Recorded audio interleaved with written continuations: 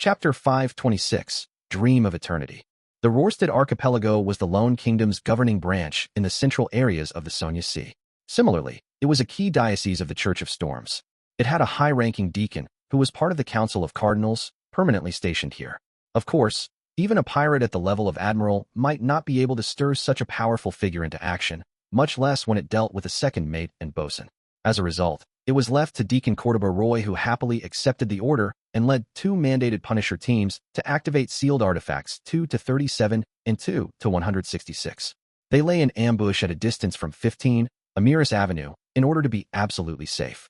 From Cordoba Roy's perspective, a team of mandated Punishers with 2 sealed artifacts was enough to deal with the group of pirates consisting of Steel and Blazing Danets. But the latter's intention of keeping an eye of his pursuers' whereabouts caused him to worry. Instinctively, he felt that there was a problem, so he called for an additional team of mandated Punishers. Actually, just having 2-37 is sufficient. While they waited, Cordoba Roy suddenly sighed. In his opinion, this sealed artifact would be the nightmare of Steel, Blazing, and company. He closed his eyes, and the corresponding information appeared in his mind. Number 37. Name, Dream of Eternity. Danger grade, 2 dangerous. It has to be used with care and moderation. It can only be applied for operations that require 3 or more people, a deacon, or diocese bishop. Security classification, bishop, team captain, and above. Sealing method, place in boiling water. Description, it has the appearance of a heart. It's black in color, feels ice cold to the touch, and is filled with holes, often making a sound like a flute. This item originates from a primitive tribe in West Bayam of the southern continent. They have spirit warlocks as their leaders and are nocturnal. A lone army company conquered the tribe, received the object they revered on the altar, and in the week that followed, there were cases of soldiers acting abnormally, going mad, committing suicide, and so on. Research shows that as long as one comes into contact with this item, they will enter a long dream. If not woken up by someone else, one will forever remain in that illusory world. On the surface, they would appear frustrated, fearful, and confused.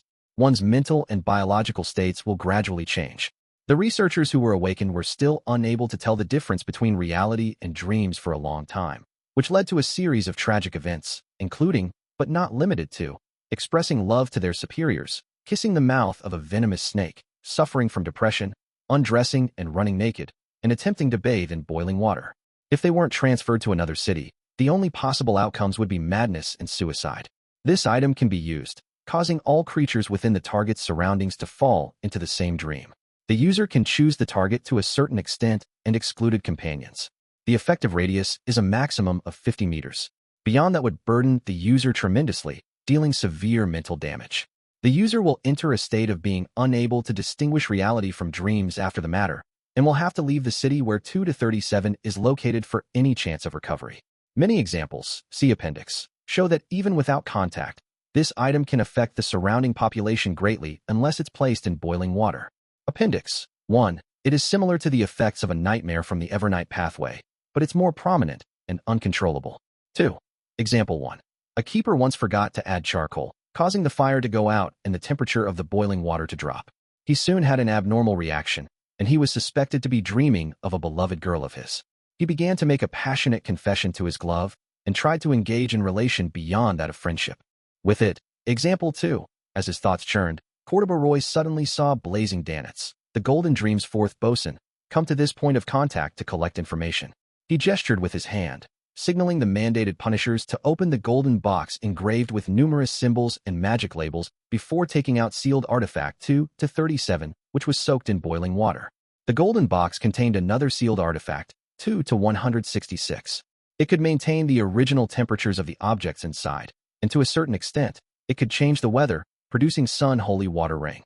Of course, it also had very negative effects. Otherwise, the mandated Punishers would have long used it to seal 2-37 instead of using it as a temporary trick. The most unacceptable negative effect was that no matter what object remained in prolonged contact with it, it would become infected with the characteristics of life, and it would also piously believe in the eternal blazing Sunday. Within the mandated Punishers, a table had already appeared that sang praises of the eternal blazing sun every day, and there was a candle that wished to light itself every second to purify everything. In response, the irascible mandated Punishers had turned the table into a pile of firewood, and they had lit it using the aforementioned candle. Seeing figures appear one by one and dashing towards 15 Amiris Avenue, Cordoba Roy didn't hesitate to press his right hand down, ordering the team member beside him to activate sealed artifact 2-37. An illusory fish scale immediately appeared on the surface of that member's palm, and he directly grabbed the sealed artifact that resembled a pitch-black heart out of the boiling water. The melodious sound of a flute rang out, and dense darkness enveloped the house at 15 Amiris Avenue. The scene before adventurer John Smith remained the same.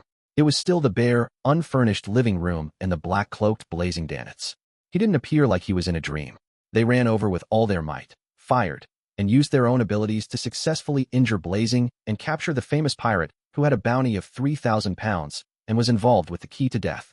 However, in the real world, they were sitting with their legs up, or swimming with their arms outstretched, or using their fingers as guns, with their mouths making shooting sounds. Move out. Cordoba Roy left his hiding place and rushed to the house at 15 Amiris Avenue. The other mandated Punisher team members were divided into two groups and began encircling the house from different positions. Before Cordoba arrived, the living room was already brightly lit, as if the sun was rising. Holy pure water dripped down like rain. It none other than sealed artifact 2-166 being put to use. At a distance away, the flying carpet floated silently in the darkness. As soon as Steel Mavedi and the others saw the mandated Punishers appear, they immediately understood that this was indeed a trap set by Blazing Danitz. This son of A.B. Tisich, he actually defected to the Church of Storms. Mavedi growled as mania flashed in his eyes. Blood Brambles Hendry looked at Calm Squall and sincerely praised him. Fortunately, we weren't careless. In fact, I didn't expect a foolish donkey like Blazing Danitz to cooperate with the Church of Storms, Squall said calmly. Perhaps the injured him was already captured by the mandated Punishers, and he had no choice but to cooperate with them. Just as they were about to leave, they saw something protruding from the shadows outside the house at 15 Amiris Avenue. Something was sticking to the ground and quickly moving away. Blazing. Steel Mavedi recalled the scenes of his failed ambush. Danitz. Hendry also recognized the man who had tried to escape with his magical powers. Squall was taken aback for a moment before coming to a realization. Either Blazing Danitz wishes to use this opportunity to escape the mandated Punisher's control, or he has other traps to use against us. However, for some reason, the mandated Punishers were attracted, so he had no choice but to give up and flee. Regardless, this is an opportunity. Blood Brambles Hendry glanced at the mandated Punishers who had stormed the house. As long as we seize this minute, we'll be able to kill and take away Blazing under the noses of the mandated Punishers. Steel Mavedi's hopes were momentarily raised as his eyes revealed an abnormal look of mania. After Squall nodded, he said to the other two Beyonders, "Take my zombies and puppets and guard this position. Once the mandated Punishers are here, use them to create chaos and take the opportunity to escape." "Yes, boss." The two Beyonder pirates jumped off the flying carpet at the same time with the zombies and puppets. The peacock blue carpet made a turn and shot ahead of Blazing. "Provide us support. Mainly be on guard against the surroundings. I'm worried that Danitz has other helpers." Squall seized the moment and said to the Blood Brambles Hendry. A smile appeared on Hendry's pale face. "All right." Without saying anything else, Squall nodded at Steel Mavedi. Relying on his advantage from being high in the sky, Mavedi was able to distinguish the mostly normal shadows, determining the direction of the target. He suddenly jumped off the flying carpet and landed heavily on the ground like a giant boulder. White frost condensed under his feet as a layer of cold and transparent ice quickly spread to the side. The black shadow was immediately frozen in the corner. With a crack, Blazing Danitz struggled to break free, growing out of the shadows. On the flying carpet, Hendry showed their good teamwork by dropping what he had long held in his hand. They were green leaves, flowers, and brambles. The leaves, petals, and brambles wildly grew in size or joined together, ensnaring Blazing Danitz, making him immobile. Squall took the opportunity to jump off the flying carpet and thrust a sharp scalpel in his right palm towards Danitz's neck. Splat! He held onto the handle of the scalpel with his right hand and circled around to the back of the target. Danitz's head fell off and his body quickly shrank, turning into a thin, tattered paper figurine. At the same time, Steel Mavedi felt an indescribable sense of hunger bearing down on him. It was like a terrifying monster hidden in the darkness, quietly watching him. No, it's not Blazing.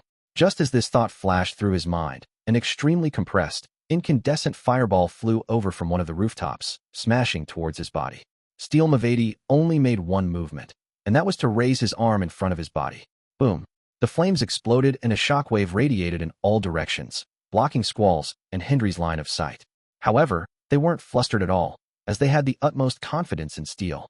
Sure enough, Mavedi only suffered from having his clothes torn and his skin covered in white marks. Apart from that, He hadn't suffered any injuries at all. But at that moment, he suddenly saw a figure walking out of the roiling flames in the sky. It was clearly a black cloak belonging to blazing Danitz, but it had neatly combed black hair, dark, emotionless eyes, and a thin, cold face.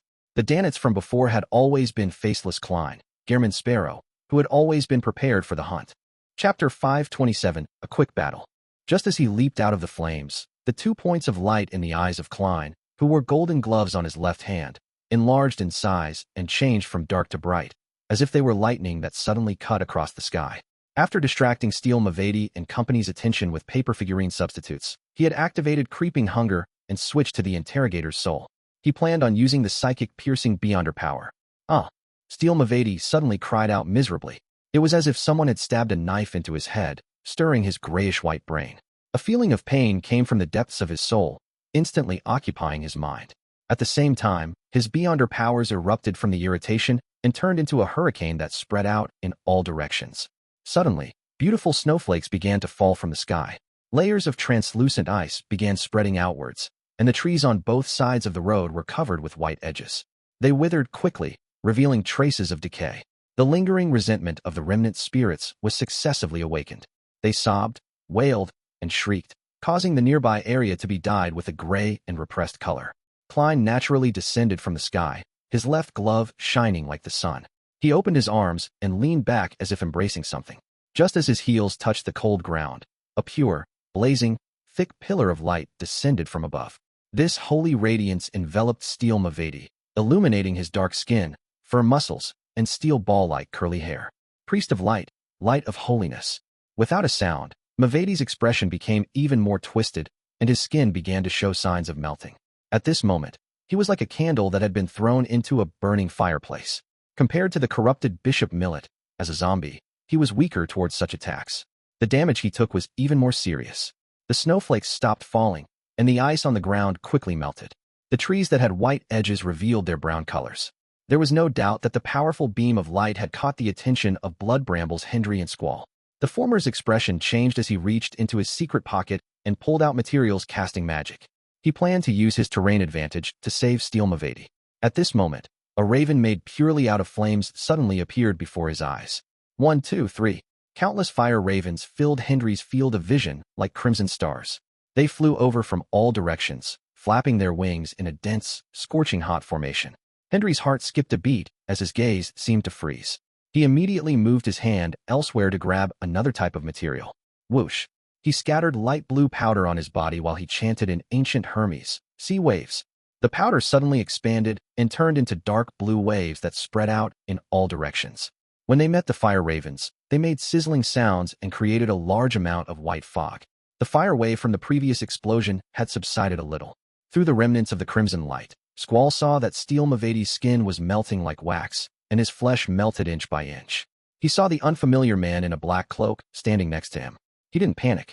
Like a cold-blooded viper who had lost its emotions, he calmly raised his arms and abruptly pressed both his palms down.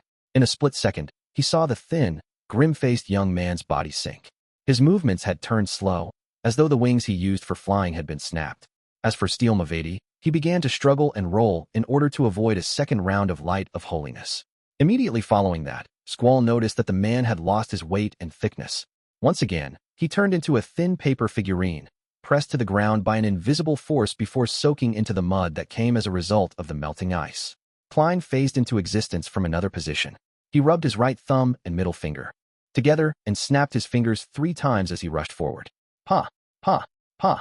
The sunbird-shaped dark golden brooch in front of him flashed continuously as it added a purifying element to his air bullets. Bang! Bang! Bang! The 3 bullets connected at an extremely fast speed and hit the slow-moving Steel Mavedi in his right chest, penetrating his half-melted skin and flesh, creating an exaggerated, gruesome wound. Golden flames spread in all directions. So. Squall tossed out scalpels after scalpels, but they were all dodged by Klein's deft, acrobatic maneuvers. At that moment, Steel Mavedi had gotten a breather. With a push of his palm, he stood up once again and charged straight at the enemy, fully displaying his advantage in close combat, as well as his abnormally strong body that could withstand powerful blows. Ice formed under his feet again, and his fists effused a rotting aura. Then, once again, he saw 2 bolts of lightning shoot out from Klein's dark brown eyes, shooting into his own. Steel Mavedi subconsciously raised his head and clenched his teeth. His nose, mouth, and ears were all leaking blood, adding to his previously melted skin. While shooting the air bullets, Klein had changed the soul he used for grazing. It was still interrogator, and it was still psychic piercing. Against a beyonder like a zombie which had a body as tough as steel, dealing damage to the spirit body was far more effective. While the repeated strikes made Steel Mavedi's body stiffen for short periods of time, he lost the shackles of his reasoning. Black, firm hair grew from his face, one strand at a time, while his teeth and nails also constantly grew longer. His skin squirmed in a bid to coalesce, turning from black to white. He was like a real, crazy zombie who was thirsting for blood. Klein took this opportunity to close in. He bent his body and brushed past Steel Mavedi's shoulder. He then stuffed the item in his hand into the hideous wound that he had created into the man's body. It was a bottle with a few ordinary brass bullets, and inside it was a large amount of sun holy water that Klein had prepared in advance. Oof! Klein, who didn't stop, caused Squall's attempt to control him to fail again. With a twist of his heel, he moved behind Steel Mavedi, his back to him. Pow! He raised his right hand and snapped his fingers before Steel Mavedi could pull out the glass bottle. Bang! A light explosion rang out, and fiery crimson light soared, shattering the already fragile glass bottle. Large amounts of sun holy water inundated Steel Mavedi's body. The infamous pirate with a bounty of 6,000 pounds froze where he stood, his throat letting out an anguished groan. He plopped to his knees, a dark green gas in his body was pouring out and disappearing into the air. At the sight of this, Squall's eyes darkened. He immediately took out an iron-black charm and muttered a word in ancient Hermes. Shriek. The charm suddenly cracked and vanished, completing the sacrifice. An invisible sound wave swept outwards like a tsunami, almost successively drilling into the ears of everyone around. Klein's mind buzzed, the tip of his nose cold. Blood oozed out, and Blood Bramble's Hendry on the flying carpet was in an even more miserable state. His face was twisted, and his body convulsed as he fell down, unable to even let out a tragic scream. On the contrary, Blazing Danitz, who was far away on a rooftop, wasn't subject to any effects. He happily threw out another blob of a highly compressed, incandescent fireball. The fireball landed on Hendry's body without any resistance and exploded with a loud boom. Flesh and blood splattered outwards. Flames wrapped around his fingers, calves, and head before he fell to the ground. The flying carpet then lost control and slowly settled down. Squall took the opportunity to turn around and run, not hesitating in the slightest. However, he was stunned to discover that the terrifying man, who had almost finished off Steel Mavedi within 10 seconds, didn't seem to show the slightest signs of being impeded. He had turned around and given chase. How is that possible? This a shriek charm created by Admiral. Squall had no time to think over the reasons. He ran as fast as he could down the other street. At that moment, his head was suddenly hit hard by someone. A tearing pain made his whole body spasm. The lightning in Klein's eyes faded as he raised his right hand and snapped his fingers once more. Bang!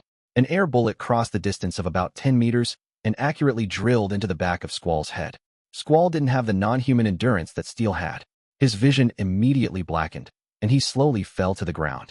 Klein caught up with him in a few steps, reached out his left hand, and let the jubilant creeping hunger enjoy the meal. I have heard the voice of the true creator before, and I've experienced Mr. Door's call for help. I have great resistance in this aspect, and I can even quickly recover from the shrieking of a wraith, let alone a mere charm. Klein muttered silently to himself as he watched Squall's body be reduced to flesh and blood and plunge into the open mouth of creeping hunger. After a few seconds, creeping hunger came to a satisfied halt, and Klein quickly returned to Steel Mavedi's side. This zombie had been miserably purged. Although his head remained intact, he was already dead. Klein took a few steps forward, picked up the peacock blue flying carpet that had fallen to the ground, wrapped it around Steel's body, and lifted it. Glancing back at 15, Amiris Avenue, he listened to the commotion of rampaging zombies and puppets, and he sensed that the mandated punishers were approaching. Klein pulled his hood over his head, bowed slightly in that direction as a salute. Huh! Klein rubbed his fingers, and all of the paper fragments around him were set ablaze, producing crimson-red columns of fire. Under the light of the fire, his body turned illusory, and he vanished from where he stood, with the items turning into a shadow. As for the beyonder characteristics of Squall and Hendry, which were slowly coming into existence, he didn't take a look, nor did he pay any attention to them. Greed would cause him to fall into unnecessary danger. Besides, the harvest he had reaped now was already sufficient. After leaving some of the mandated punishers to deal with the rampaging zombies and puppets, the pirates who had been damaged by his companions, and the beyonder adventurers who were caught, Cordoba Roy led the rest of the team and rushed over. However, All they saw were scattered corpses, scalpels, and withered trees on the streets. They could distinguish the receding aura of the sun, as well as the evil sensation that came from the depths of flesh and blood. Chapter 528, Grazing. It was early in the morning, and the sky had just brightened up slightly. Most of the alleys were dark and quiet. With the aid of Danet's cloak, Klein blended into the shadows and quickly moved about. He felt as if his surroundings were grayish-black and transparent, with reality being blurred. All sounds seemed to come from the depths of the starry sky, empty and distant. After staying as far away from Amiris Avenue as possible, he acquired his bearings and grew out from the shadows. He appeared in an empty alley filled with broken stones. Klein's hands shook, throwing Steel Mavadi's peacock blue flying carpet out in front of him. He wanted to finish the grazing before Mavadi's spirit body began dissipating. Throwing away the flying carpet, he took a step forward, stretched out his left hand, and extended his 5 fingers, aiming from above at the corpse that was still warm. Creeping hunger revealed its original appearance. A thin material that looked like it was made up of human skin. 2 eyes had split open in the middle of its palm. Its pupils were bright red, as though they were dyed in blood. Whoosh! A bone-chilling breeze suddenly blew through the alley. It swirled around Steel Mavadi's corpse, twisting into an almost transparent human figure. One could vaguely see thick lips and curled hair that resembled steel beads. Mavadi's spirit body wore an abnormally pained expression as he tried his best to resist the suction of the creeping hunger.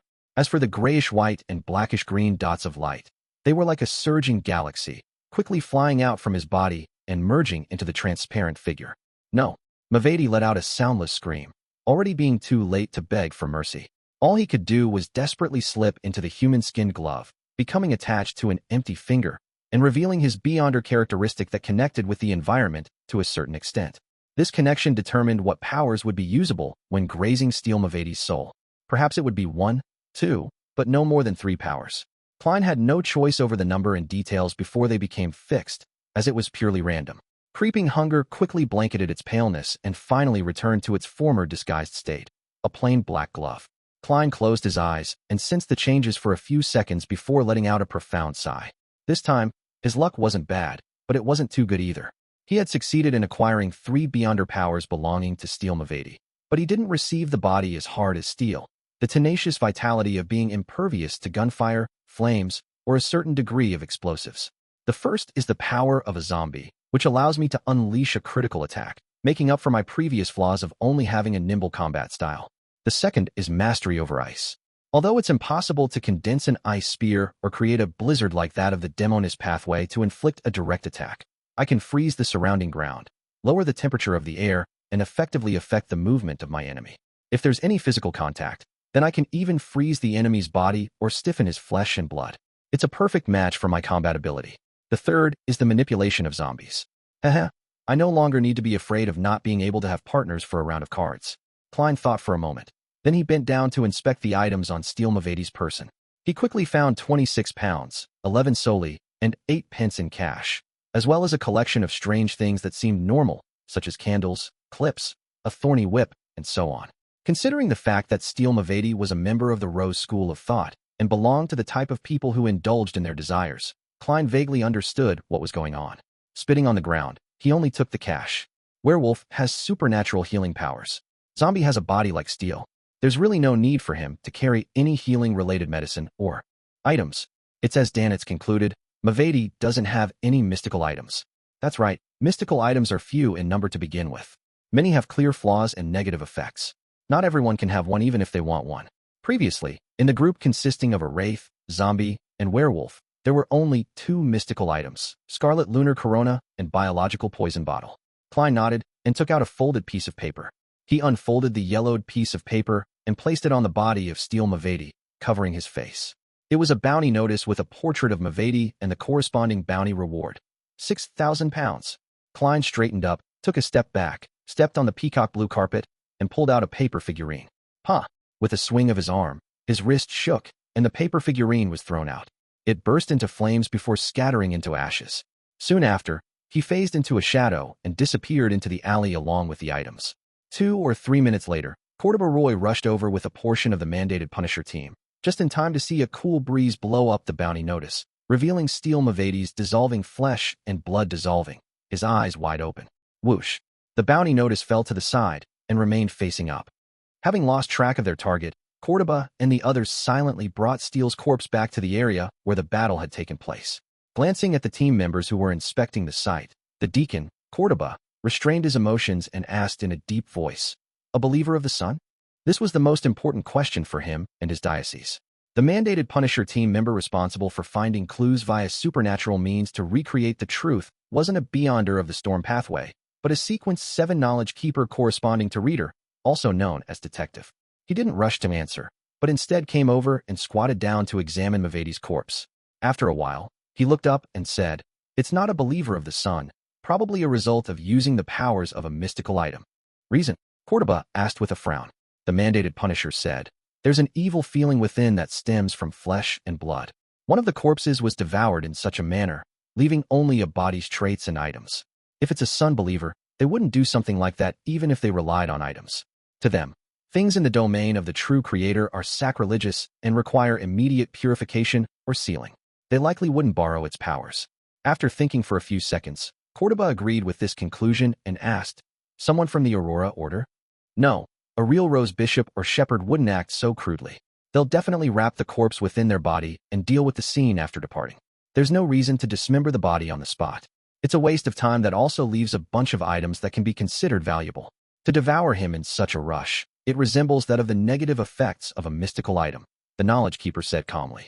"A mystical item that possesses powers in both the sun and secret's suppliant domains? Perhaps it's something with powers like that of a shepherd? Berg, what's your take?" As a deacon, Cordoba had the clearance to know of a shepherd and their special abilities. As for the knowledge keeper knowing, it was a result of his position in the team. The other mandated Punishers had no idea what they were talking about. Knowledge keeper Berg stood up. "It's all possible. Any suspects?" Cordoba asked in a low voice. Berg shook his head. "There are no suspects for the time being. But one thing can be confirmed. Blood Brambles was killed by blazing Danets. The other person is his helper, a rather terrifying powerhouse that's not weaker than a pirate admiral." A terrifying powerhouse. Cordoba's expression turned grave as he muttered under his breath. Following that, his eyes lit up. Could it be Edwina? She can simulate some beyonder powers which she has seen before. Knowledge keeper Berg pondered for a moment and then said, "We can't rule out that possibility, but our intelligence shows that she was in the vicinity of Sonia Island a few days ago. Unless she can simulate a corresponding ability and use the spirit world to travel here." Cordoba paced back and forth, looked around, and said, "Deal with the scene, and don't bring this to the attention of the nearby residents. I'll submit the mission report, and let's hope that we'll receive more effective information." This involved a powerhouse whose combat prowess was equivalent to at least a Sequence 5. He could only restrain his irascible mood and make the most rational decision. Inside Old Quinn's house, in the basement with the heavy stone door sealed shut, Alger was sitting on the low bed, quietly looking at the candles on the table when his vision blurred. He saw the gray fog emanate, along with the fool sitting on a high chair, overlooking everything. A blurry silhouette appeared below, hands clasped before his face as he said in a pious tone, "Honorable Mr. Fool, the matter has come to a successful conclusion." The matter has come to a successful conclusion? This involves Steele Mavedi and several other Beyonders. The world sure is efficient at handling matters. His strength is stronger than I expected. As expected of an adorer of Mr. Fool. Heh. He might be able to sell another Beyonder characteristic at the Tarot Club, maybe even more than one. How did he get around the effects of sealed artifact 2 to 37? The uniqueness of a god's adorer? A thought flashed through Alger's mind, and he instinctively thanked Mr. Fool. Then, he took out a small metal bottle and smeared mint extract on the tip of his nose. A strong, irritating odor seeped into his head, instantly making Alger become abnormally clear-headed. At some point in time, a white gauze mask appeared in his hands, and he had poured the full moon essence oil onto it. After methodically putting on his mask, Alger stood up and walked slowly to the heavy stone door. With a staged series of movements, he retrieved a sealed metal jar from the inside of his clothes, twisted the mechanical switch, and pulled out a tube. Then, he stuffed the tube into the crevice of the stone door and extended it out. Without a sound, the gas inside the metal container started to emanate. This was the sanguine anesthetic gas provided by the moon, Emlyn. It can knock out strong commoners, Sequence 9 Beyonders with strong bodies, and even higher sequences who were lacking in their constitution. Even if Old Quinn can resist the gas, he would still be significantly affected. As for his helpers and friends, Alger leaned against the stone door and waited patiently. When nearly a third of the gas was dispersed from the jar, he pulled the tube back and closed the switch. He turned around and listened attentively before receiving a satisfactory answer. Alger revealed a faint smile. He rapidly converged his aura and compressed it inside him. Suddenly, the muscles on his body bulged, and he threw a punch forward. Raging blow. Bang! The iron lock of the heavy stone door directly shattered, and the door itself opened up. Alger withdrew his fist and walked out, leaving only the sleeping figures outside. Author's note: creeping hunger has two modes, grazing and devouring. The former targets the soul and beyonder characteristic, while the latter targets the flesh and blood. Chapter 529, Tacitness. 48, Acid Lemon Street. Outside the wind of Azure Inn. Dressed in a thick jacket and pantaloons, Blazing Danitz returned by taking a detour. He clung to the corner of a wall, remaining motionless for a long time. He was hesitating on whether to take the opportunity to run away and not face the terrifying madman, Gehrman Sparrow, again. Unlike the battle at Bancy Harbor, he was hiding on a rooftop far away this time. It allowed him to take in the entire battle zone. Therefore, while supporting Gehrman Sparrow and battling Blood Bramble's Hendry, he finally saw the combat process of the crazy adventurer, finally grasping his beyonder powers and traits. Paper figurine substitutes, phasing out from flames, psychic blasts, a holy beam from the sun domain, shooting out air bullets with his finger, the ability to disguise himself into another person, as well as a glove that changes its appearance several times, and devoured squall. His powers far exceed my imagination, and there are a few that can't be compatible with each other. This isn't something that can be explained simply with the addition of one or two miraculous items to a sequence. Also, the sense of hunger that came from the depths of his soul explains something. That glove from the Vice Admiral Hurricane, creeping hunger. Captain had specifically reminded us that the glove can use the souls of many beyonders for grazing and thus use their powers. Danitz went through the thoughts he previously had and came to a final judgment. Gehrman Sparrow is the current owner of creeping hunger. He didn't feel any sense of belittlement simply because Gehrman had relied on a powerful mystical item to display such terrifying strength. Instead, he felt even more reverence for him. The reason for this was just one. A large part of using a mystical item to its fullest had to do with one's abilities. Without sufficient strength and extraordinary combat experience, even with creeping hunger, Gehrman Sparrow wouldn't have been able to finish off Steel Mavati and Calm Squall within 10 seconds. 2. His captain, Vice Admiral Edwina Edwards, learned from secret sources that Vice Admiral Hurricane didn't die at the hands of the Church of Storms, but instead, he was quickly killed by a particular powerhouse while fleeing. Danitz had no lack of understanding regarding the power of Vice Admiral Hurricane, Kalangos, back when he was at his peak. He knew that the standing of a powerhouse which could easily finish him off was equal to that of the top pirate powers. Furthermore, it would be two of the most powerful and terrifying ones, the King of the Five Seas and Queen Mystic. Although there's the factor of surprise, it would just lower the evaluation by a little. The person wouldn't be much weaker than the King of Immortality, and they'll be stronger than Admiral Hell and Admiral of Blood. Creeping hunger now belongs to Gehrman Sparrow. This means that he's either the one who killed Kalangos, or there's a power figure at the level of the Four Kings backing him up.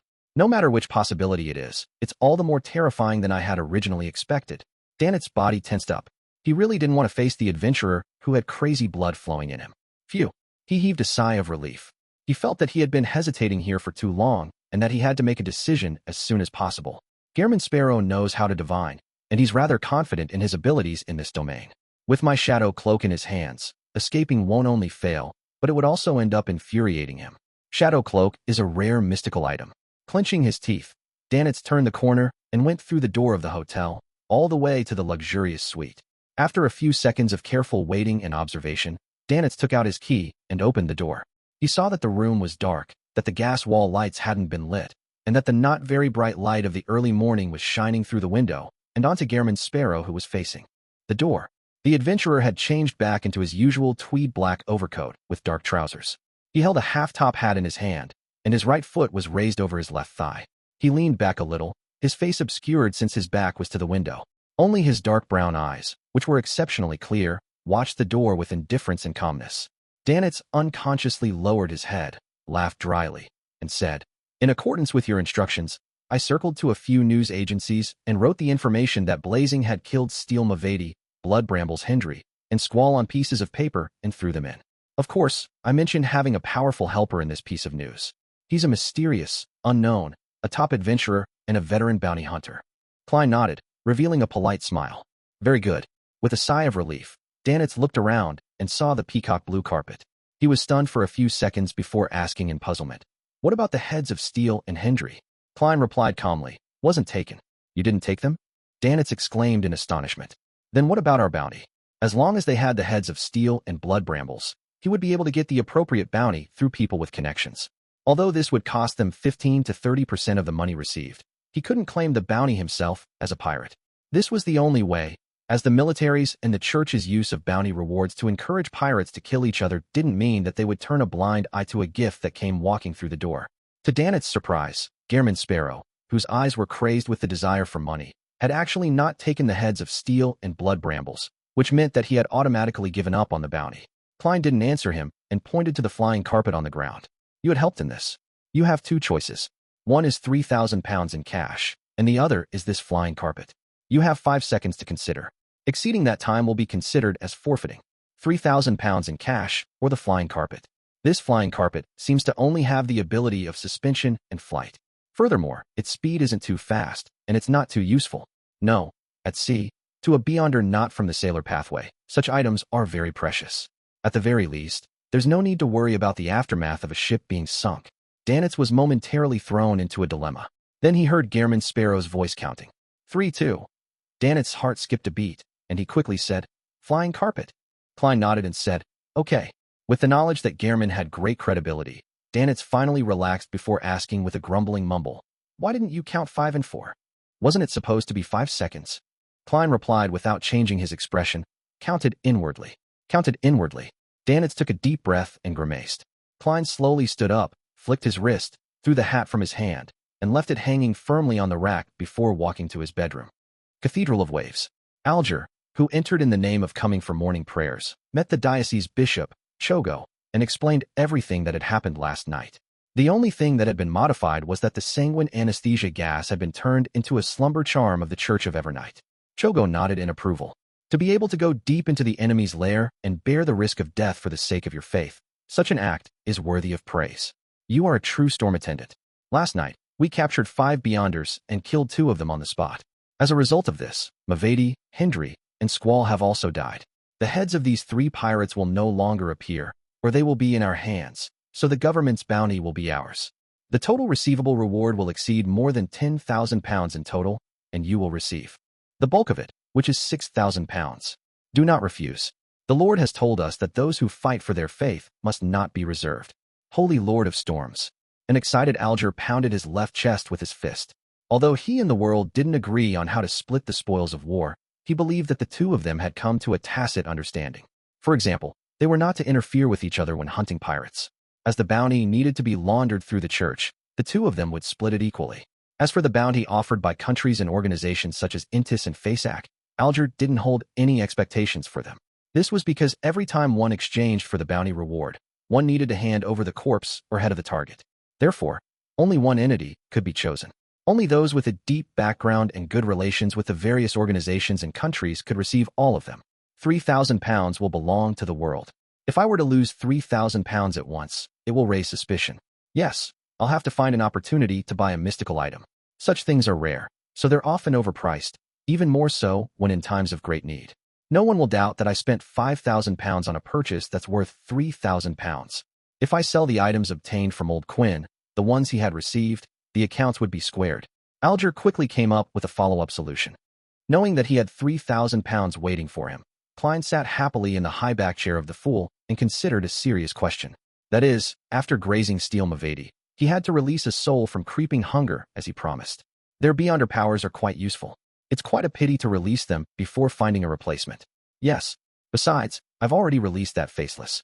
There doesn't seem to be a need to do it this time. Feelings of hesitation and reluctance to part had stirred in Klein's heart as he was thrown into a dilemma. He was unable to make a decision. After a long time, he leaned back and exhaled. I can't deceive myself. He shook his head and laughed, turning relaxed from making up his mind. He decided to keep his promise and release a soul. The faceless from before had been released early because he wanted to receive some corresponding information. It was already an equal exchange. Which one should I release? Miss Justice bought the materials for a psychiatrist potion and a mystical item worth 5,500. Even if she's rich, her financial situation should be tight, so it wouldn't be appropriate to sell the psychiatrist characteristic at this time. Yes, she still owes my adorer 2,000 pounds and will repay the money in February or March. Klein rejected the idea and decided to release the nightmare. As a former Nighthawk, he always had an inclination and felt gratitude based on his impression and feelings towards beyonders in this domain. Therefore, it wasn't difficult to make a choice in these situations without having any other factors to consider. Calming himself down, Klein picked up the human skin glove that he had previously brought above the gray fog. He closed his eyes and began to sense the distorted souls. Without any hesitation, he released the nightmare. Chapter 530, Chronicles. The nightmare appeared by the side of the long bronze table. He was a man in his 30s with black hair and blue eyes, a long, thin face, and obvious nasolabial folds. He had a beard that wasn't too thick by his mouth and chin. As the pain and the distortion eased, he pressed his hand to his chest and gave a solemn bow. Compared to the faceless from before, the nightmare was obviously not as muddle-headed and weak after being released. It was unknown if the Evernight pathway's enhancement to one's soul was stronger than that of the Seer pathway, or if it was because the grazing process had only happened recently. Klein sighed silently and began asking via spirit channeling, "Why did you die at the hands of Kalengos?" The corner of the nightmare's mouth slightly curled up, revealing a bitter smile. "I'm a red glove from the Nighthawks. I was tracking down a bunch of ancient chronicles that originated from a Bayam imperial tomb. We suspected that they were related to the reason for Death's passing. I found out that a part of it might have fallen into the hands of a particular tycoon, so I led 2 companions of mine and boarded the ship he was on. Unfortunately, we were attacked by Kalengos' fleet just as we were about to launch an investigation." "What happened to your companions?" Klein subconsciously asked. The nightmare said in a slightly pained tone, "We originally had the opportunity to leave and even kill Kalengos through our skillful teamwork, but our ship sank, and we had to board a lifeboat instead. Everyone died. No, they were killed in the line of duty. May the goddess bless you." Klein drew a crimson moon inwardly. This made him more aware of the great difference between fighting at sea and fighting on land. Environmental factors were of critical importance. Beyonders not from the sailor pathway would be at a great disadvantage. If it wasn't because of the fact that the flying carpet had been huge, cumbersome, and slow, making him an easy target, Klein would have opted to keep it and give Dan its cash. "Fortunately, I have the bladder of a murloc. I can find an artisan to create a mystical item that allows me to swim underwater.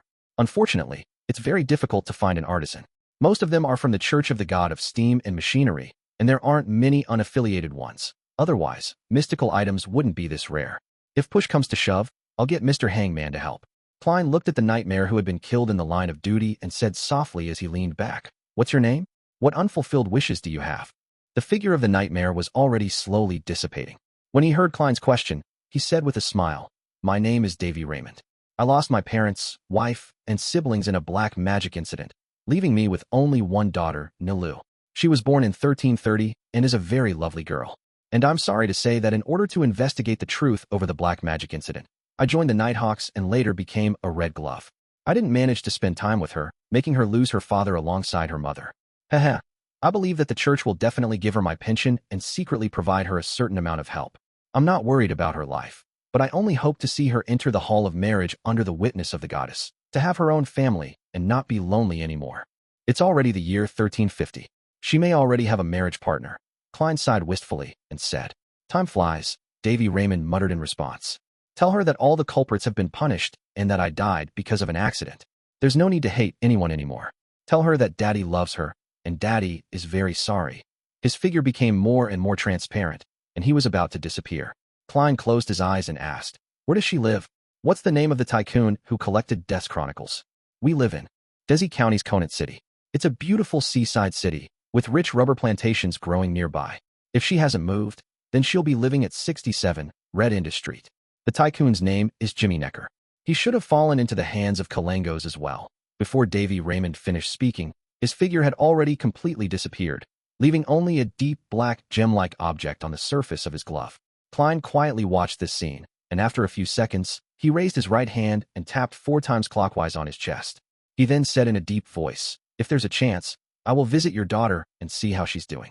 In the palace, which looked like a giant's residence, the fog was endless, without any undulations, and was eternally unchanging. Klein put away Davy Raymond's Beyonder characteristic, rubbed his forehead, and turned his attention back to Death's Chronicles. The Death pathway and the Evernight pathway can be switched at high sequences. There's nothing odd about the church sending personnel to investigate the corresponding chronicles. I wonder if Jimmy Necker is dead or not. I'll need to find out. If he has already perished in a tragic case, and the thing has fallen in Kalengos' hands, that will require me to investigate from the pirate's side. Kalengos' crew now belongs to Vice Admiral Ailment, Tracy. As it involves death, it might be able to help Mr. Azek. Klein decided to check it out in passing himself, and if he encountered any difficulties, he could write directly to the powerhouse. After clearing his mind, he quickly returned to the real world and used the ritual to summon creeping hunger back. After everything was done, and seeing that it was already getting late, he gave up on the idea of trying to catch up on his sleep. He decided to summarize the experiences and lessons from last night's operation. The biggest lesson for Klein was that he had overestimated the patience of the mandated punishers. He had originally hoped that, even if there had been an accident in the beginning, the mandated punishers would have been able to restrain him and wait for the real target, the real protagonist, Zhou Mingrui, to appear. When that happened, they would have definitely used the sealed artifact, which can pull many people into a dream, restraining all the unaffiliated beyonders who had involved themselves in the Blitz. As for me, due to my uniqueness, I would be able to detect that I'm asleep and be able to forcibly escape. Then, I could have dealt with Zhou Mingrui and his helpers in a composed manner, completing an achievement of an instant kill, and also bring 2 corpses along with me. Yet, just as the incident happened, that bunch of irascible bros stormed in. They didn't even leave any backup teams to watch out for any contingencies. At the very most, they would let the wielder of the sealed artifact stay beyond the periphery, with 1 or 2 guards. The more Klein thought, the more he was at a loss on whether to laugh or cry. If it wasn't because Steele mandated Punisher's group of pirates who were more cautious and had at least 2 Beyonders assigned, as well as all their puppets and zombies to stop the mandated Punishers that might have pursued them, Klein would likely have found himself in a situation of going 2 against 5. If that had happened, he would have chosen to give up and directly engage in a strategic shift. What made Klein most satisfied was that he had done a pretty good job of making specific preparations. This was the professional habit of a magician. Because he had long known from Miss Sharon and Merrick about the traits of the first 5 sequences of the mutant pathway, Klein was well aware that Zhou Mingrui, who had gone through the lunatic phase, could use irrational factors to resist any beyonder disruption and influence on his mind. He had very strong resistance in this aspect. Therefore, he gave up the thought of using Psychiatrist's Dragon Might and Frenzy, as well as Nightmare, which was clearly weaker than the mandated Punisher's sealed artifact, and he instead focused on the Interrogator's Psychic Piercing and the Priest of Light's purification powers. Psychic Piercing wasn't a beyonder power that disrupted one's thoughts and affected one's soul, but a means to directly attack the spirit body. In essence, the other effect acted on one's body of heart and mind and targeted the soul body. There was a clear difference between the two. If any part of that combo failed to chain in any way, Zhou Mingrui would have been able to recover, making it impossible for me to kill him quickly. And in that environment, that would spell failure. Yes, I've also used the pathway's trait of losing themselves to their desires, making it easy to grasp their emotions. I believe that once they suffered a psychic attack, there would be a high chance of them counterattacking in madness, without any consideration of anything else. In fact, the safest way of dealing with a zombie is to set up matchsticks or have Danitz. I'll use Flaming Jump and Light of Holiness, kiting Mingrui. It'll make him want a battle, but be completely unable to reach his opponent. He wouldn't escape even if he wanted to. Just send a fireball, and I'll catch up to him.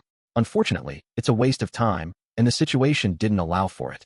Klein sighed, took out his pocket watch, snapped it open, and checked the time. Seeing that it was almost 9 o'clock in the morning, he turned the handle of the door and walked out of the bedroom. At this moment, Danitz was lying in a reclining chair, producing snores that sounded like a steam engine was operating in the room. He was quite alert, opening his eyes and sitting up as soon as Klein came out. "Are you going out?" Danitz asked when he saw Gehrman Sparrow take off his hat from the coat rack. "Yes." Klein maintained his persona and didn't explain that he was attempting to act by helping someone confess. "What about me? Zhou Mingrui and his men are almost all dead, so I don't have to worry about that anymore. Even if the newspaper doesn't publish the news, I can spread it myself. There were idle pirates and adventurers who will use it as a material for bragging, spreading the matter to the sea, and would end up informing Captain. That bunch of dogs hit can't do a thing aside from drink and brag. But even so, they still have their uses." Danitz thought for a moment. Then he asked while secretly feeling a sense of fear, "Mr. Sparrow, can I leave now?" Klein revealed a faint smile. "You have always been free." "That's right. I wasn't caught by him this time. I was just looking for help. I have always been free." Danitz was stunned for a moment. Then he was delighted. But right at that moment, he heard Gehrman Sparrow's voice lightly fleeting towards him. "But that ends now." What?" Danitz looked confused. It took him no less than 3 seconds to understand what Gehrman Sparrow meant. He had been captured again. "Why?" Danitz asked angrily and aggrieved. Klein put on his hat and said in a low voice, "I want to meet your captain." Danitz widened his eyes, stood up abruptly, and shouted out, "What do you want?" "This fellow is a little too agitated." Klein replied calmly, "I have some things to ask her." Chapter 531, Great Acting. "He has some things to ask, Captain?" Danitz frowned as he watched Gehrman Sparrow leave the room. unsure what his real motive was. What is this fellow really after? Money, riches? But he had the time to take away the heads of Steel Mavedi and Blood Brambles Hendry to exchange for nearly £10,000 in bounty rewards. Yes, even after paying any commissions, it would still be £7,000 to £8,000. Yet, he didn't do so. Moreover, he generously shared the spoils of war with me. This is very contradictory. When he first heard that I was blazing, his first reaction was to call me a £3,000 bounty. In Captain's words, this isn't scientific. Why would he deliberately give up the bounty? Unless he has a better way to claim it safely, or he had specially left it for someone. Yes, he had been prepared for the appearance of the mandated punishers. He has his own connections and information channels. This way, everything can be explained. There's also the possible existence of the demigod that killed Kalangos. There's a powerful and secretive organization behind Gehrman Sparrow. Shocked by his own conjecture, Danitz instinctively tried to use his body language to express his feelings, but he forgot that his left arm was still fractured. He immediately grimaced in pain. This made him feel even more terrified. He didn't want his captain to meet such a dangerous and crazy fellow. He even suspected that Gehrman Sparrow's real motive was his captain's £26,000 bounty. In a duel, that lunatic might not necessarily win against Captain, and there's still the first mate, second mate, third mate, and a few bosuns. But he has a terrifying organization backing him. You want to hurt Captain? Over my dead body. Danitz puffed out his chest, raised his neck, and was filled with a stirring sense of self-sacrifice. He ran a hand through his hair, gave a long grunt, and said to himself, I'll make further observations. Perhaps Gehrman Sparrow really only has questions that he wants answered. Subconsciously, he looked around and found both the flying carpet and the shadow cloak. They weren't missing. In other words, Gehrman Sparrow left the things that belonged to me behind. Isn't he afraid that I'll take the opportunity to escape? Or did he steal my hair that makes it easy for divination? No, he's a crazy guy. Even if he wishes to use my hair, he would just walk over and extend his hand to pull one out. It's impossible for him to do it secretly. Right, there's a powerful and secretive organization behind him. Perhaps, at this moment, there are people from that organization secretly monitoring me. They're waiting for me to leave, waiting for me to seek out Captain. How insidious. Gehrman Sparrow must have gone out on purpose. Danitz felt that he had grasped the truth of the matter thanks to his experience and wisdom. He paced back and forth before sitting back in the reclining chair. He then thought with a silent, mocking smile, I'm not leaving. I want to see what you can do. I will not bring danger to Captain. 3:15 in the afternoon, Simeem Island. This island was also a part of the Rørsted archipelago, but it was the furthest from the city of generosity, Bayam. It took nearly 5 hours on a liner to reach it. On the way, Klein bought a suit with local characteristics and a small suitcase to replace the clothes he changed out of, for a total of 14 soli. They weren't even worth £1. It's really cheap. It's just change compared to a complete suit. Wearing pantaloons, a thick brown jacket, and a light brown cap, Klein disembarked from the liner with a native face that didn't stand out, and he entered some of the old ports on Simeem Island. He had spent time buying clothes and changing his appearance, causing him to miss the 9 o'clock ferry and be put in a situation where he could only take the ferry at 10. Thinking of the expenses he had to pay for this acting, he couldn't help but calculate his current financial situation. The faceless characteristic was sold for £3,825. The pirate bounties net me £3,000. Although I haven't received the £6,825, I can basically include it into my budget as long as Mr. Hanged Man doesn't get exposed. The leftover cash from Donna and company's gratuity add up to £255 in bits and pieces. I found £26, 11 soli, and 8 pence from Steel Mavedi's body. Yes, there's still the 5 gold coins as reserves. I haven't spent much money recently, only spending slightly more than £1 in total. This is something to be happy about. With that, I'll have £7,110. Moreover, I still have the Nightmare Beyonder characteristic and the Murloc's bladder. They're still worth something. On second thought, I earned a £3,000 bounty with a Zombie Beyonder characteristic. The latter is worth about £3,000 to £5,000. That is to say, I earned about £7,000. This is only from Steel Mavedi, Blood Brambles Hendry, and Squall. Besides, there was quite a lot of waste. Indeed, hunting pirates is quite a good job. It can administer justice, punish the evil, protect the weak and innocent, and also make me rich overnight. Klein subconsciously turned his head to the side, only to see that the color of the seawater was much clearer than that of Bayam's. It was as if the seawater was a huge, green, sparkling gem, reflecting golden rays under the sunlight. Sure enough, it's not without reason that generations after generations of adventurers have gone out to sea to search for wealth. Even if I deduct the remnant spirituality of ancient wraiths, eyes from a 6-winged gargoyle, spring water from Sonia Island's golden spring, and other supplementary ingredients of a nimble-right master, the money I have left will be enough to allow me to buy a decent manor here, in Desi Bay, in the southern continent's colonies, and in the non-metropolitan areas.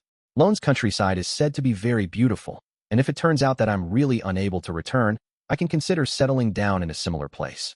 Yes, I still have a 10% stake in the Backlund Bike Company, and my future returns won't be low.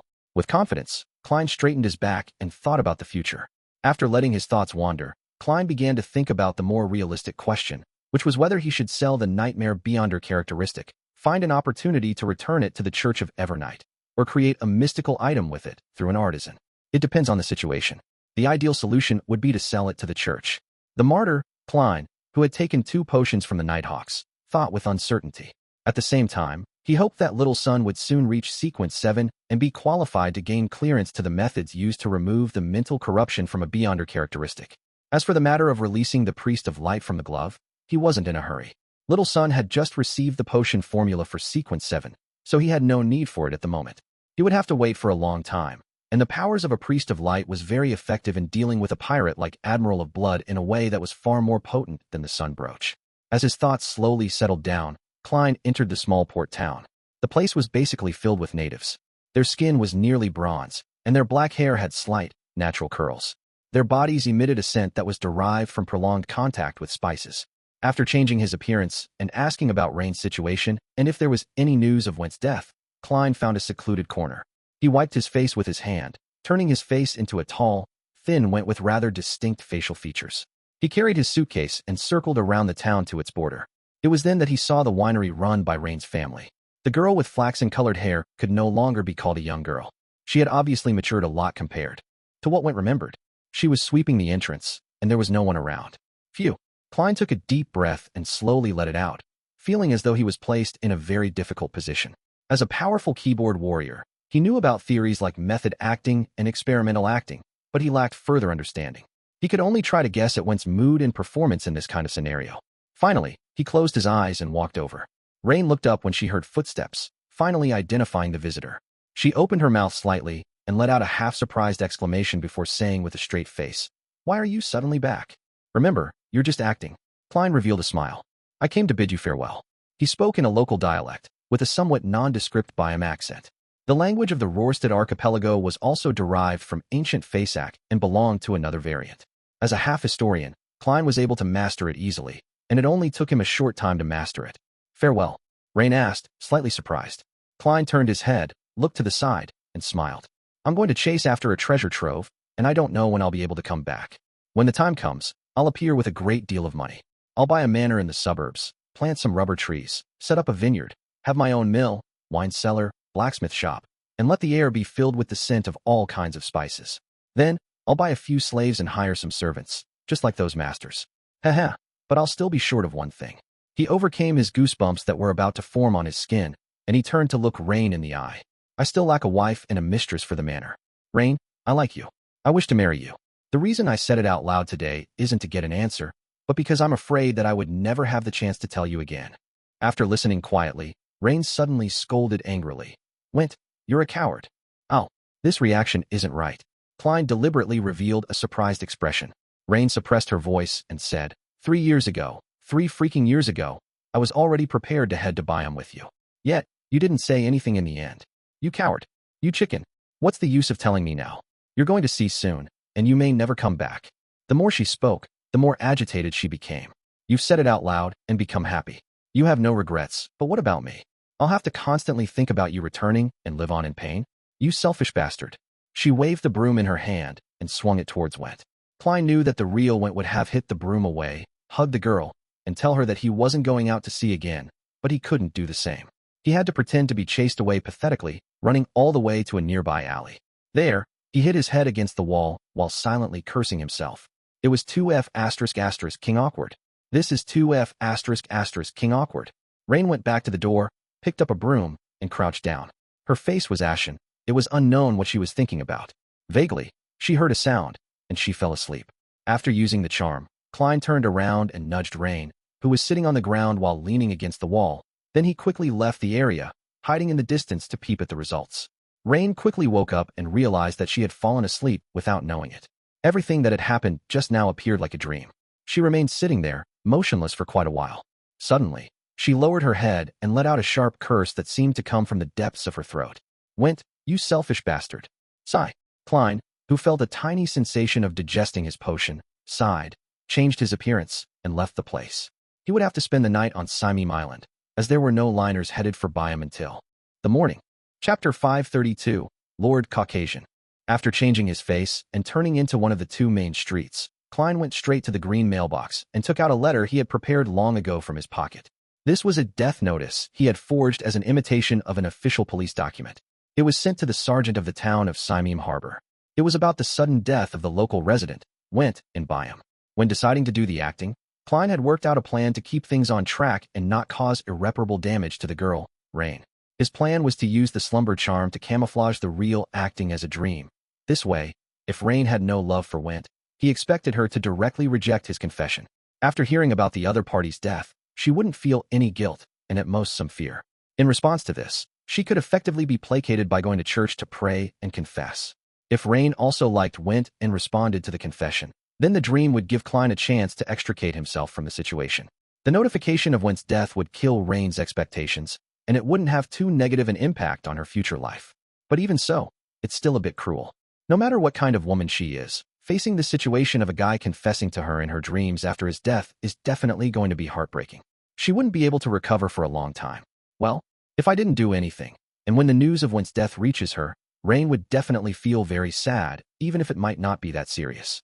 However, that knot in her heart would never be able to be mended, and she would be stuck wondering for the rest of her life whether Went had gone out on an adventure to pursue his and her future, or if he simply didn't like her. It's not a bad way to end things like this. Once she has overcome her pain, she will carry that gentleness of having been truly loved once while leading her future life. Sigh. Regardless, to forcibly interfere in the lives of others for acting, having an impact on an innocent person's life to a certain degree, even though I'm using the excuse of fulfilling a wish, it's not a truly kind thing to do. Just like Roselle said, the further one proceeds in the beyonder pathway, the more twisted and evil it feels.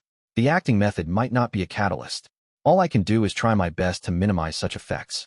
After sending the letter, Klein exhaled, and with a native face that didn't stand out, he walked to the only inn in town.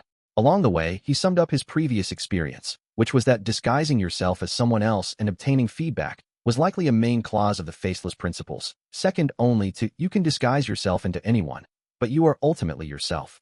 If it were any other faceless, they would have blocked out information about Went's death for the sake of this role. They would have agreed to Rain's confession and spent 1 to 2 years in a relationship with her, marry her, and have children with her, and then, to not be bound by the various relationships in this identity, remember who they were, and leave coldly. If there was no exposure during this process, the potion would mostly be digested. But I really can't do it. It's just completely against my conscience. I can only try to push the envelope. Klein sighed, inexplicably afraid. He shook his head and thought in a silent, self-deprecating manner. Beyonders not only have to constantly fight against threats and madness, but also fight against all kinds of evil thoughts, as well as the corruption that pulls one down and can cause one to fall if they aren't careful. Even so, at the end of the day, one might still be corrupted by the abyss, becoming a monster that one swears to get rid of. Sigh. Suppressing his thoughts, Klein stepped into the inn and said to the boss behind the counter, "An ordinary room." The thin boss looked up and gave a glance, saying, "A valid ID certificate. How can a face I just came up with have one?" Klein smiled in embarrassment. "I forgot to bring it." "Then you cannot stay here. This is the rule of our town." The boss once again lowered his head and calculated his income and expenditure for the day. Klein took out a Soli note and pushed it over as if nothing had happened. The boss's eyes suddenly widened. No, put it away. I don't want to be locked up by the sergeant." Get out, you dirty bastard with no proof of identity." Klein was thrown out of the inn in shock, unable to believe that the omnipotent entity known as money had just lost its power. After a few seconds of silence, he turned into an empty alleyway, turning back into Gehrman Sparrow with stark facial features. Klein returned to the inn, tapped on the counter, and said Loanese in a Backlund accent, "A room." The boss looked up and immediately put down the things in his hand. He then stood up and nodded with a smile. Okay. Do you need a room with a view of the sea, or something quieter?" He switched to a clumsy Loanese that had a thick accent that resembled that of the land of spices, with no further mention of identification. "This really is a pragmatic world." Klein silently lampooned and politely responded, "Quiet." Yes, immediately. The boss responded hurriedly. Then he called an attendant, took the keys, and led Klein personally to the second floor. "Sir, how many days will you be staying?" "It's one solely 5 pence a night." "Just tonight." Klein couldn't stand the enthusiasm, so he answered succinctly. At the Wind of Azure Inn, his luxurious suite with Danitz was 5 solely a night. Without a doubt, the room the boss had chosen was clean and tidy, and there was no trace of the usual humidity in a harbor inn. Klein looked around and nodded in satisfaction. "Excellent. It's my honor," the boss flattered with obvious fear. Klein put down his luggage, rested for a while. Then he got up and went back down to the ground floor to settle his dinner. Beside the counter, tables were arranged messily on the first floor. There was a greasy layer on their surface, and a fireplace was burning in the corner, giving off light and heat. The Rorsted archipelago was slightly to the south, and the lowest temperatures in winter was only about 10 degrees Celsius. However, for the locals, this was still cold enough that they needed a fire to warm them up. Klein randomly found a seat and sat down, ordering a local specialty of grilled meat and spiced mushroom soup, with the main dish being potato bread. While he was waiting, he swept his gaze over the customers inside the restaurant. His gaze then instinctively landed on a lady. This lady had a head of simple tied-up black hair and a pair of distinctive greenish-gray eyes. Her appearance was the type that one would never get sick of easily, and the more he looked at her, the more intrigued he became. She was obviously not a native, but she was wearing a man's shirt and a thick tin jacket. By her hand was a round-brimmed hat with a depression in the middle. This was one of the more common adventurer outfits out in the sea. At her table, the 3 other men were the same, and they clearly appeared to have been exposed to the elements. Klein had never hid his appreciation of beautiful ladies, but his attention wasn't drawn to her by her appearance. The sea had a strong sense of discrimination against females. Women who could achieve a certain status among adventurers and pirates were either very scheming, very powerful, or both. They were people that one needed to be cautious and wary about. Their boots have some fresh mud on them. Did they just come back from the forest? Haha, they really are adventurers. Klein made a preliminary judgment based on some clues. If these 4 adventurers came by ferry from Bayam, even if they had previously stepped on sewage or mud, the traces would have already dried up. Furthermore, as the town hadn't rained in the past 2 days, overall, the roads were quite clean with only some dust. Eliminating the 2 possibilities, it could only be explained that they had returned from a trip to the woods on the outskirts of the town. Klein had heard that many adventurers went deep into the primitive forests of the colonial islands in search of abandoned, forgotten pagan temples or altars, which often contained gold and jewels of ancient worship, but were later buried for various reasons in a place that no one knew of.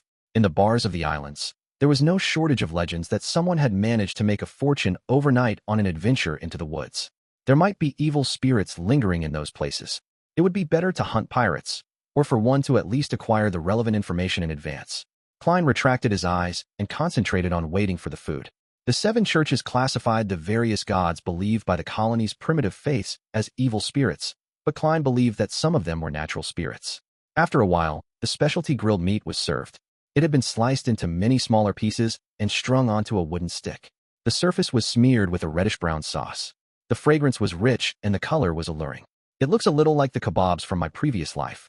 In Lone, they're usually roasted as huge chunks of meat. Only after the meat is roasted would the chef slice up the meat. The method used here makes the flavors infuse the meat better. Klein picked up the wooden stick and bit down on a piece of meat. He felt the meat's juice slightly overflow, and there was a hint of sweetness in the salty fragrance. It's my type. He nodded in satisfaction. Klein enjoyed the meal and even tasted the local Gurney sap, a special beverage, like lemonade with sugar and milk. He went back to his room. Because he had been hunting the night before, he hadn't slept at all. He washed up early, put out the fireplace, and got into bed. Sleeping too early meant one problem. He would wake up in the middle of the night to pee. Klein's dream was interrupted. He opened his eyes and slowly accumulated the courage to lift his quilt. In the middle of the night, Simeon was about 8 to 9 degrees Celsius, and it was enough to make it feel sufficiently cold. After lying still for a while, Klein stretched out his arm and silently withdrew it. He contemplated for a few seconds before reaching out his hand again and picking up the sun brooch from his bedside table. Although it only provided the feeling of a hot summer on a spiritual level, and it didn't produce any actual heat, it could at least deceive himself into thinking that it wasn't cold. Klein got out of bed and headed for the washroom. He narrowed his eyes to ease the pressure on his lower abdomen. When he was done, he pulled up his pants and was about to wash his hands when his spiritual perception was triggered. Klein frowned slightly and looked up at the vent in the bathroom. Suddenly, something black and slippery dropped and hung there. It was a venomous snake extending its forked tongue. Klein was startled. He opened his mouth and shouted, "Bang!" The snake was miserably hit, and it split in half. What happened? Klein stared at it for a few seconds. Seeing no further movement, He walked out of the bathroom and pulled a gold coin from his pocket. Chapter 533, Mr. 4,200 pounds. There is danger in the inn. Klein softly chanted the divination statement, entered cogitation, and then flipped a gold coin. Clang. A faint but crisp sound echoed in the quiet room.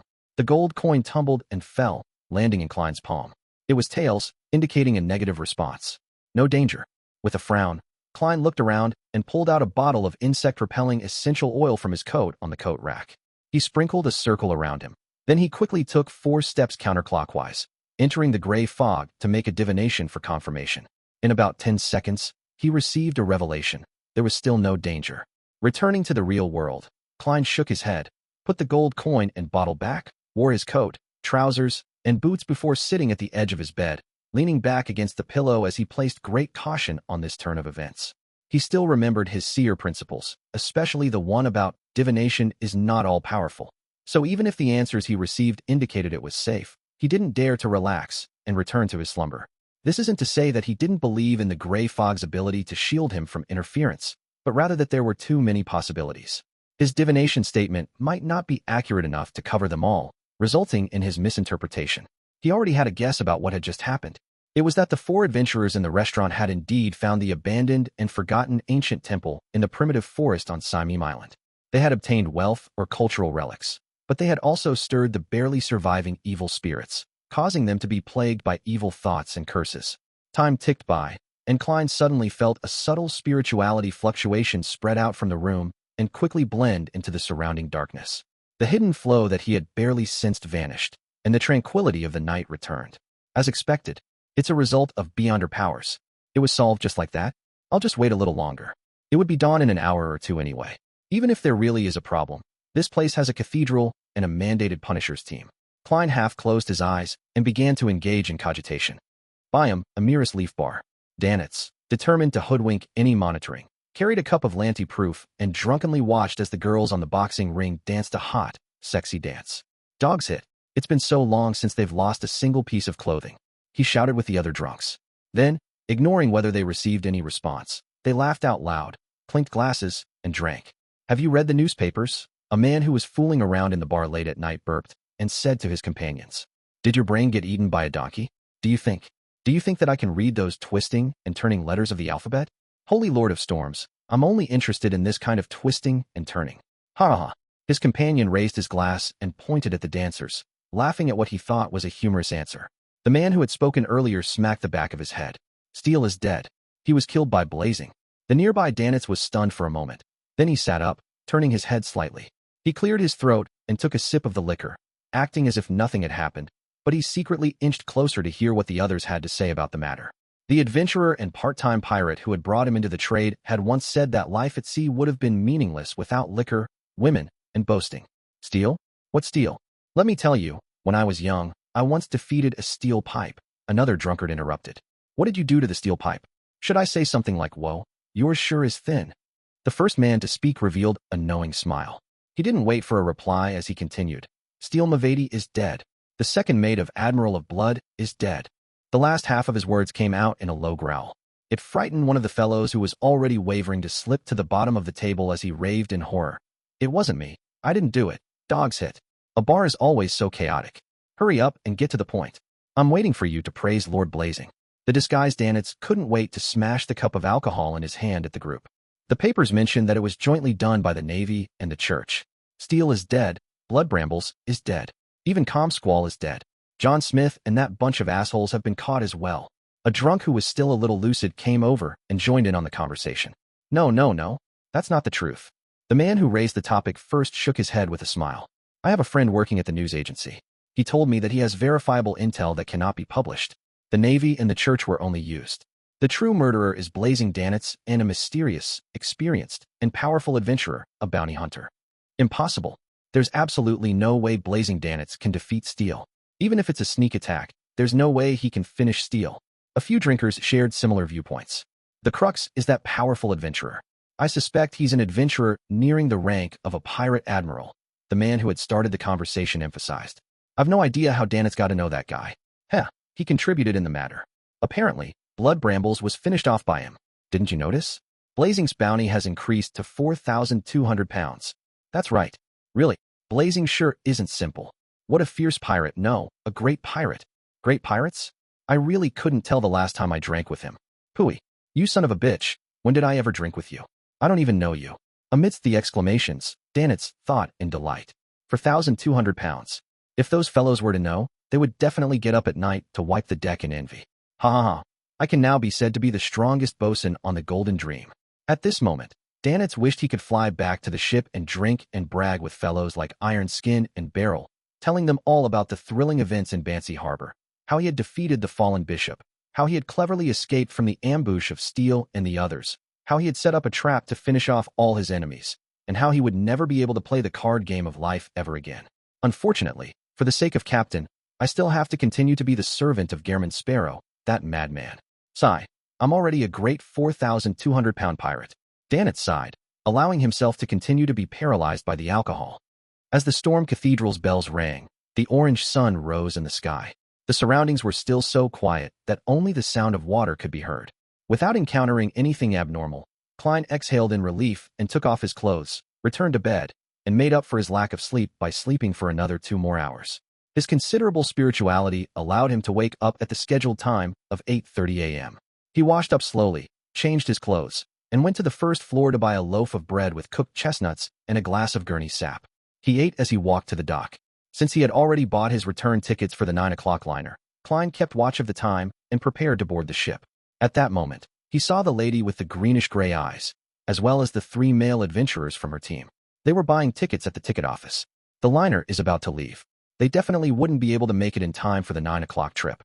I wonder what they obtained from the abandoned temple. But last night they attracted an existence similar to an evil spirit. Please don't let anything unexpected happen when they ride on the liner. Klein used his body to block the adventurer's line of sight, took out a gold coin, and made a divination. His revelation was that the later liner wouldn't be in danger. Klein hesitated for 2 seconds, looked at the passengers waiting for the 10 o'clock liner near the ticket office, rubbed his fingers together in silence, and lit the ticket in his palm. He went back to the ticket office as if nothing had happened and bought the 10 o'clock liner ticket for 4 soli. Then, he went to the washroom at the docks, went above the gray fog, and quickly divined his worries. He knew very well that if the results showed that there were great dangers, he wouldn't take the risk of boarding the ship. Instead, he would find a way to prevent the ship from sailing and destroy it, if necessary, to prevent any innocents from dying. If the revelation was the same as the divination from before, he would ride it normally while keeping a lookout for any accidents. In the end, he still received a negative answer. Klein was relieved and returned to the real world. He adjusted the position of the Murloc's bladder for quick access. If an accident really happened, this beyonder ingredient would become quite important in the vast ocean. This beyonder ingredient could also be used in a rudimentary, simple manner, just like the all-black eye which had been contaminated by the true creator. 10 o'clock sharp. Klein, in his Gairman Sparrow appearance, picked up his suitcase, followed the adventurers, and boarded the liner. Along the way, he appeared to doze off or read old newspapers and magazines on the ship, but in actual fact, he was keeping an eye on the greenish-gray-eyed lady and her companions. This wariness continued all the way to the port of Bayam, but no accidents occurred in the middle. Did they resolve all the problems? What did they actually get? Klein stopped by the side of the road, bought the latest newspaper from a newsboy, and watched the 4 adventurers from the corner of his eye until they disappeared. Phew. Klein decided to not think about it anymore. As long as it didn't endanger the overall situation, he wasn't concerned about what those people had done. He was just a little curious. He picked up his suitcase, leafing through the papers as he walked down Acid Lemon Street like an ordinary passerby. Suddenly, with a chuckle, he said to himself, the bounty for Danitz has risen to 4,200 pounds. If things continued like this, he suspected whether he could resist the urge of sending the fellow to the Governor-General's office. Walking back to the Wind of Azure Inn, Klein heard undulated snores that were slowly reaching a crescendo before he even took out his keys. He didn't escape? Klein was slightly surprised, but he wasn't too surprised either. He had previously tampered with Shadow Cloak, so as long as Danitz left, he could use divination methods to track him down and find the Vice Admiral Iceberg. Although he's timid, he's still cautious. Klein opened the door and entered, looking at Danitz, who awoke with a start. He grinned a little. Congratulations, Mr. 4,200 pounds. Danitz was instantly wide awake, wanting to laugh dryly in response, but he couldn't. At this moment, he felt that his life might be in danger. Chapter 534, A Dream Lesson. Danitz's worries didn't come true. Klein gave him a look and went into the bedroom to rest. During the 5 hours he spent on the liner, he had always been in a highly tense state. He had also been alarmed last night and didn't sleep well as a result. At this moment, he couldn't help but feel exhausted. With a thud, Klein closed the bedroom door. Phew, he scared me to death. Danitz relaxed and slumped into the reclining chair. The scene of him turning into gold pounds had surfaced in his mind a moment ago. He found it difficult to stop having these scenes appear one after another in his mind. After a moment of silence, Danitz, who had been hanging around the bar until dawn, fell asleep again without realizing it. He dreamed that the captain had arrived to save him, but she had failed. Instead, she got caught by Gairman Sparrow and ended up becoming a maidservant for this crazy adventurer. Just as Danitz was outraged and unable to resist, he suddenly saw the blurry scene around him turn clear just as he was about to wake up. The scene froze on the luxurious suite of the Wind of Azure Inn. Knock, knock, knock. Danitz heard a slow, soothing knock on the door. Wasn't I dreaming? With this question in mind, Danitz walked over to the door and turned the handle. As the crack in the door widened, he saw a familiar figure. She was a beautiful lady, with a face shaped like a goose egg, a high nose bridge, thin lips, and a pair of pale blue eyes that resembled clear spring water. Her long brown hair parted in the middle, tied in a simple but delicate knot at the back of her head as they flowed down. She didn't wear a hat, only wearing a beige coat which was tied at the waist. Her collar was covered with palm-sized flowers woven from white lace. Matching her coat was a dark-colored skirt which reached her knees. The pleats of her skirt were connected, looking slightly fluffy. On her feet were a pair of leather boots that shared the same color as her hair. "Captain!"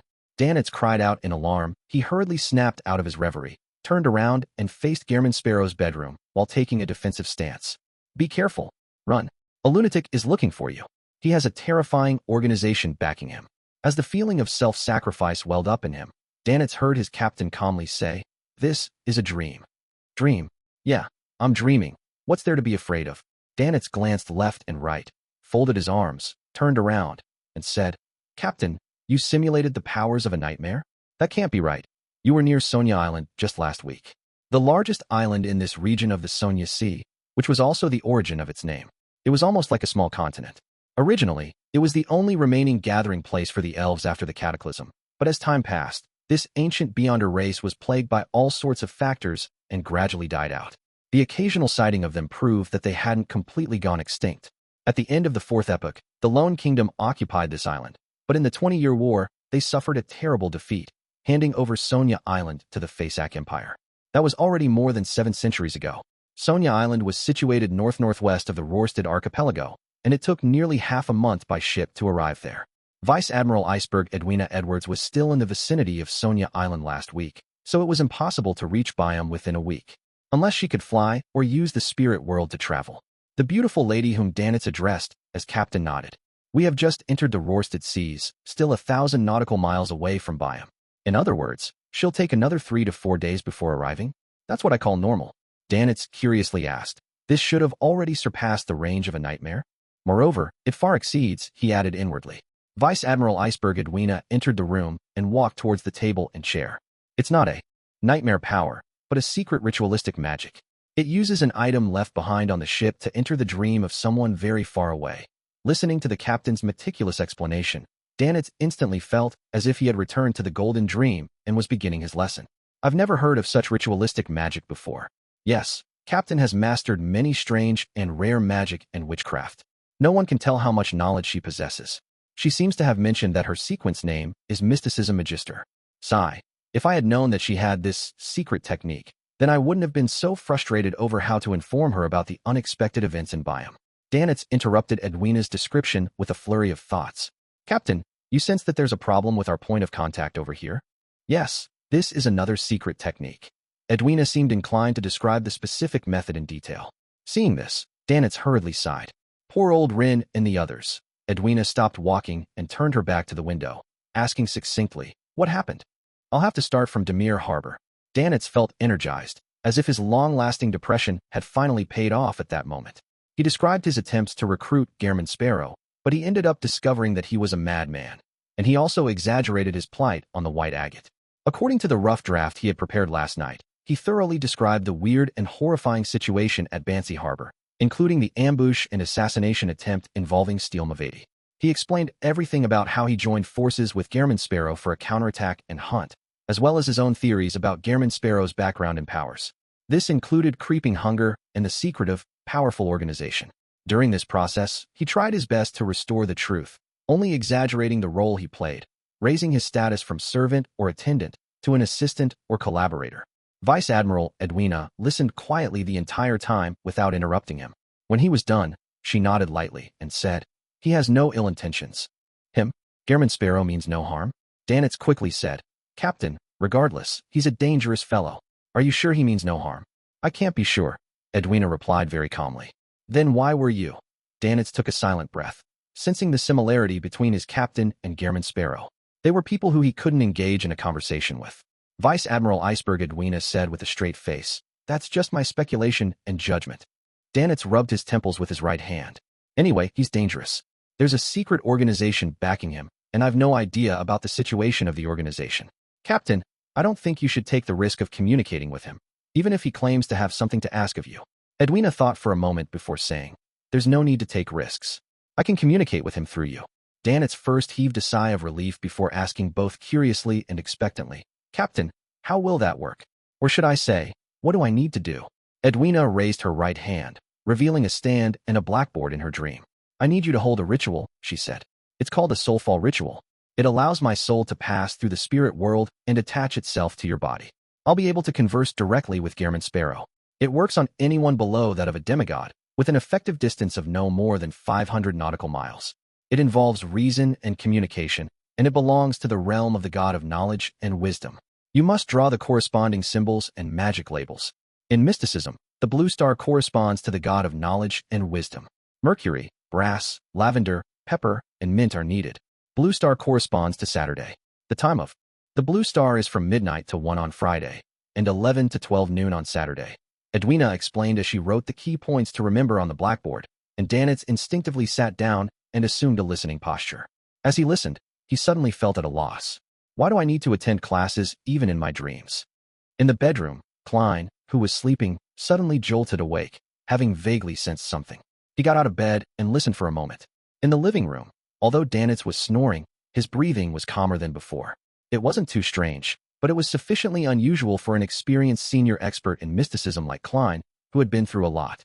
He softly walked to the door that separated the bedroom from the living room, reached for the handle, and slowly turned it. Without a sound, Klein walked out of the bedroom and saw Danitz lying in a reclining chair, fast asleep. Everything around him appeared normal. Klein quietly activated his spirit vision and checked Blazing, but he didn't find anything amiss. Whether it was the color of his aura or the changes in his mood, there was nothing abnormal about him, all within a reasonable range. After watching for a while, Klein frowned and took out a silver charm. Dream charm.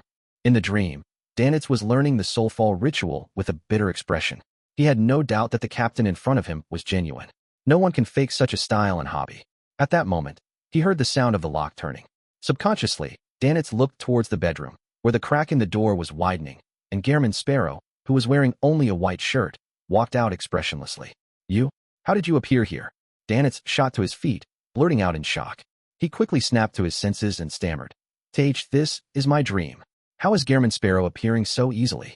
With one hand in the pocket of his dark trousers, Klein walked toward the woman who had her back to the window and said in a low voice, "A charm." Then, looking directly at the woman, he asked almost with certainty, "Edwina Edwards? Her attire is a little strange. She doesn't look like an adventurer, much less a pirate.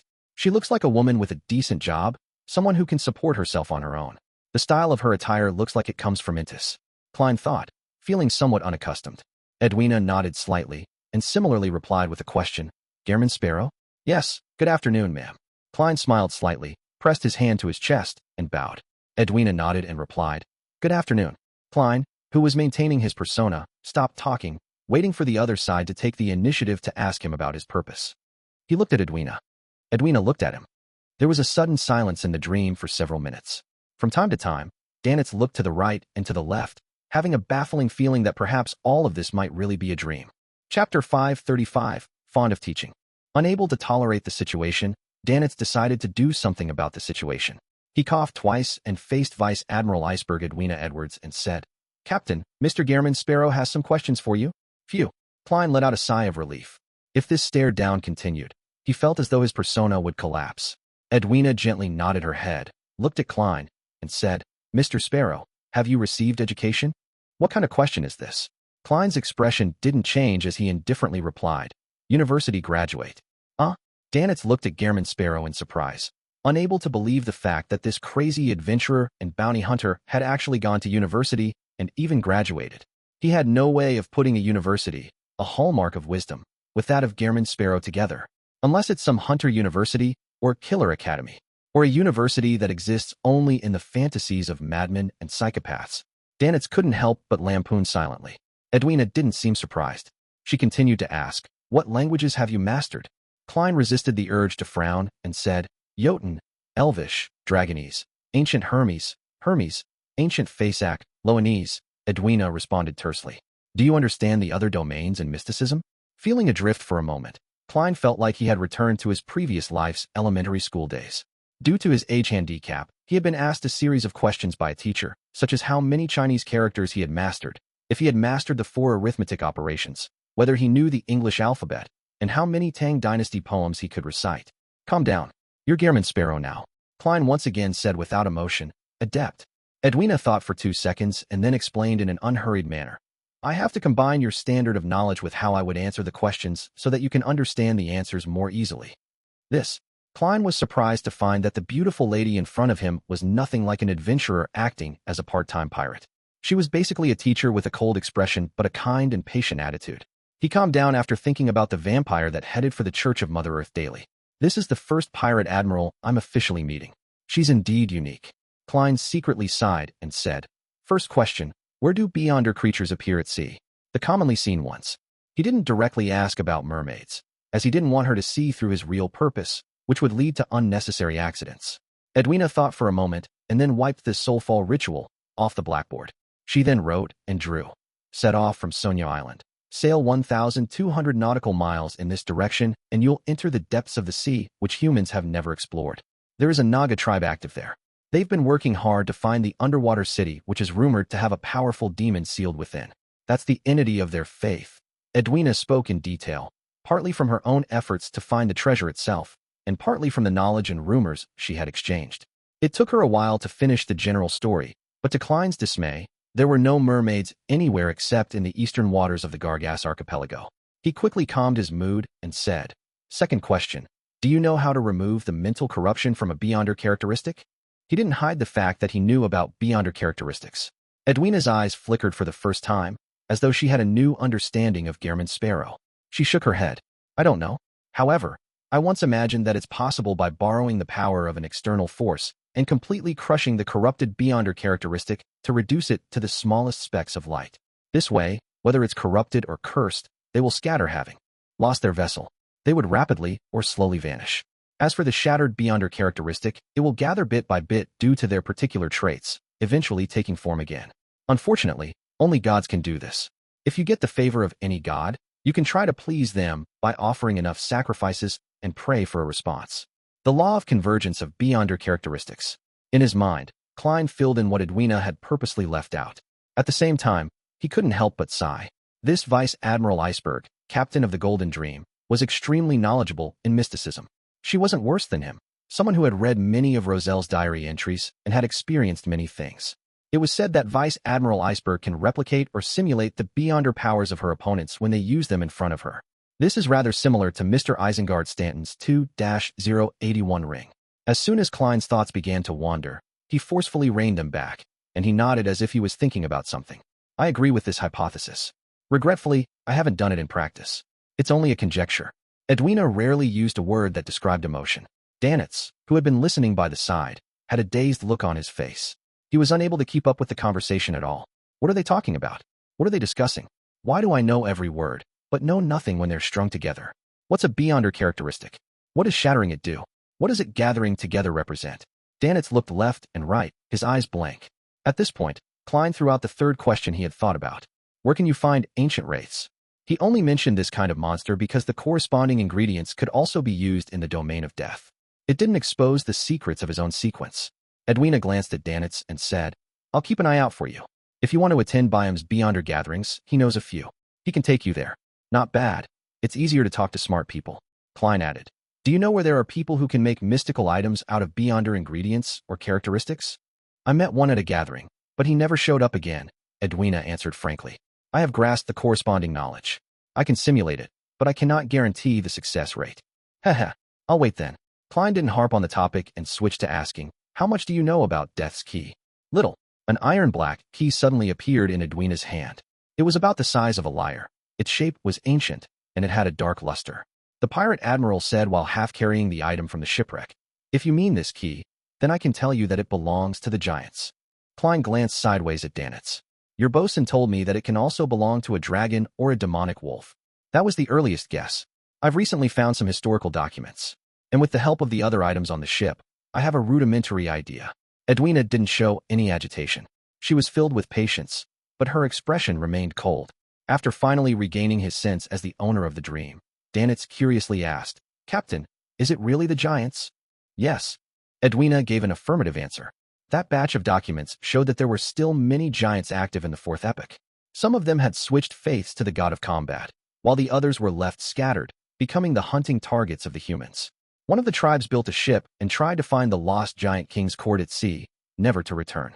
The sunken ship we discovered, along with some of the items inside, are very similar to the relics they left behind in their original settlement. So we have sufficient reason to believe that the key belongs to the giants, and it is very likely to be pointed towards the lost giant king's court of their race before the cataclysm. Giant king's court? Little Son said it's not far from the city of Silver. Klein didn't say a word, but he quietly listened to Vice Admiral Iceberg's description.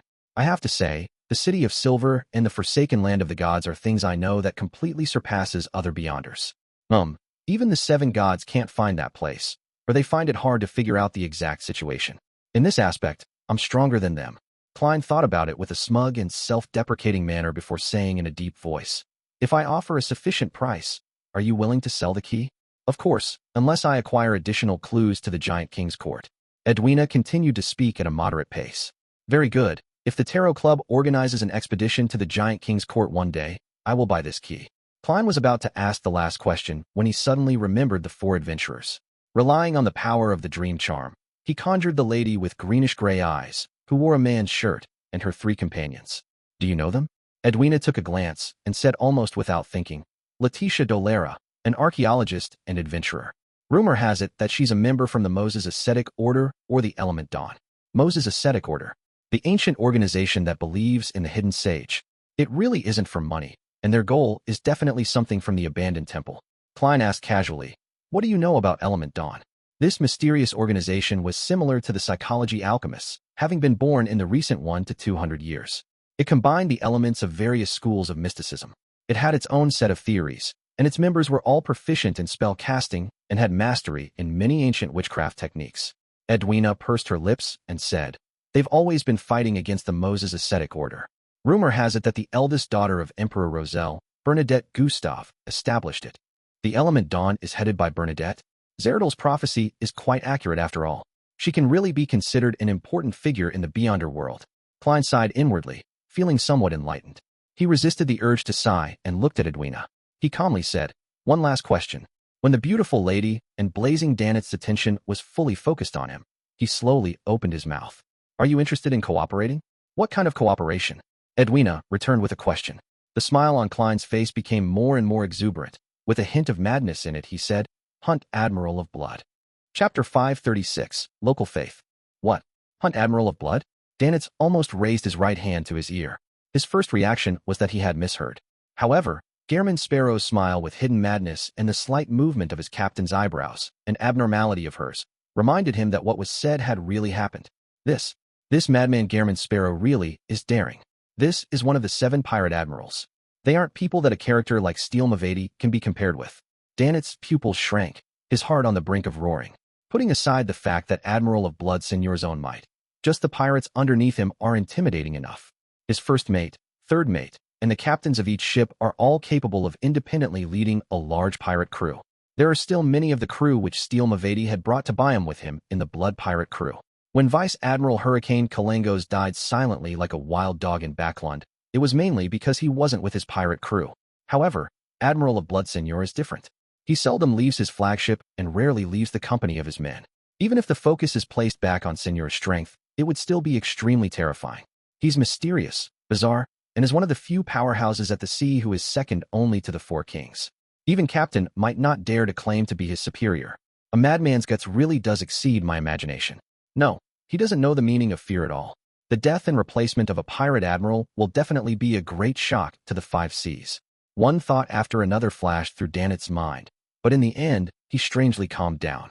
It was because he recalled that Gehrman Sparrow was a powerhouse at the level of the Seven Admirals, and there might be a hidden, terrifying organization backing him. Edwina said after a few seconds of silence. Do you know of the Rose School of Thought? Not only do I know them, I've also killed their people and taken their mystical items. Wait a minute. Why do I have to describe myself as a bad guy? Klein converged his smile and said in an unperturbed manner, I've hunted their members. Edwina fell silent again. Next to her, Danitz once again had various thoughts. What are they talking about? What's the Rose School of Thought? Where am I? Whose dream is this? After a short moment of silence, Edwina said, after the huge battle with Vice Admiral Dusk's pirate crew, Signor's crew vanished. At present, no one knows where they are. One will have to wait patiently. Is this an agreement? Klein once again revealed a smile. I do not lack patience. How can I contact you? Edwina turned her head to look at Danitz. He knows how. Me? Soulfall ritual? Wait a minute. Captain, you mean I have to follow this madman, Gehrman Sparrow, during this period of time? No. Who knows when this fellow will go crazy? With a start, Danitz quickly opened his mouth and said, Captain, I've already left the Golden Dream for too long. I've missed too many lessons. I can't wait to return. He tried his hardest to show his sincerity in his eyes, filling them with the desire for knowledge. I believe we can switch to someone else, like Iron Skin and Beryl. Before he finished his sentence, Edwina suddenly raised her right hand and pressed it against her ear. She looked slightly to the side and said without expression, What did you say? I couldn't hear it. Roselle's dream spell is reaching its limits. The pirate admiral's skirt fluttered slightly as she took a step back before her figure quickly turned faint, reducing into points of fragmented light. The rest of Danitz's words were left stuck in his throat. He stretched out his right hand in an attempt to grasp something, but he ended up weakly drooping down. Roselle's dream spell? The Emperor's presence in the field of mysticism is also quite formidable. The full name of the Vice Admiral Iceberg is Edwina Edwards. Edwards? Isn't this the surname of one of the Emperor's four horsemen of the apocalypse? A descendant? However, from the tone of Vice Admiral Iceberg, she isn't familiar with the eldest daughter of the Emperor, Bernadette. They might not even know each other. Klein looked at Danitz, whose expression had completely collapsed, and let out a soft laugh. Perhaps one day I will call you Mr. 10,000 pounds. Danitz straightened his back in fright. Then he saw Gehrman Sparrow's figure disappear from his dream. If I were only sequence 7 and had a bounty of 7 or 8,000 pounds, then I would be targeted everywhere I go. Danitz stood rooted in his dream, his head hurting the more he thought about it.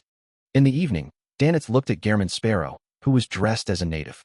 Today, we'll be visiting the location faction. We might be able to find some good things there. Haha, they have a great need for beyonder ingredients, food, and weapons. At this point, Danitz looked Gehrman Sparrow up and down. It was rare for him to find something that he was better than him at. He said with a smile, Their area is filled with local people. There aren't even many people with mixed blood. If there's even the slightest signs of an abnormality in their clothing, you will be discovered. Your pantaloons and brown jacket are fine, but you can't wear a shirt inside. A real native wears Taraba shirts. They're similar to sea sole shirts, but they're either all blue or white. They don't wear caps, headscarves, or anything. Also, people like you who look obviously Loanese will encounter very serious discrimination and hostility there, just like a wolf that sneaks into a flock of sheep. You can't hide your existence at all. Before he could finish, he saw Gehrman Sparrow tilt his head and look at him. His deep facial features quickly turned soft. His fair skin was instantly stained with the color of bronze. In just a snap, he had become an undeniable native that didn't stand out in any way. After a few seconds of silence, Danitz laughed dryly as if nothing had happened. Me too. I have to disguise myself. Your disguise? Heh. Klein took off his cap and sat down. What local faction? It actually trades beyonder ingredients, food, and weapons? Ahem. To put it simply, ahem, the resistance. Danitz suddenly wasn't sure if Gehrman Sparrow had any connections with the lone officials. Klein was startled for a second. Resistance? Danitz smiled awkwardly and said, People who clamor for independence and for natives to administer their local affairs. Their encampment is deep in the woods or at sea. They cooperate with many pirates and adventurers. Of course, the ones backing them are mainly people from Fasak and Entis. Often, there will be priests from the god of combat and the eternal blazing sun secretly coming over. Bayam isn't that calm after all. After leaving the kingdom and coming to the sea, Klein finally understood what it meant by an international situation. This wasn't something that could be compared to reading about wars in East Bayam from the papers. He nodded slightly and didn't object to visiting the local faction. After leaving the Wind of Azure Inn, Klein followed Danitz, whose face was painted black. They went through the streets, heading all the way southeast. Leaving the confines of the City of Generosity, they entered a zone filled with different architectural styles. The buildings here had raised floors, propped up by wooden pilings. There were 3- or 4-story buildings that had evolved from the lone-styled terrace houses. The roads that split from each other were narrow and dirty, with many stalls on either side. They sold all kinds of headgear, earrings, and accessories made of stone. They were mostly bright red or multicolored. What a bunch of strange fellows. They especially like bright colors, just like those venomous snakes in the forest, Danitz whispered. As someone from Intis, you aren't much better either. You advocate the color of gold and advocate a sense of luxury and exquisiteness, just like a nouveau riche. Klein lampooned.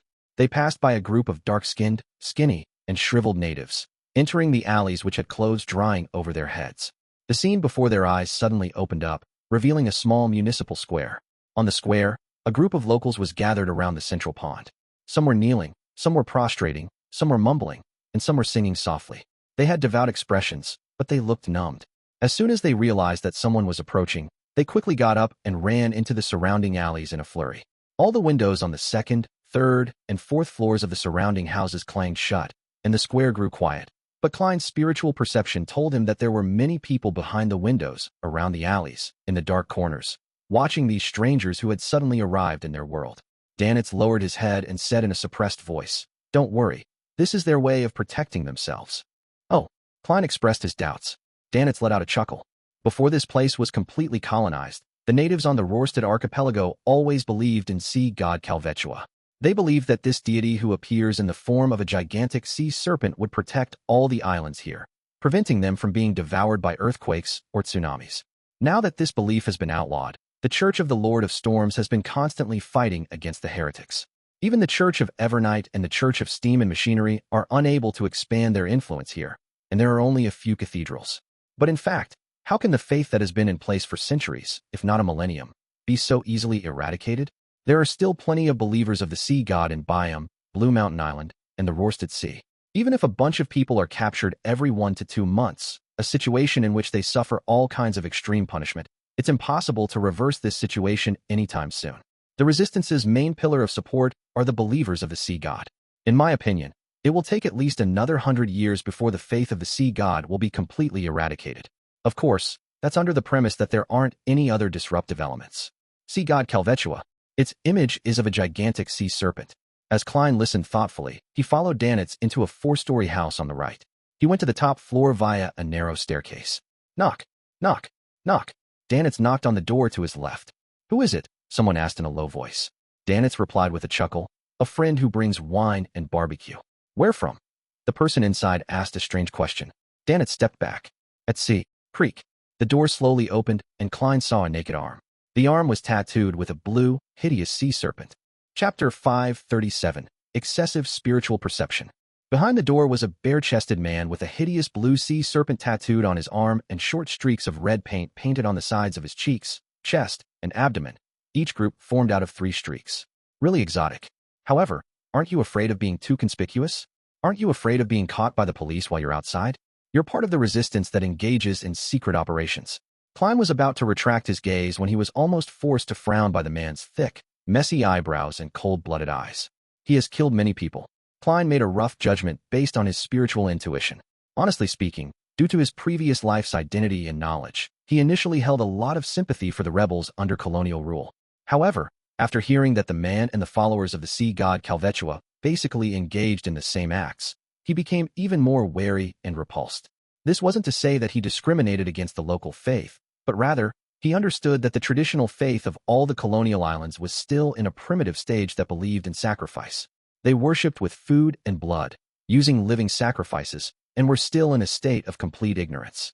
In addition, with the experiences of the Emperor and myself, the beyonder nature of this world is filled with madness and twistedness.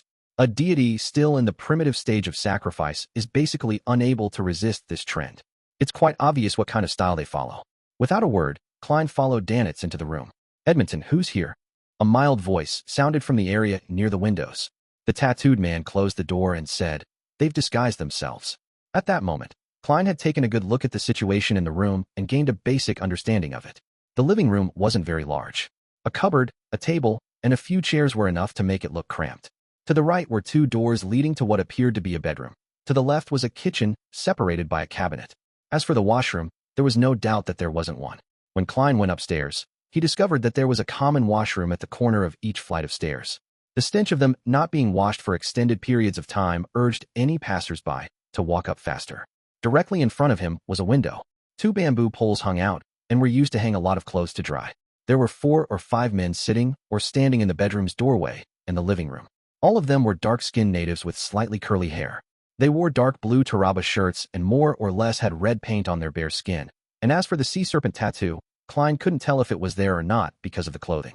Some of them had revolvers at their waists, some carrying brownish-red hunting rifles. Some even carried gray steel backpacks and long, thick high-pressure steam rifles.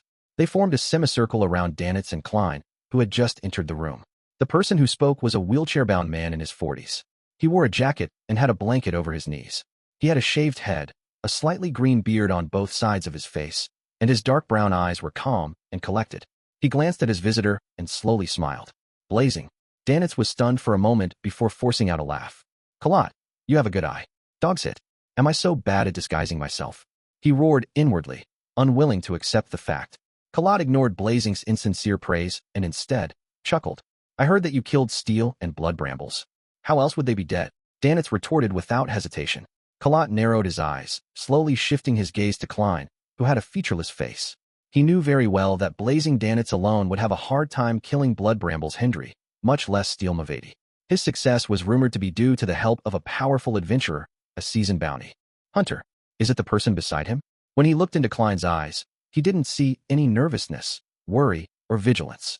Those eyes were like a deep ocean. It could very well be. At the very least, he's stronger than Blazing. He signaled to Edmonton and the others with his eyes, secretly informing them to be on their guard. What are you doing here? Kalat didn't pursue the subject. Danitz subconsciously looked at Klein, and after seeing his nod of affirmation, he replied, Here to see what good things you have to offer. Kalat pointed to a table and said, It's all placed there. There were many strange and different items laid out, including a whistle made of bone, a simple and crude bagpipe, an iron black leaf, and a rock stained with blood. Without waiting for Klein and Danitz to examine the items, Kalat clapped his hands and said, I have a mission. If you can complete it, you can freely choose an item from these at no additional cost. He laughed and added, By the definition of you foreigners, they aren't mystical objects, but they all have some supernatural power, but it will slowly, yes, slowly weaken until it disappears. What mission? Klein asked calmly, having no intention of hiding the fact that Danitz was only a follower. He reached into the blanket that extended to his knees and took out a stack of white paper. Find out where they are. If you can catch them directly, you will get even more. He raised his arms and began to display lifelike portraits, including a lady with greenish-gray eyes dressed in a man's shirt. Letitia Dolera. Klein recognized who the resistance was looking for at a glance. It was the female archaeologist and adventurer he had met last night and had boarded the same ship with this morning. She was suspected to be a member of the Moses Ascetic Order or the Element Dawn. Danitz looked at it closely for 2 seconds and found the picture vaguely familiar. Suddenly, he remembered where he had seen her before. Herman Sparrow had shown it in his dreams. He had just asked the captain about it in the afternoon, and were already bumping into something relevant in the evening. Isn't he too resourceful at gathering information? Danitz resisted his urge to glance at the crazy adventurer beside him, afraid that Kalat and Edmonton would notice something amiss. He was very experienced in this area. The resistance, who believe in the sea god, are looking for Letitia. The faith of the sea god spreads throughout the Rorsted archipelago, including Simim. There was a snake last night. The image of the sea god is that of a gigantic sea serpent. Klein superimposed the two matters together and quickly came to a preliminary conclusion. Archaeologist Letitia and company had obtained an important item involving the sea god in the Forgotten Temple in the ancient forest of Simim Island. Hence, it resulted in last night's probing and the Resistance's search. Klein thought for a moment. Then he gave a perfunctory reply. I'll keep an eye out. I won't randomly get myself involved in matters related to evil spirits. Of course, if it's necessary, then I will report it to the officials. He silently added a few words inwardly. Kalat nodded and said, Take a look first and see if there's anything you want. Klein walked over and was just about to inquire as he made his selection when he suddenly sensed something and subconsciously looked towards the right side of the item pile. There was a short sword made of thin bones.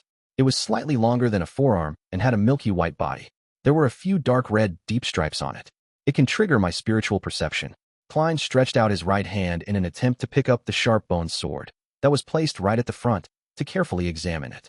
The moment his fingers touched the bone sword, Cries of despair and pain suddenly echoed in his mind. A thick stench of blood faintly appeared at the tip of his nose, and he seemed to see many distorted and rotten illusory figures that were covered in mucus.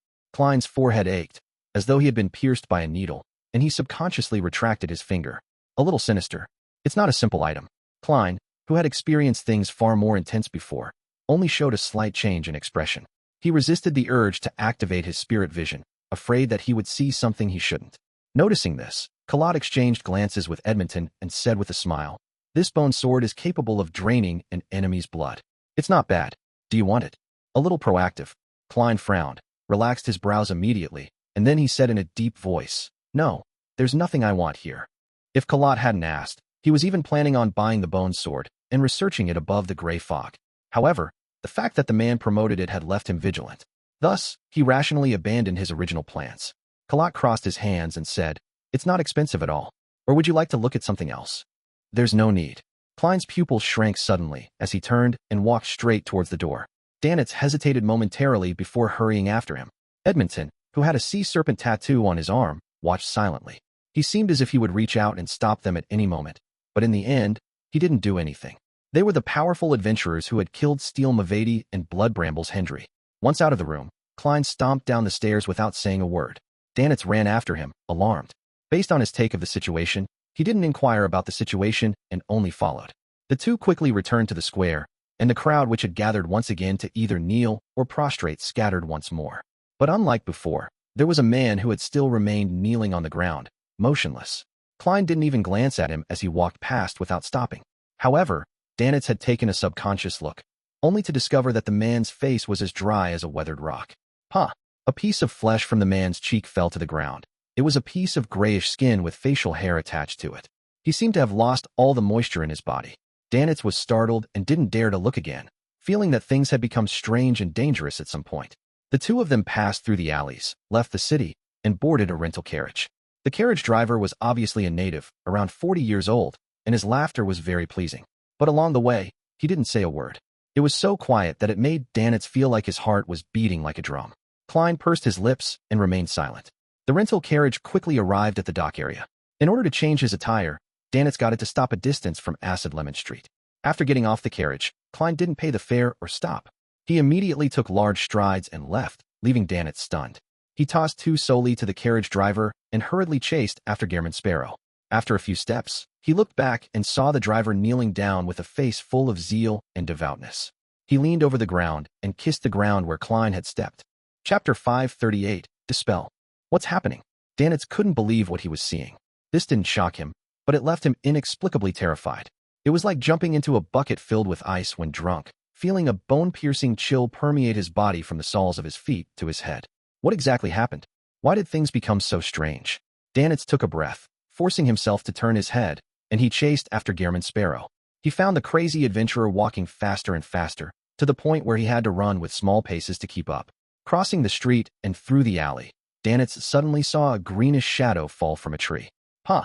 Its body was covered in scales as it twisted its slippery body and had a triangular head. It extended its scarlet forked tongue and was none other than a rather long venomous snake. Dog's it. Why would there be snakes in this season?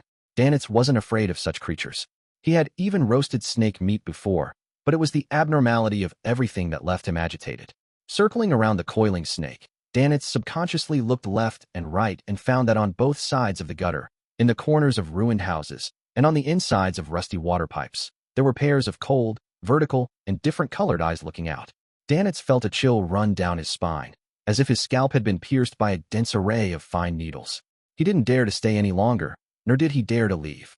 He increased his speed again and followed closely behind Gehrman Sparrow. Entering the Wind of Azure Inn, he couldn't help but look up as he walked up the wooden stairs, wanting to ask something. Suddenly, his chest tightened and his breathing stagnated.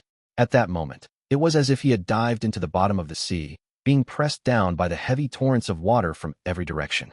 Whoosh! Faintly, Danitz heard the rush of the tide and saw a faint, illusory light surround Gehrman Sparrow, as if it were forming an endless, bottomless blue ocean. Within that ocean, there was an enormous azure-blue figure holding everything up. It resembled a tower. Danitz's right foot stopped in midair, unable to lower his foot. He wasn't unfamiliar with such feelings. Back at the last pirate convention, the King of the Five Seas, Nast, was even more imposing and terrifying than this. Almost all the pirates couldn't lift their heads, and even powerhouses at the admiral rank could only barely resist. Danitz knew very well that it wasn't a result of Gehrman Sparrow's own powers. If he was at the level of a demigod, there was no need to include the mandated punishers during his hunt of Steel Mavati. Ocean, tide. These two terms flashed through Danitz's mind, and he immediately thought of the matter of the Resistance's faith in sea god Kalvetua. See, could it be that Gehrman Sparrow suffered the sea god's curse via an unknown process when he touched the bone sword? The devotee's corpse that lost all its moisture is one of the conditions for the curse's activation? When the carriage driver prostrated and kissed the ground, was it because he sensed the sea god's aura? Man, Gehrman Sparrow would probably die here today. Should I stay far away to avoid being implicated? At the very most, I'll come back to collect his corpse. It might still be possible to save him. I can use the soulfall ritual to seek Captain's help. She knows so many different kinds of odd secret techniques. She should be able to resolve this problem. No, Lord. The soulfall ritual has a requirement of being within 500 nautical miles. They're still en route, and it will take at least half a day to enter that range. As he desperately tried to think of something, Danitz stopped panicking and treaded steadily into the luxurious suite with Gehrman Sparrow. Klein still remained silent, but his dark brown eyes seemed to have a rich azure blue color that was nearing the color of black. He went straight to the bedroom and locked the door behind him. Danitz stood outside, in a dilemma on whether to flee or save the man. Inside the bedroom, Klein closed his eyes, waiting for the right opportunity. Suddenly, he took 4 steps in a counterclockwise manner, chanting a statement with each step. A wave of manic or high-pitched ravings rapidly rang in his ears as his spirit body shot up into the gray fog. Without a sound, he heard an indescribable, shrill, and painful howl. Klein appeared within the ancient palace, at the very end of the long, mottled table.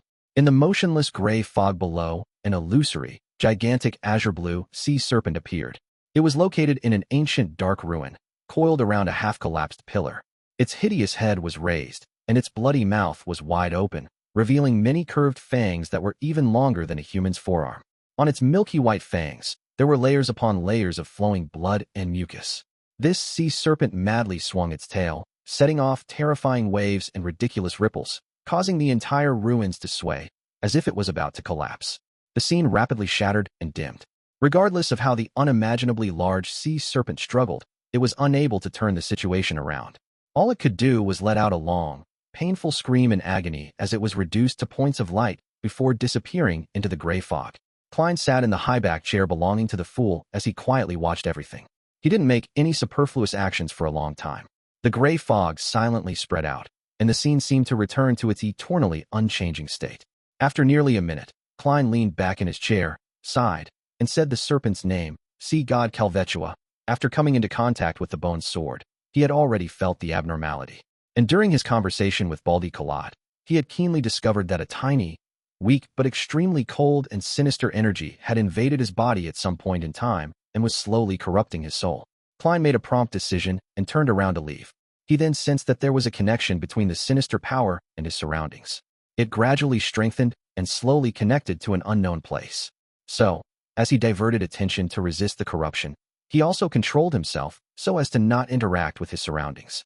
Klein believed that as long as he responded to the abnormality on his journey back, it would only serve to intensify the corruption, to the point of making irreversible. At first, he wanted to find a nearby washroom and use the gray fog's shielding and isolation to remove the cold and sinister power, but after repeated considerations, he decided to leave the area. This was because there were many followers of the sea god around, and it was extremely likely for an accident to happen. During this process, Klein grasped another point, which was that if he dispelled it ahead of time, the power projected by sea god Kalvetua would leave remnants in his flesh and blood. The consequences and effects would be unknown. He had no choice but to patiently wait for the opportunity to purify himself by waiting for the cold and sinister energy to thoroughly permeate his spirit. Reflecting on everything that had happened, Klein lightly rapped the edge of the table and muttered to himself, "It's not that strong." The sea god's level was much lower than he had imagined. His original plan was to use the method that had finished off Amon's avatar to deal with the sea god Kalvetua's projection, which was trying to take over his body. However, even before he had even fused with the Dark Emperor card or through his paper angel, Kalvetua ended up being dispelled by the gray fog directly, without leaving a single trace. On this basis, Klein concluded that sea god Kalvetua's level was inferior to blasphemer Amon, even though it was possible that the latter was more adept at intrusion, but it had only been an avatar. Was it thrown off its pedestal by the Lord of Storms? Or is it not even at the level of an angel? It's just a slightly stronger demigod that can respond to the prayers of its believers within a certain range? Klein recalled and found that sea god Kalvetua was in an abnormal state. The foundational existence of this evil spirit is rather weak, as though it can collapse at any moment. Moreover, it felt like it had fused with the spirit world and the ruins it was in. And it's precisely as a result of this that it was able to escape the encirclement of the Church of Storms? Klein leaned back in his chair and made a guess. What happened today is definitely not a coincidence. It stems from archaeologist Letitia's act of taking away some important artifact in the Forgotten Temple. It caused sea god Kalvetua's condition to instantly deteriorate when it was already barely surviving. It made it impossible for it to hold on to its existence. As it got its believers to track the item, it also prepared to possess another body for its survival. That bone sword should have originated from its demigod body, and it hides a bit of the power it projects. As long as the target is suitable, it will infiltrate the body of the person who touches it, corrupting the soul and establishing the coordinates. It will then allow its spirit to be transferred over before it dissipates. But clearly, it's not adept in such matters. Yes, it's not the Snake of Mercury. It's unable to create a closed loop on itself for reincarnation. It's also not like Blasphemer Amon, who can be a parasite inside a person's soul. To really possess my body, it will directly cause its body to crumble and create a terrifying monster. According to this logical development, the dying Kalvetua will likely engage in many crazy actions in the near future. Klein frowned. He didn't hesitate as he plummeted into the fog and returned to the real world. He unlocked the door, opened it, and entered the living room, startling the pacing Danitz. Danitz looked him up and down a few times and asked cautiously and warily, "Are you all right?" Klein maintained Gehrman Sparrow's persona and calmly replied, "It's settled." Settled? Danitz looked around before glancing at the bedroom, wondering if he had been hallucinating, that there wasn't any sea god curse. What did he do in the bedroom? He was lifted from the curse of the sea god in just a minute or two. Man, this guy has a huge secret. Danitz took 2 steps back and made way. Beside a table covered with a significant number of miscellaneous items, the wheelchair-bound Baldy, Kalat, wore a look of regret as he said to the tattooed man, "What a pity. Just a little more." He didn't pick it up, just touched it. Edmonton sighed as well. Kalat looked at the slightly bent-boned sword and fervently said to himself, "When an outsider picks up that holy sword, God will walk the land again." Edmonton fell to his knees as well, as though confessing to a deity. As time passed, both Kalat and Edmonton suddenly heard 2 miserable shrieks. They looked up and saw that 2 of their companions had collapsed. Their skin was like a weathered rock, having lost all the moisture in their bodies. Kalat and Edmonton glanced at each other and felt a peculiar atmosphere. Both of them stood up at the same time and looked at the table.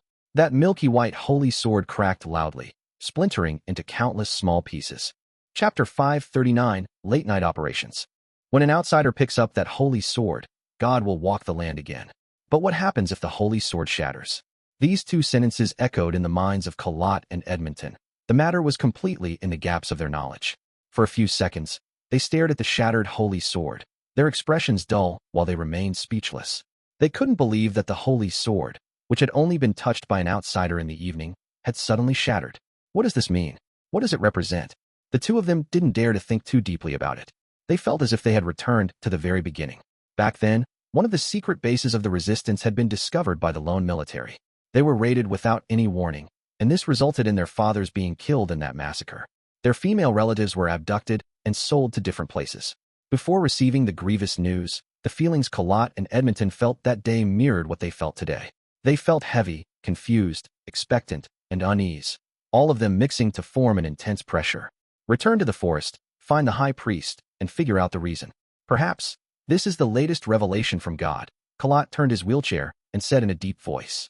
Edmonton immediately stood up, saying to his remaining subordinates, "Continue searching for those blasphemers, but do not stay here. Also, instruct the believers outside not to hold any rituals or even pray." The unexpected change in events made him extra vigilant.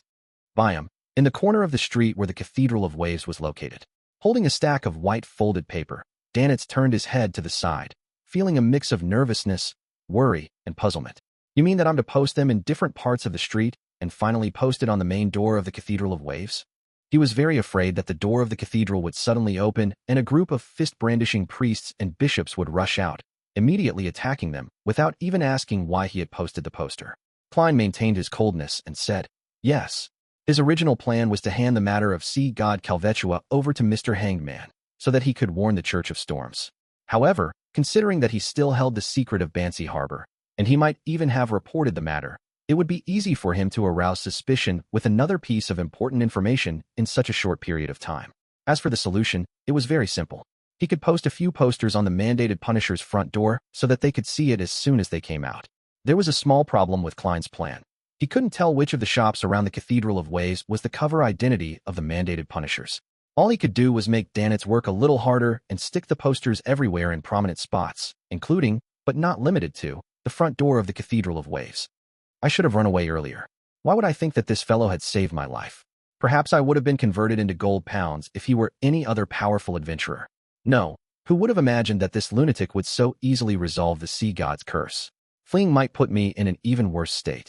While lamenting inwardly, Danitz unrolled the pile of white paper and casually glanced at the content. After Letitia Dolera and company entered and left the sea god's ruin in Simeem Island, they were pursued by the resistance. Meanwhile, Kalat and the resistance were trying to sell a strange bone sword that looked a little bent. Sea god Kalvetua's body is on the brink of collapse with an extremely deranged mental state. Danitz froze for 2 seconds, then he subconsciously glanced at Gehrman Sparrow. I can understand the first few statements, but why is there a mention of sea god Kalvetua being on the brink of collapse and in an extremely deranged mental state? How does Gehrman Sparrow know? Did he discover a problem when he was dealing with the sea god's curse? And how did he deal with the sea god's curse? The organization behind him is more powerful than I thought. Could it be that it's similar to the Aurora Order, in which they serve a real deity? The more he thought about it, the more Danitz trembled in fear. The first time he heard of the Aurora Order had originated from a robbery at sea. Back then, it was the first time he saw his captain's serious expression. After that, he was taught some so-called general knowledge of the mysterious world. Klein responded to Danitz with an emotionless gaze. In the poster, he had eliminated any subjective assumptions, and he had only described the matters that could be confirmed with certainty, so as to not interfere with the judgment of the higher-ups in the Church of Storms. Among them, the content regarding an important item that Letitia and company had taken away was excluded. The Lost Temple was changed to a broader and more inclusive sea god ruin.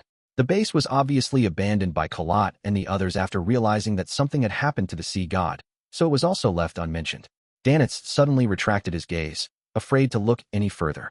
Captain said that the more secrets someone has, the more dangerous they are. He thought for a while and worriedly said, "If we stick it on the front door of the cathedral, it will definitely garner immense attention from the Church of Storms.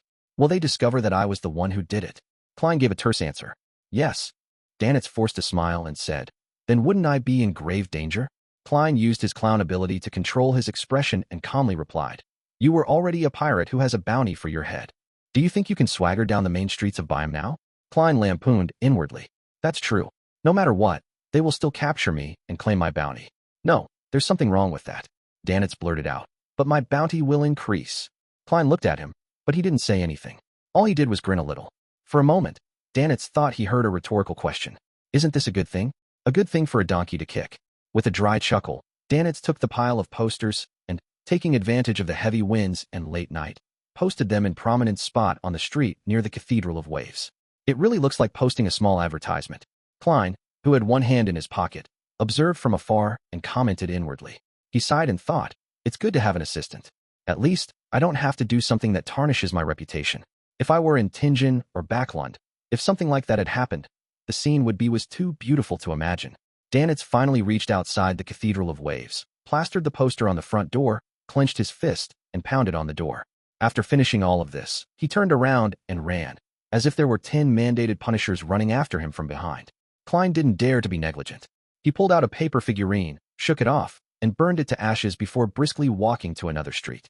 After his recent encounters with the mandated punishers, he had a deep understanding of their style, and he didn't dare to be the slightest bit careless.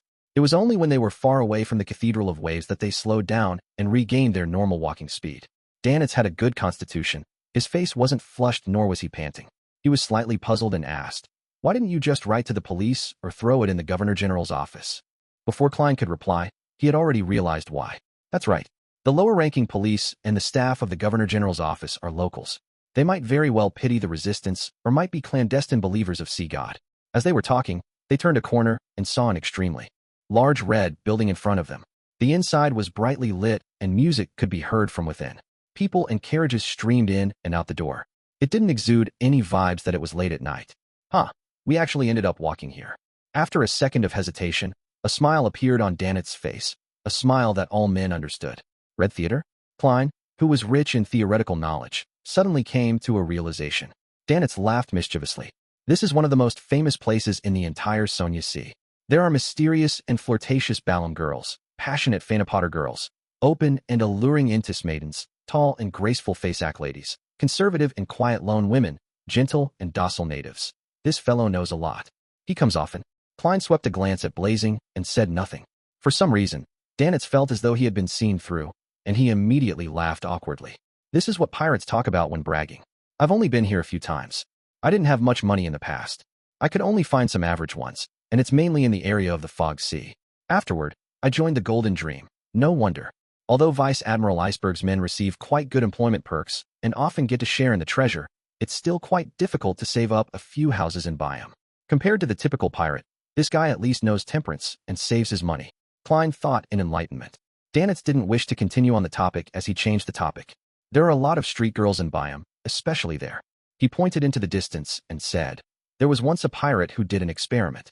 He randomly knocked on a family's door, produced some money, and requested to do it with the mistress once. In the end, 3 to 4 families out of the 10 agreed.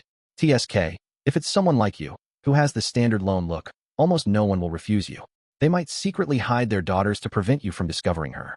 Haha, Lone's Navy would commit many murders and rapes here every year. They aren't any better than the pirates, but they would only be sent back to the country and pay some small fines. Klein listened quietly, and he suddenly thought back to the evening when the believers of the sea god were praying around the pool. He thought back to their feverish and numb faces.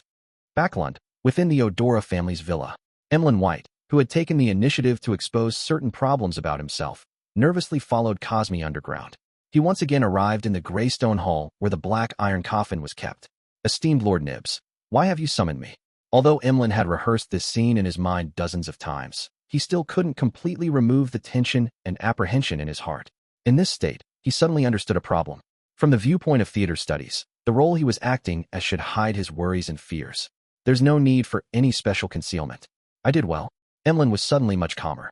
A deep, aged voice sounded from the coffin that was covered with symbols and magic labels. To reward you. For the ancestor, you risked your life to pray to the fool. Although you didn't receive a response, you bore an enormous risk. This is an act that needs to be rewarded. Here is an acceptance draft for 7,000 pounds, a reward for you. I didn't give it to you in a timely fashion due to the great smog of Backlund, but it's never too late. At the same time, you must always be aware of yourself and not relax. If anything abnormal happens, immediately inform Cosme. He really gave me money. Emlyn almost forgot to close his mouth. Chapter 540, Suppression. Even when Emlyn White left the Odora family's underground region, he still found things surreal. He couldn't believe that he could so easily be rewarded with 7,000 pounds. The acceptance draft was light and weightless in his hand, but he felt the absurdity of reality. The hanged man's method was really effective. Instead of exposing me and punishing me, Lord Nibs gave me a generous reward. And this was done solely to feign ignorance while encouraging me to make attempts so that he can observe in secret. Are the thoughts of the sanguine that complicated as well? Emlyn sighed, his mind feeling adrift. Quickly, he stopped his thoughts from wandering and turned his attention back to the reward of 7,000 pounds. With this, I can buy that baron's remains from the hanged man and concoct it into a potion. I'll soon become a baron. Sanguine Baron, Lord Emlyn White. Emlyn's eyes lit up as his footsteps turned significantly brisk. Within the sanguine, if one wasn't bestowed the corresponding ritual by the elders, they would remain stuck at the same level they were at during birth. It was almost impossible to rely on time to advance. Unless one was extremely lucky, having an ancestor of the family that was nearing the end of their lifespan such that they had no choice but to bestow their powers to a descendant through a ritual, most of Emlyn's sanguine peers would remain stuck in the concept of adulthood. There might not be any chance of them obtaining an aristocratic title for decades. Emlyn's father and mother had lived for years, but they had yet to become barons up this very day. They couldn't even see any hope of becoming one.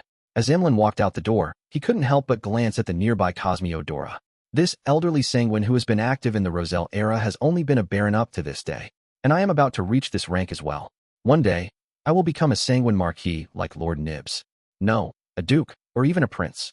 Only by doing so will I be able to shoulder the responsibility of being the sanguine's messiah. Yes, the baron's remains is only about 4,000 pounds. I'll have a lot of money left. I can even buy a few more dolls and give them some new clothes. Emlyn unconsciously straightened his back and began to walk more and more proudly. In the Berg household in the City of Silver, Derek lit some candles and prepared for the sacrificial ritual. The lightning frequency alternated several times before he finally found an opportunity. He was very sure that the chief wasn't be able to keep an eye on him at this moment, because he had left the City of Silver with the little boy, Jack, who had recovered somewhat, and a group of explorers, in search for the so-called route that led from the coast to the destroyed city. It didn't take long for Derek to set up everything and say Mr. Fool's honorific name in a reverent, low voice. He very skillfully and methodically sacrificed the Spirit Eater's stomach pouch needed by Miss Magician and the Beyonder ingredients designated by Mr. Hanged Man to the ruler above the gray fog. There were many cracks on the City of Silver's solid city walls, but they were filled to the brim with black hard soil. Strands of dense weeds grew on them, swaying in the wind like human hair. All of a sudden, all of them stood up as if they wanted to capture something, but they turned limp without any strength left in them. Early morning, at the Cathedral of Waves, Alger Wilson, who had come to collect the bounty, heard an important piece of news from the diocese bishop, Chogo. Letitia Dolera of the Moses Ascetic Order had disguised herself as an archaeologist and entered the depths of the jungle on Simeem Island. It was unknown what she did that inflicted grievous injuries to sea god Kalvetua, who had been in hiding for years, pushing it to the verge of collapse. As a result, it was frantically searching for an opportunity to survive. Rumor has it that this evil spirit which calls itself Sea God had been discovered by two powerful cardinals of the military a long time ago. After it was defeated by them through the use of a sealed artifact, it could only barely escape and hide. This situation has persisted for more than 100 years. Without any intrinsic changes, why would it suddenly collapse and be unable to maintain its existence? Alger frowned slightly, wondering what the difference was. A situation deliberately created by the Moses Ascetic Order? But why didn't they do so in the past 100 years? To complement one of their other plans? Between speculation and doubt, Alger suddenly became aware of an important factor. The biggest and most fundamental difference between the last 100 years and now was that the world had come to Bayam. Mr. Fool's adorer had come to the Rorsted Archipelago. Does his appearance anywhere indicate that something big is about to happen or is brewing? Previously, it was the Great Smog of Backland, and there was the abnormality in Bansi Harbor. Now, there's the dying struggle of sea god Kalvetua and the unknown plot of the Moses Ascetic Order. No, to be precise, wherever a major problem is brewing or about to happen, Mr. Fool's adorers will be there. They accept Mr. Fool's arrangements and pursue the activities of those secret organizations, the evil gods and angels. As soon as his train of thought changed, Alger was suddenly enlightened, feeling as though he had grasped the truth. It's not that things happen wherever the world is, but that the world and the other adorers will appear when something is about to happen. What good does this bring to Mr. Fool? Is it a plot solely to destroy the enemy's schemes, or does it help him lift his seal and release more power? Alger held back his doubts and decided to seize the opportunity to submit some intel from before. He clenched his right hand into a fist and pressed it against his left breast. He said with a look of hesitation, "Your Excellency, while pursuing the remnant forces of steel, I heard a piece of intel." "What is it?" Chogo had originally planned to send this bishop-ranked captain out into the sea to search for traces of the resistance, but he was forcibly interrupted by him. For a moment, he felt irritated. Alger recalled and said, "Someone mentioned Bansi Harbor in a conversation. They mentioned that an abnormality had happened there, but the descendants of the Medici family were well hidden and didn't end up being discovered." Bansi Harbor, abnormality. Chogo took a step forward and pressed. "What else did they say? Other than mentioning that there was a fallen bishop of the church, nothing else."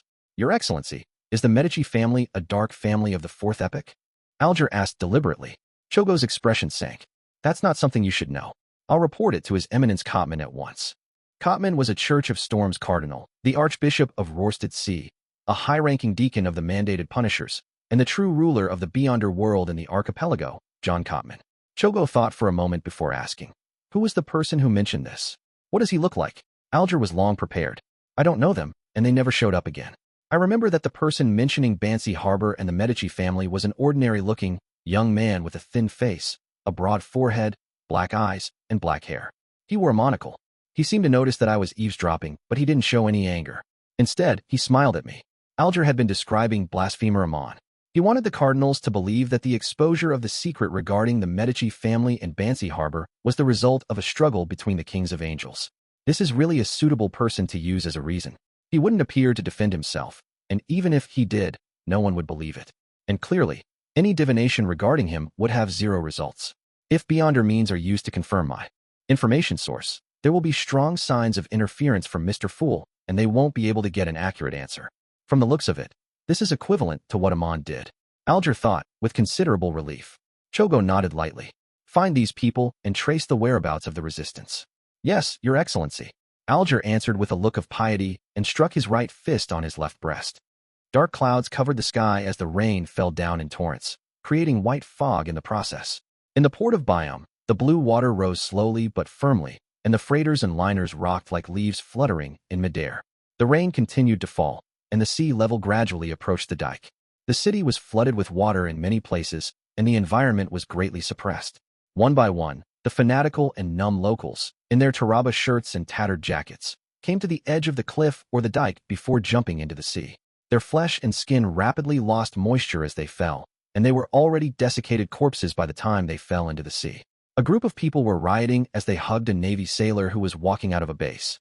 They angrily bit him to death with their teeth, reducing him to a mangled, bloody mess, and caused chaos on the streets. Whoosh! Boom! The dike collapsed, and the rising seawater poured into Bayam City. When Klein jolted awake, his mind was filled with the scene from his dream. For a seer, this was a very clear revelation. Sea god Kalvetua has failed to find a way to survive and has completely given up, resulting in it going completely mad. It wanted to create a storm, stir up a tsunami, and drown the Rorsted archipelago so that countless can join it in death. At the same time, its devotees are starting to do extreme acts. I've already informed the Church of Storms. They'll likely be able to stop it. No, even if I didn't inform them, they'll definitely be able to sense a problem with the appearance of such a situation. They would then make the necessary response. Klein rolled to his feet, wore his clothes, and walked out of his bedroom. He saw blazing Danitz standing by the window, looking out. He saw the clouds hanging low as rain poured down, as though it was endless. A sign has appeared? Klein walked over to Danitz, who was also looking out at the repressive weather. He could faintly hear the abnormal sound of the tide. In the midst of silence, the sound of explosive thunder suddenly rang out in the air. The leaden-colored clouds quickly split apart, and the falling rain lost its source. In the direction of the docks, everything returned to normal.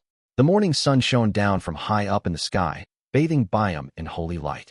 Danitz hissed and said to himself, John Cotman changed the weather, John Cotman. The Church of Storms cardinal and high-ranking deacon of the mandated punishers? He suppressed Kalvetua's powers? Klein retracted his gaze while in thought. Danitz heaved a sigh of relief. I was rather worried just now. Heh, afraid that the sea god who's on the brink of a breakdown would create a disaster. But there's John Cotman. Seeing that Gehrman Sparrow was silent, he continued adding, at sea, even the king of the 5 seas and Queen Mystic won't be his equal. Captain said he's a sequence 3 demigod. The potion's name is, it's Sea King. Chapter 541, Visitor. Sea King. Upon hearing the name to John Cotman's sequence, the first thing Klein thought of was the complete honorific name of the Lord of Storms. The King of the Skies, the Emperor of the Seas, the Lord of Calamity, the God of Storms. Sequence 3 is Sea King. Sequence 0 contains the elements of Sea Emperor, so it does match well. I wonder what Sequence 0 of the storm pathway is called. Klein looked out the window again and saw that, although the weather was still gloomy, the morning sun was up. The sound of the tide had retreated, and the rain had stopped. He pulled back his thoughts and analyzed the situation from the information that Danitz had revealed. The potion name is Sea King, which means that the corresponding sequence 3 demigods, saints, have to act as a Sea King. And all acting has one premise, which is that one possesses all the powers needed. As a Sea King, he would definitely be a powerful ruler of the seas that he controls even if there's a distance limitation. He would be able to walk freely on the seabed, cause tsunamis as he wishes, raise the sea level, and control marine life. Fighting in their home ground, they're absolutely capable of suppressing all demigods of the same level. The King of the 5 Seas and Queen Mystic are roughly at this level as well. It's just that there are differences in strength because of the different degrees of digestion and their grasp on their powers. But no matter what, as long as they're at sea, Sea Kings are nearly unbeatable. With the abilities displayed by the Sea King, coupled with the oceanic environment, if one hasn't seen the eternal blazing sun, true creator, and other true gods, it's not incomprehensible that people would worship him, believe in him, and pray to him. Many of the deities who received primitive worship might be at this level. They might not even be angels. Yes, don't look directly at God, refers to a true deity. Previously, sea god Kalvetua didn't give me such a feeling, nor did Amon's avatar. Of course, I can't be sure if the actual body of a king of angels has some kind of attribute that also doesn't allow one to look directly at them. One is a sea god who's on the verge of collapse and at most, a sequence 3, while the other is a sea king who is in good condition and is able to use sealed artifacts at any time. The outcome is obvious. John Cotman would definitely be able to suppress Kalvetua's madness to prevent the sea from drowning Bayam. He would prevent the entire Blue Mountain Island and its many cities from turning into a lost sea ruin. Just wait a few more days. Kalvetua's madness will completely dissipate, which will end up resolving the matter. This is the simplest and most effective way to deal with the situation, and it wouldn't bring about any panic at all. Most people here wouldn't even detect anything amiss. However, there are also some problems. Firstly, there shouldn't be any other accidents.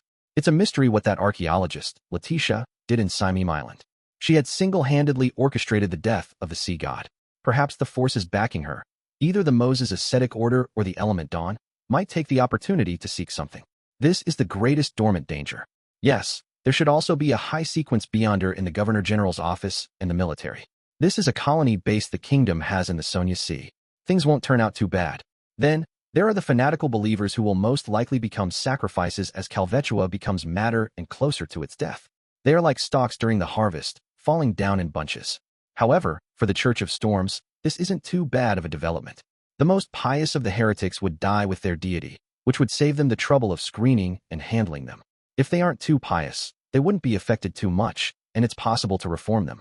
The only drawback is that the Rorsted Archipelago would be lacking in manpower for a long period of time. Although such a problem is troublesome, as long as they grit their teeth, things can be resolved. Thus, the Church of Storms, Sea King John Cotman, is more likely to sit back and do nothing. Phew, I wonder how many people will die in the native enclaves and slums because of this. Klein's thoughts were suddenly interrupted by a uniform set of footsteps and a roar high in the sky.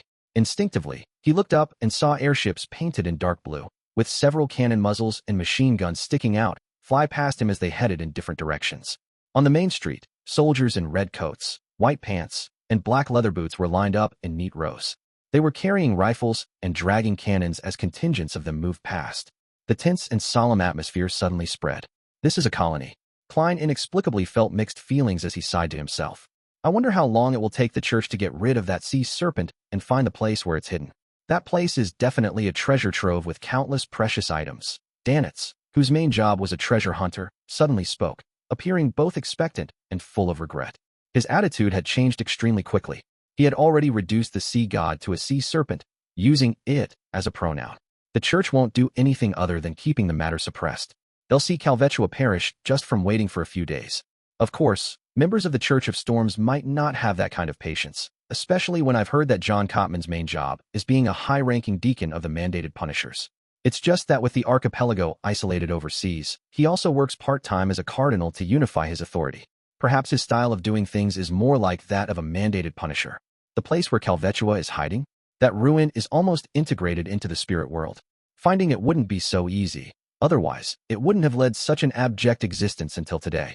At this thought, Klein suddenly had an idea. Finding the ruin where Kalvetua is hiding would be very difficult to find from the real world. Since it has already perished, it's not something that can be found in a year or so, unless more accurate information is obtained.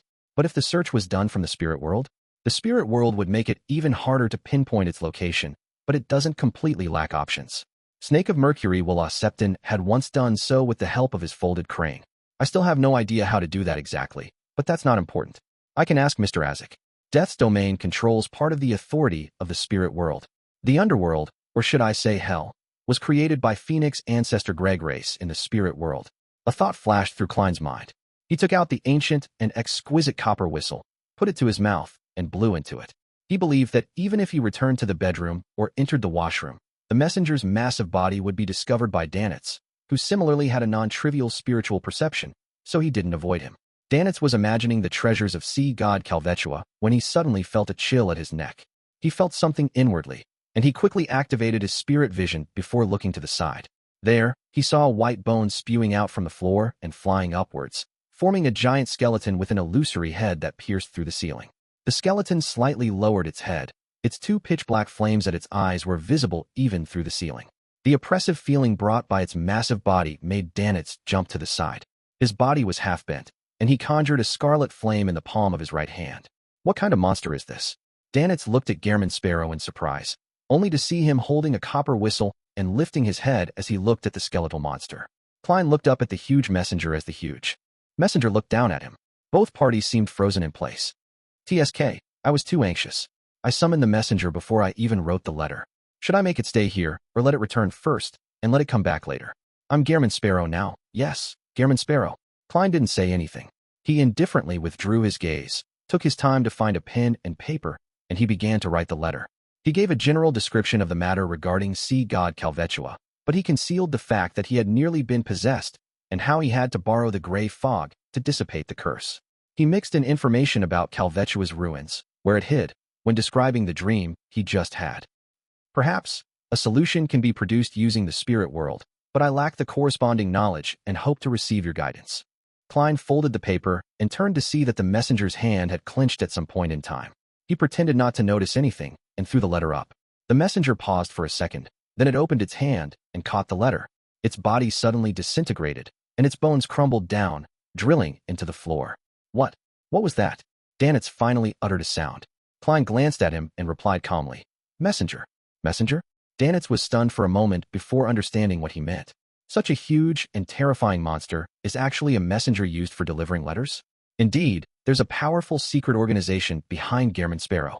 If I had such a messenger, everyone on the ship would envy me. It would be really, really cool.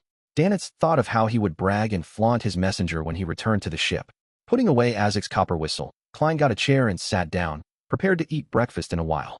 After a while, he heard knocking at the door.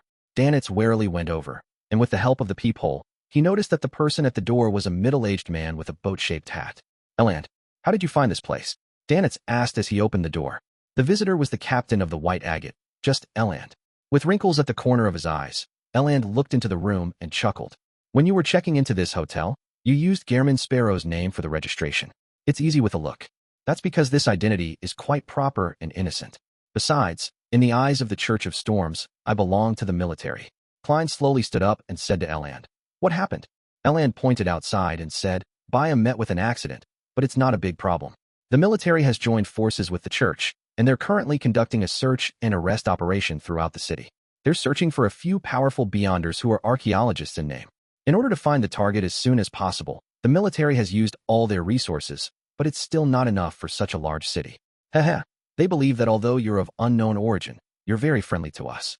They hope you can help with the search and prevent any accidents from happening. The corresponding remuneration will be available after the matter. This is all thanks to you for exaggerating my degree of friendliness. That is to say, after the Church of the Goddess and the Church of Steam and Machinery, I can once again receive money from the military? For a moment, Klein felt mixed feelings. Seeing that he didn't answer immediately, Eland added, Although there won't be any major problems, the earlier we find the target, the earlier we can control the corresponding disaster. And perhaps that might save a few more people. Klein fell silent for a moment before gently nodding. Okay. Chapter 542, Bayam under curfew. Seeing Gehrman Sparrow put on his coat and hat and pick up his cane, Danitz recalled that he had apparently been forgotten. He coughed once, and under the gaze of two pairs of eyes, he said, Didu, I need to follow? It's best not to. Who knows what would happen? Before this, we had only stopped at Bansi Harbor, but we ended up encountering a rather strange situation. Last night, I brought Gehrman Sparrow to visit the Resistance's liaison and ended up being involved with the sea god's curse. Today, if I were to follow this madman to search for Letitia and the other archaeologists, then who knows what would happen? Danitz looked down and glanced down at his left arm, which was still tied with a splint. In a matter of days, he felt that he had encountered more events than he had in months or even half a year. You can stay here, but someone will be here for the sweep later. Eland laughed. Someone will sweep this area? And then the great pirate Blazing would be caught and turned into gold pounds? Danitz frowned and laughed dryly. Aside from the reward, there aren't many opportunities to earn money from the military. I'm very willing to give it a try. The only problem is that you'll have to wait a few minutes. I'll don a disguise, Mr. Captain. I don't want to put you on the spot by causing unnecessary misunderstandings. If I don't disguise myself, for a great pirate like myself to engage in operations with the military and the church, it will only result in me being captured immediately. Danitz imagined himself being pressed down, having a knee crushing his back, struggling like a catfish. After thinking for a few seconds, Eland took out an iron black mask from his inside pocket and tossed it over. Just put it on. I will explain the rest. Yes, there's no need to waste time on useless disguises. Klein evaluated inwardly. Without a word, he turned the handle and walked out of the room. Eland followed close behind, and Danitz hurried to catch up with them as he grabbed his coat and put on the iron mask. When they reached the street where there was a lot of flooding but no pedestrians on the streets, Klein pressed down on his hat and asked, How do we start? Eland laughed. In regions. My Beyonder job has some special characteristics.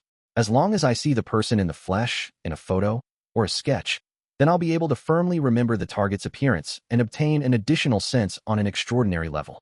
Yes, I can also detect any abnormalities and grasp indistinct traces. When put together, it allows me to do investigative sweeps in a rather effective manner. Sequence 8 Sheriff of the Arbiter Pathway. Klein nodded thoughtfully and asked as they walked, "Do you have their belongings?" The poster Danitz had posted last night had a portrait of Letitia attached to it. Klein had used ritualistic magic to pray to himself and produce it. No, Eland shook his head. We have yet to learn of their previous whereabouts. The only things that we can confirm is that they didn't return from Simeem Island until around 3 p.m. yesterday. And after 2 p.m., no passenger ships left the docks. And that due to the weather this morning, only entry is permitted. In other words, Letitia and company haven't left by boat yet. Klein understood what Eland meant. Danitz suddenly let out a sneer. That doesn't mean anything. Maybe they left Bayam yesterday afternoon and went to the other cities on the island. Blue Mountain Island was the largest island in the Rorsted archipelago.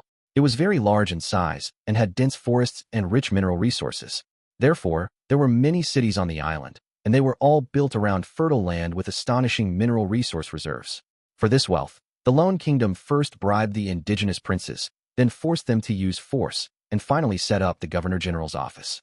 In a more efficient manner, it opened wide roads leading to cities and completed several important railways. This was in the form of establishing a corresponding railway company to sell shares and raise funds on the Backlund Stock Exchange. Of course, these large projects were accompanied by the deaths of many local people, sinister construction workplaces, excessive work, almost slave-like treatment, and a fairly modest salary, which allowed bodies to be buried one after another under the roadbed and railroad ties. To this day, a large number of locals still loathe the railway, believing that it had swallowed a large amount of human life and brought about countless suffering. It was the symbol of an evil god and devil. Eland turned his head to glance at Danitz and said, "If they leave by land, then there's nothing to worry about." "Why?" Danitz asked, puzzled. "It's very simple. The roads that lead through the forest are controlled by the resistance, and the majority of the resistance are believers of the sea god. Hence, how would Letitia and the others, who were responsible for Kalvetua's breakdown, dare to pass through these regions at night? If they dared to, then it can only mean one thing. They didn't realize the severity of the consequences of what they had done in the sea god ruins on Simeem Island. This also negates the conjecture that either the Moses ascetic order or Element Dawn has other motives." Klein controlled the urge to shake his head, and he followed Eland into another street. Without explaining anything, Eland took out a notice and handed it to Gehrman Sparrow. "The main target is this woman. I drew this woman." Klein glanced at it before tossing it to Danitz. At this moment, they heard the intense sound of fighting coming from the side room. "She has been found." Danitz asked the question Klein wanted to ask. "Probably not." Eland shook his head. "According to the orders, the first thing to do when discovering the target is to release red fireworks. Once it appears, everyone will close in on that location. If one encounters other wanted criminals who they cannot handle alone, they are to release orange fireworks. Surrounding teams would rush over to reinforce them. If they're ordinary pirates or criminals, we are to handle them ourselves. Let's wait. Perhaps it's because the fireworks couldn't be released in time." While he was talking, the glass on the third story of the house facing the street shattered with a crack. A bear-like, brawny man jumped down. His speed was extremely fast as he ran into the distance like a cheetah. At this moment, an enormous shadow enveloped him, and Gatling sounds came from the sky above. The brawny man's body was almost torn apart by the machine gun fire as he fell to the ground without putting up any resistance. Blood flowed out and dyed the ground red. If the residents weren't forbidden to leave their homes, then they would have screamed. At some point in time, the airship had floated over, but it didn't stop and had turned toward another direction. "Goltat." Danitz recognized the victim.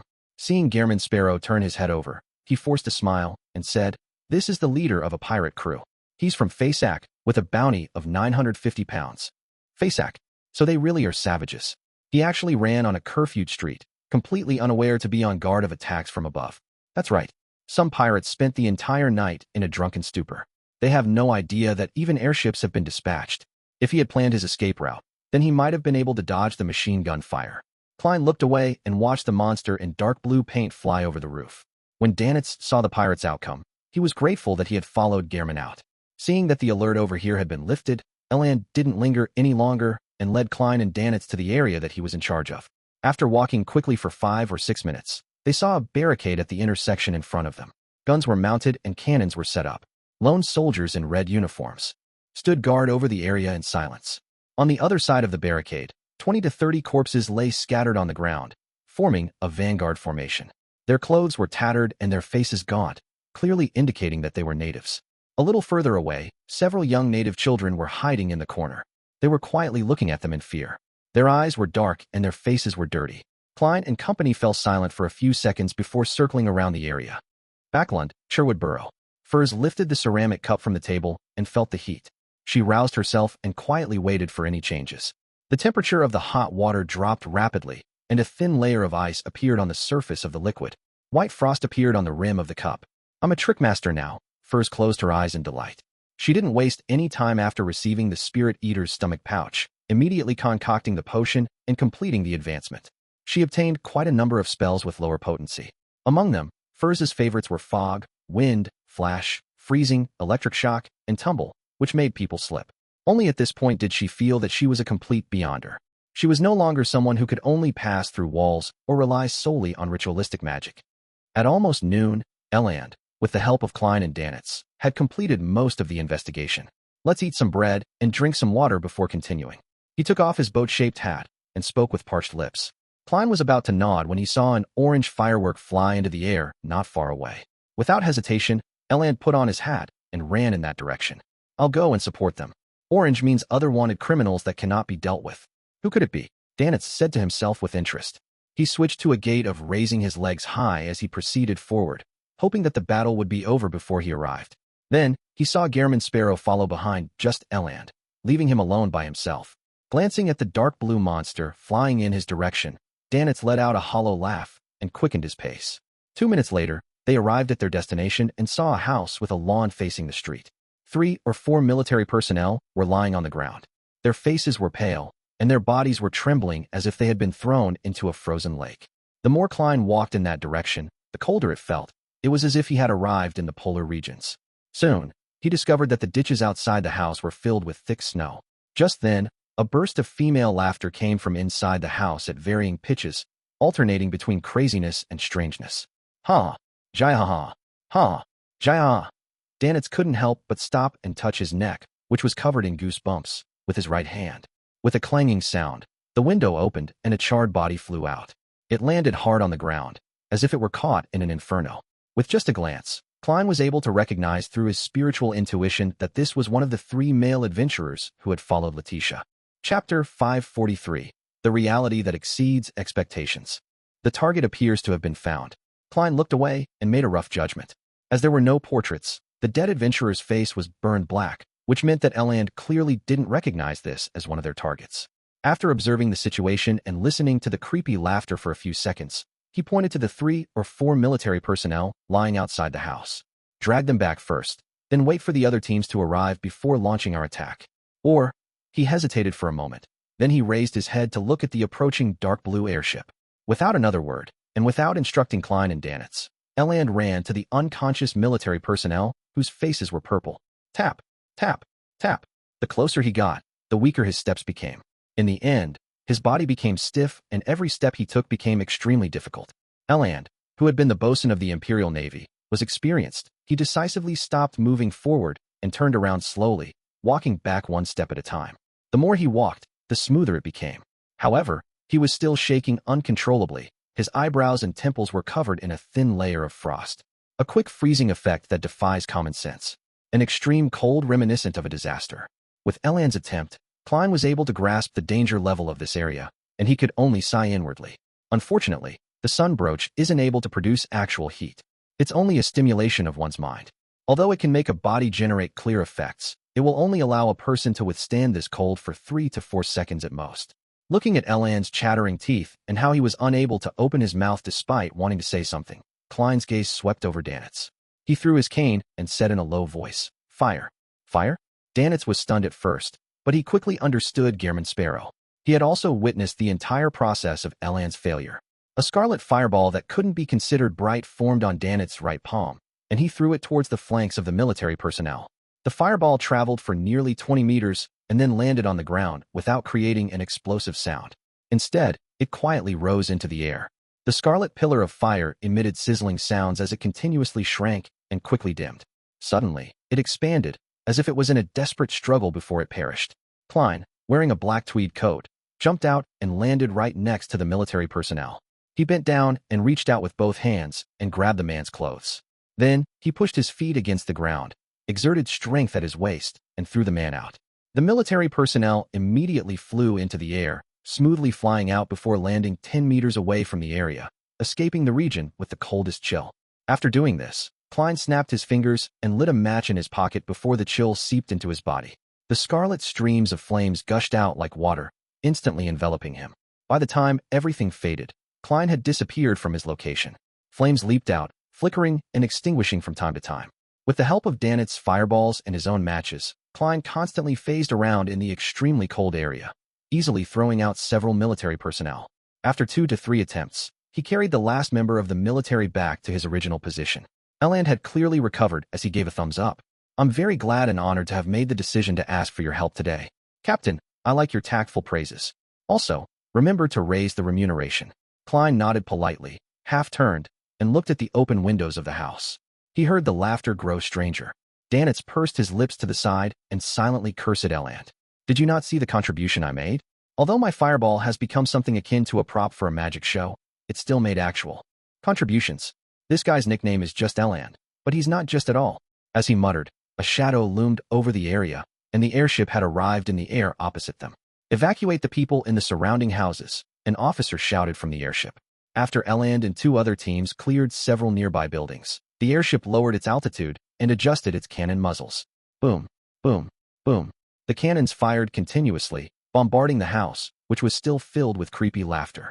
Hearing the explosions and seeing the flashes of flames, Klein sighed as he held his cane. "This is the firepower bombardment," he advocated. He had once proposed it in Tingen City, but was unable to put it into practice. And today, however, the overseas colonists were producing the real scene before him. Eland and the others stood guard in different positions under the deafening sound of the cannons, so as to prevent the people or perhaps monsters inside from breaking out. Soon the house collapsed, and smoke rose from the piles of masonry. All the snow and ice was gone. Suddenly, a thick bolt of lightning flashed, openly striking the airship. Klein frowned. He saw that the airship was completely still and heard a steam boiler produce a jarring sound. The dark blue monster in the sky lost some control. Significant amounts of smoke began to billow out as it began descending to the side. "Seems like they're being shielded by ammunition and being protected by an outer layer of air. I thought it would cause an explosion, blasting the airship to pieces." Klein turned his full attention back to the collapsed house. When he initially felt the extreme coldness and saw the male adventurer's charred body, he thought he had met another demoness, one who grasped the witch potion formula. Having dealt with demonesses several times, he knew that beyonders of this pathway could control ice and black flames from Sequence 7. But that flash of lightning had made him reject this judgment. He believed that Letitia was indeed a member of the Moses Ascetic Order or Element Dawn, a real woman. The moment Klein arrived at this conclusion, the pile of bricks and wood were immediately lifted away. The bright red and charred figure crawled out, with its elbows used to prop it up from the ground. She was a female, and Letitia's original appearance could barely be recognized. This made Eland and the others shocked to discover that they had already found their target. However, compared to before, Letitia's current state was both terrifying and miserable. Her body was covered in black spots. The artillery shells had torn open red holes that lined her body. White fascia that seemed to have a life of its own was squirming inside her body. The top of her head had split open, and her brain came oozing out, sticking to the surface like the palms of children overlapping each other. Her gray eyes were out of focus, one of them blazing with fire, the other flashing with lightning. 2 heads that were screaming in pain were embedded at her abdomen below her chest. They were the other 2 male adventurers. Not only has she lost control, but she also appears to be corrupted. She was already severely injured from the previous bombardment, and her aura had dropped to an extreme level. Klein didn't take action and instead watched as the Beyonders from the military began to attack. Psychic piercing, whip of pain, purifying bullets, and small-caliber gunfire were launched. With this series of attacks, Rampager Letitia, who only had enough time to crack the ground and spread the crack outwards, completely broke down and became a dismembered corpse. Her torso fell to the ground, and the heads of the 2 male adventurers rolled out. Klein's eyes slightly narrowed. He discovered that there was a yellowish-brown book hidden within the flesh and blood of Letitia's abdomen. On the surface of the book, there was a line of words written in Elven, Book of Calamity. Why do these books and notebooks always find themselves in the stomachs of people? It's the same as the Antigonus family's notebook last time, Klein lampooned. Then he suspected that the Book of Calamity was the item that the fake archaeologist, Letitia, had taken from the ruins of the sea god. At this moment, some military personnel grabbed the two male adventurers' heads who still seemed capable of speaking and hurriedly asked, "What did you do in the ruin of the sea god?" "Sea god's ruins." One of the male adventurers answered with pain and confusion, "We haven't been there." He tried to move his eyes, to check the situation below his neck. "The sea god ruin in Simeem Island." The military personnel reminded him. "No, we didn't." The male adventurer wanted to shake his head, but he couldn't do so. "We went to an ancient elven ruin. Letitia found a book there. She liked it very much. She quickly began to study it. Then she went mad. She's crazy." As the male adventurer shouted out, whatever was left of his mind completely dissipated. "It's not a lost temple of the sea god, but a ruin of the ancient elves? This is different from what I imagined." Klein was about to listen carefully when Eland came over and politely asked him and Danitz to distance themselves from the interrogation. Turning into another street, Klein slowed down and thought about the whole thing. Why would Letitia's act of taking the Book of Calamity out of the ancient elven ruins cause sea god Kalvetua to be no longer capable of maintaining its existence, slowly bringing it to the point of breakdown? What's the connection between the two? Elves. Sea god. According to Little Sun, the ancient god, Elf King Sanaithrim, wielded the present authorities of the Lord of Storms. That is to say, the elves no doubt possess Sequence 3 Sea King, or an even higher Sequence 2. Could it be that it was by chance that this sea serpent, Kalvetua, discovered a ruin of the elves at the bottom of the sea, directly devoured the beyonder characteristics left behind by a certain high elf, and was lucky enough to survive the two possibilities of death and losing control? As such, it succeeded in acquiring the rank of a demigod and gradually gained the faith of the Rorsted Archipelago's natives? Klein slowly came to a realization, and he had to thank Mr. Hangman for this. Initially, Little Sun didn't reveal the corresponding authorities of the 8 ancient gods, but later, under the guidance of the Hanged Man, he explained some things, including the Elf King Sanaithrim general situation. As for devouring beyonder characteristics or the corresponding ingredients to advance, it wasn't something that didn't happen. Before the potion system was fully constructed, the human ancestors had made similar attempts to obtain beyonder powers. However, only a very small group of extremely fortunate people had managed to survive to become beyonders without becoming monsters, lunatics, or dying on the spot, with their flesh and blood falling apart. Such an attempt had a 1 in 1,000 chance of success, or even a 1 in 10,000 chance. After the potion system was established, no one was willing to take such a great risk. If that's the case, then Kalvetua was indeed very lucky back then. Of course, there's also the factor of its strong physique. However, its intelligence didn't seem to increase much, only being capable of deceiving its believers. It didn't actually find any traces of the elven ruins on Simeem Island, and how it's closely related to the one it's hiding in. After Letitia and company took the Book of Calamity, that ruin collapsed, causing Kalvetua's hiding spot to experience abnormalities, resulting in the barely surviving Kalvetua to be unable to hold out any longer.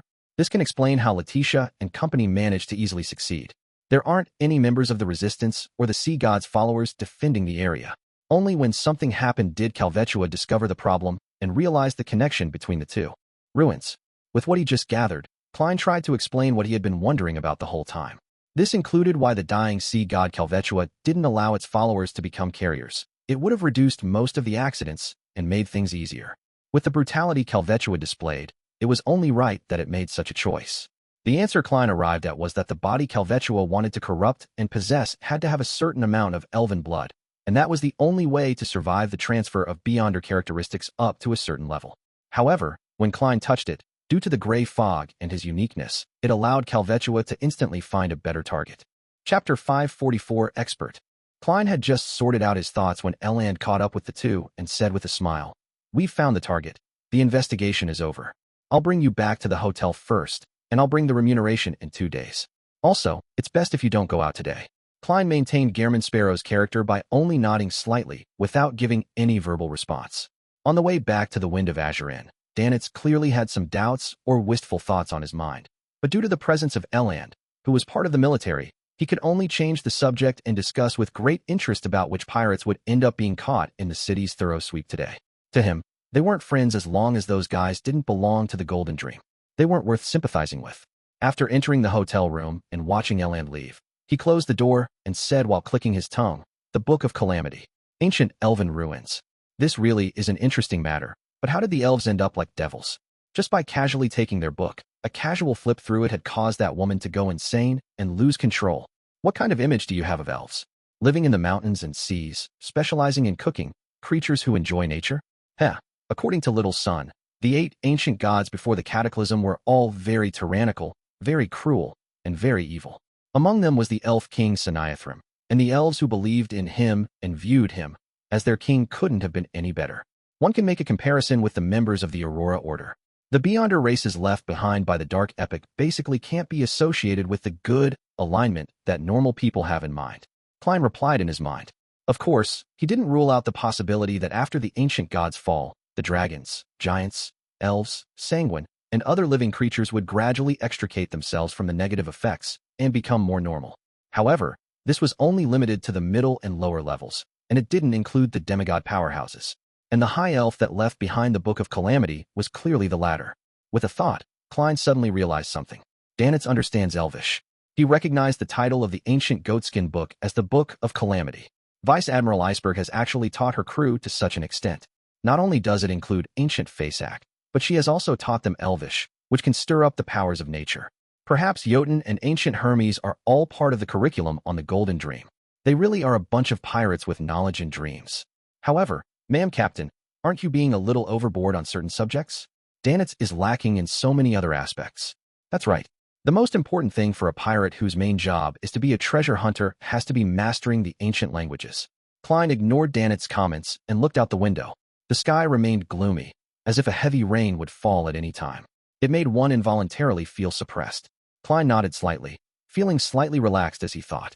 Letitia has been found. Being aware of the ancient elven ruin on Simime Island, the Church of Storms and the kingdom's military will likely use its connection to the place where Kalvetua is hiding to find the sea god that is becoming progressively crazier. Or they might use the ruin to speed up its collapse. That way, apart from the most fervent and pious sea god believers dying, the rest basically won't suffer any harm. Klein had originally thought of using the spirit world to locate sea god Kalvetua's hiding spot after it died before the official Beyonders did. He could then infiltrate it, taking the treasure with him. But even before the plan had begun, the appearance of the Book of Calamity pushed his plan to the verge of failure. Phew, it's fine. It only existed in my imagination, and it never belonged to me. It's fine if I don't get it. I don't even know what I'll get. Letting this matter get resolved this way is for the best. Klein withdrew his gaze from the weather, his mood calm and relaxed. He just inevitably felt a slight sense of loss. That day, he and Danitz followed Elan's advice and didn't head out again. They only remained in the inn. In Bayam City, there would be the sound of gunfire and explosions from time to time. This continued until the sky turned dark. The next morning, Klein got up on time and found that there were layers of clouds in the sky, and the sky remained dark. This meant that the confrontation between the Church of Storms Cardinal, high-ranking deacon of the mandated Punishers, John Cotman, and sea god Kalvetua was still ongoing. Klein felt pain in his stomach and prepared to head to the washroom with the newspapers. However, he gave up on that idea when he saw Danitz leisurely reading a newspaper while lying in a reclining chair, munching on a piece of white bread in his mouth. Reading the newspaper while on a toilet doesn't match Gehrman Sparrow's persona. Although it would be boring, I mustn't slack off on acting. Sigh. I've once again found a difference in the behavior between my true self and my disguised identity. Klein summed it up in silence and went into the washroom. He took off his pants and sat down on the toilet, staring almost in a daze at the pale white wall in front of him, as if he could read words from it. At this moment, his spiritual perception was triggered. He hurriedly tapped his molars and activated his spirit vision. Two thick, long white bones appeared in front of him. They were the messenger's legs. The messenger stood there, its head passing through the ceiling, but its black flames in its eye sockets could still be seen. It lowered its head slightly and looked down at Klein, who was sitting on the toilet. Klein looked up, stunned for 2 seconds, his mind filled with a baffling thought. Should I act like a woman, hurriedly covering my nether regions, or should I just be open and fearless? Before he could make up his mind, the messenger dropped the letter, disintegrated into a pile of bones, and disappeared into the floor. It took a moment for Klein to react before he caught Mr. Azek's reply. This messenger is being more and more impolite. Can't you see that I'm using the toilet? Don't you know to knock on the door, or to squeeze it through the crack under the door? Klein cursed in anger and amusement. After giving it some more thought, he felt that it would be putting the messenger in a tough spot to pass the letter through the crack in the door. The 4-meter-tall giant had to lie down in order to reach that position. Just thinking about it is rather funny. Well, the next time I write a letter, I'll add a paragraph so that Mr. Azek can educate the messenger so that he will be more polite. Klein unfurled the letter and read Azek's reply. According to the knowledge I've recalled, I can provide you with 2 methods. The first requires certain prerequisites. If a unique item belonging to you or someone else is located where sea god Kalvetua is, you can use divination to easily locate its position. The other prerequisite is that you can enter the spirit world. I have plenty of methods for this. I'll list the most common 3. The second method is to use a secret deed ritual and pray to red light Moria. He represents authority and will. At a certain level, he grasps the relevant knowledge of the creatures in the spirit world and the locations in the spirit world. So red light of the 7 pure lights is named Moria. The principle of a secret deed ritual is to adjust one's state, release one's mind and body, and align oneself with the target of the prayer bit by bit. Finally, an overlapping will occur, allowing one to acquire the corresponding knowledge. And this kind of alignment and overlapping is relative. While acquiring knowledge, my secrets will also be open to the target of the prayer. I can't trust red light. I have too many secrets. Klein's first reaction was to rule out the second approach. As for the first solution, there was also the chance of failure. Klein didn't have any unique items located where sea god Kalvetua hid itself. Either I use the help of the resistance and send something to Kalvetua, or I'll have to find the original owner of an item sacrificed to sea god from its believer. Furthermore, it has to be unique. Send something to Kalvetua?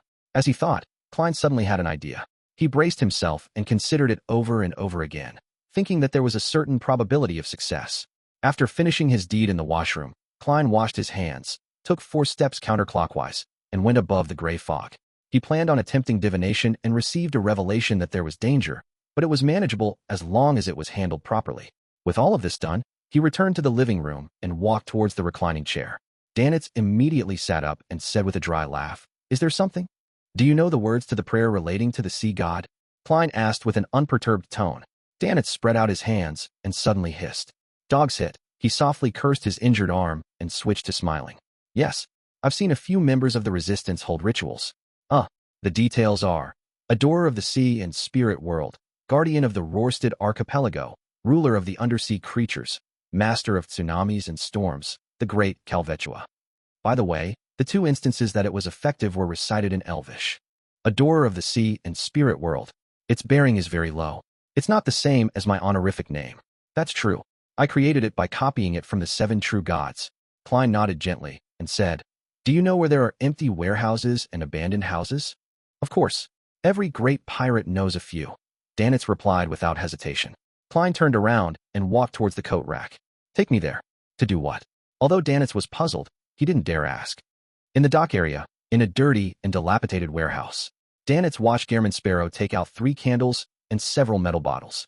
Unable to hold back his curiosity any longer, he asked, "What are you planning on doing?" Klein didn't look back and replied very calmly, "Sacrifice." "To whom?" Danitz pressed with interest.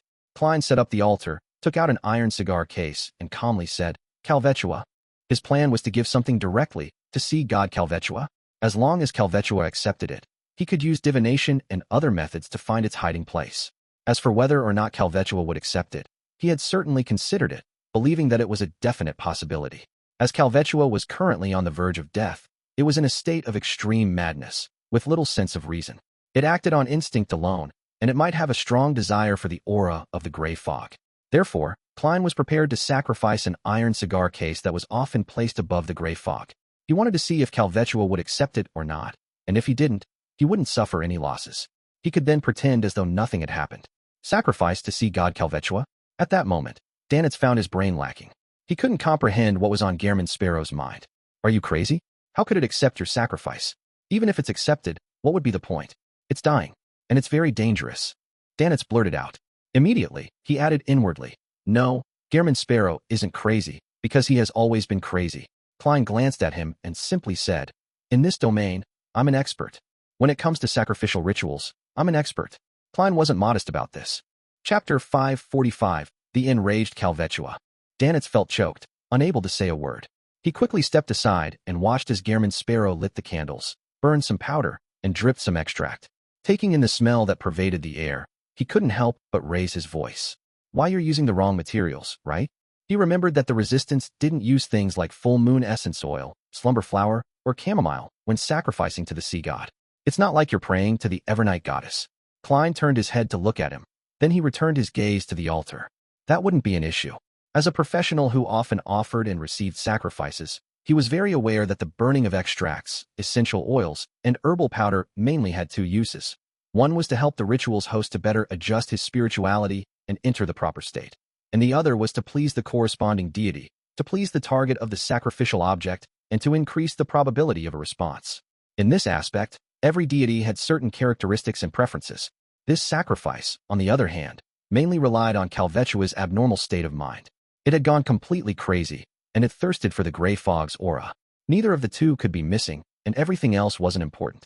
As long as the aforementioned two conditions were satisfied, pleasing Kalvetua or not didn't affect the ritual.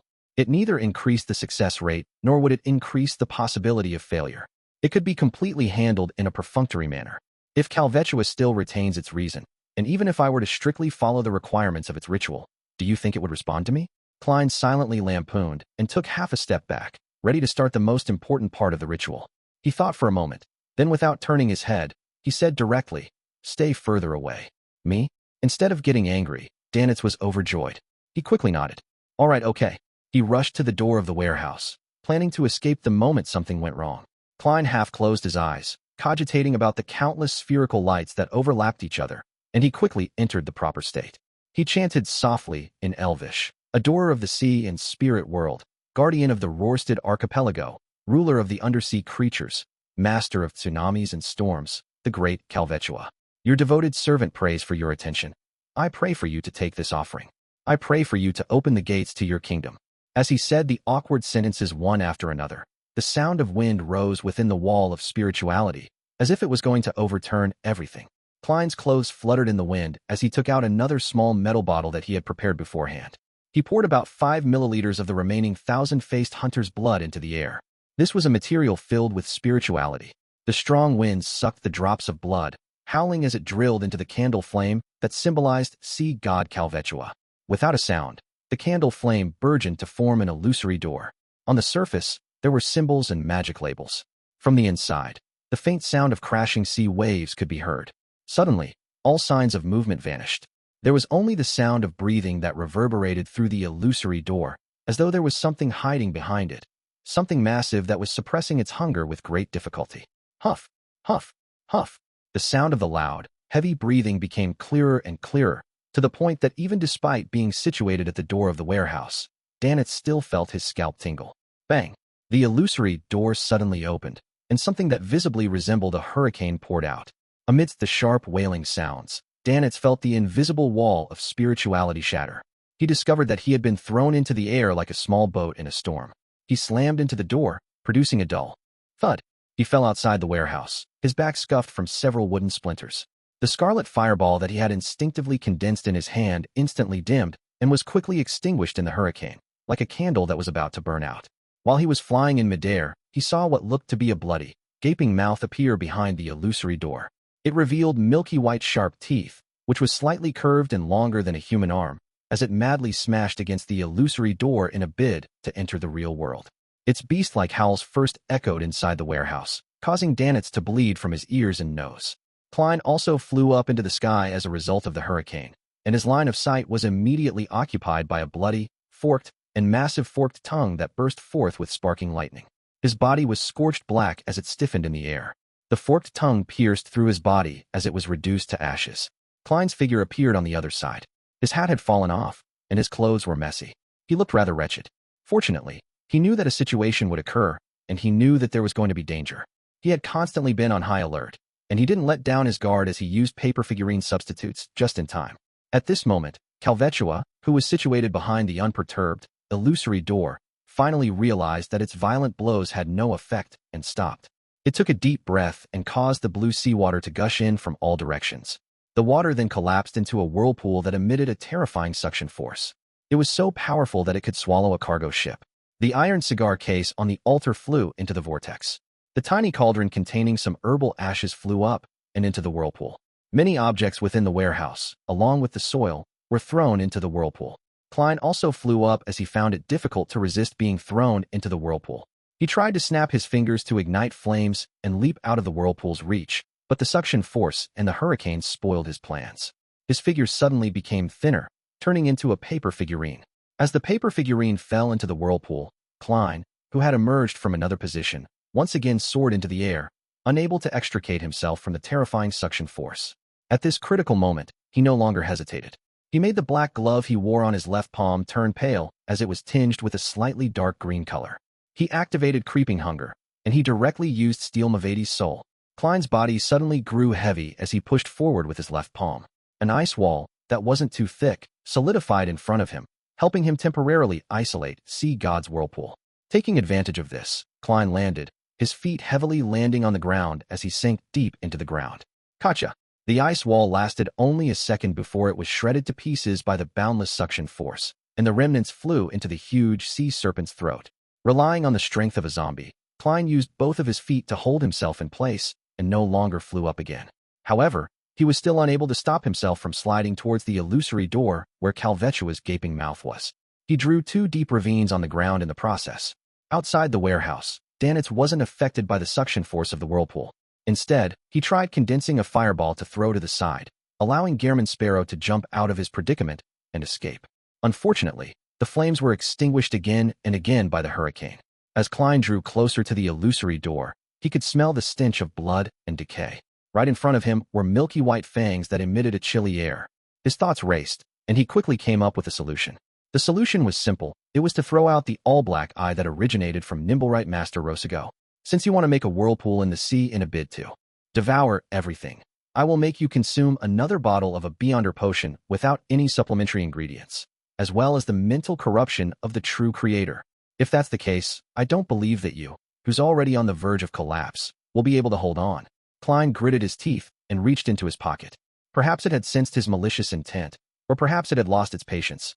But at this moment, Kalvetua suddenly raised its head and let out a long howl, causing the seawater whirlpool in his throat to collapse and disintegrate into countless water droplets which sprayed out of the illusory door. Splash! Torrential rain fell in the warehouse, and a dazzling silver ball of intertwined lightning condensed in Kalvetua's throat once again. With a boom, it spat out that lightning ball. Amidst the torrential rain, the silver ball of lightning transformed into streaks of stunning lightning bolts that quickly expanded outwards. It destroyed the frugal altar and occupied the entire warehouse. Sizzle! Klein's figure kept phasing in and out of existence amidst the sea of lightning. His body would char and turn into scraps of paper. Outside the warehouse, Danitz also suffered its effects. All his hair stood up as his body convulsed. After continuously using paper figurine substitutes and approaching his limit, Klein finally managed to withstand it until the lightning subsided. As for the illusory door, it was affected by the complete destruction of the ritual and quickly closed. Creak! Sea God Kalvetua's hisses of indignation were isolated by the door. After a moment, the illusory door completely disappeared. The surroundings were in a wretched mess. Only a candle was left on the altar, weakly swaying its flame. Bang! Danitz leaned forward against the warehouse's wall, barely standing at the doorway. He tried to speak, but he couldn't stop convulsing. He could only express his grievance with his eyes. Gehrman Sparrow is really a madman. I can still remember the horror I experienced in Bancy Harbor, and I still have nightmares about it. Previously, when he was picking out items offered by the resistance, he attracted the curse of the sea god. I was so frightened that I almost ran away while on our journey back. This time, he even did some sacrificial ritual and nearly summoned Kalvetua over. It was really extremely dangerous just now. Why does he love to take risks so much and enjoy causing major trouble? Time after time, he searches for thrills while on the brink of death. Is this a manifestation of his craziness, or is there another reason? Sea God Kalvetua is still very strong. Even though it's on the brink of death, and there's the door of sacrifice in between us, it was still able to release a portion of its strength that could easily finish me off. As expected of a demigod that can fight against a sea king, Klein pulled his feet out of the ground and saw that his boots were in tatters.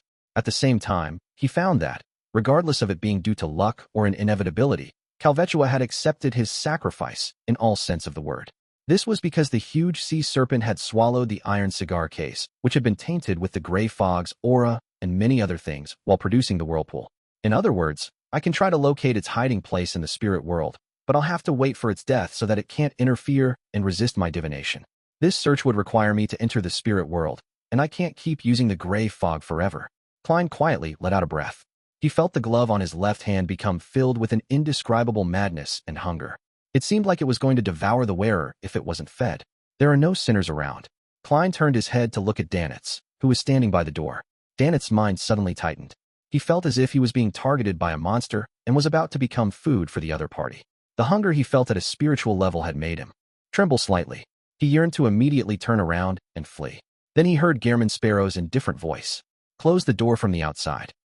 All right. Resisting the residual pain from the electric shock, Danitz moved the door which had been sent flying open, barely closing the hold. Klein seized the moment to carry out a sacrificial ritual. He prayed to himself and responded to himself by throwing creeping hunger that was about to lose control above the fog. The mystical item that had frightened Danitz, so much so that he didn't dare to resist, immediately became docile, gentle, and tame. Chapter 546, Spirit World. Upon returning to the real world, Klein extinguished the candles, put away the remaining items, and carefully checked the situation in the warehouse.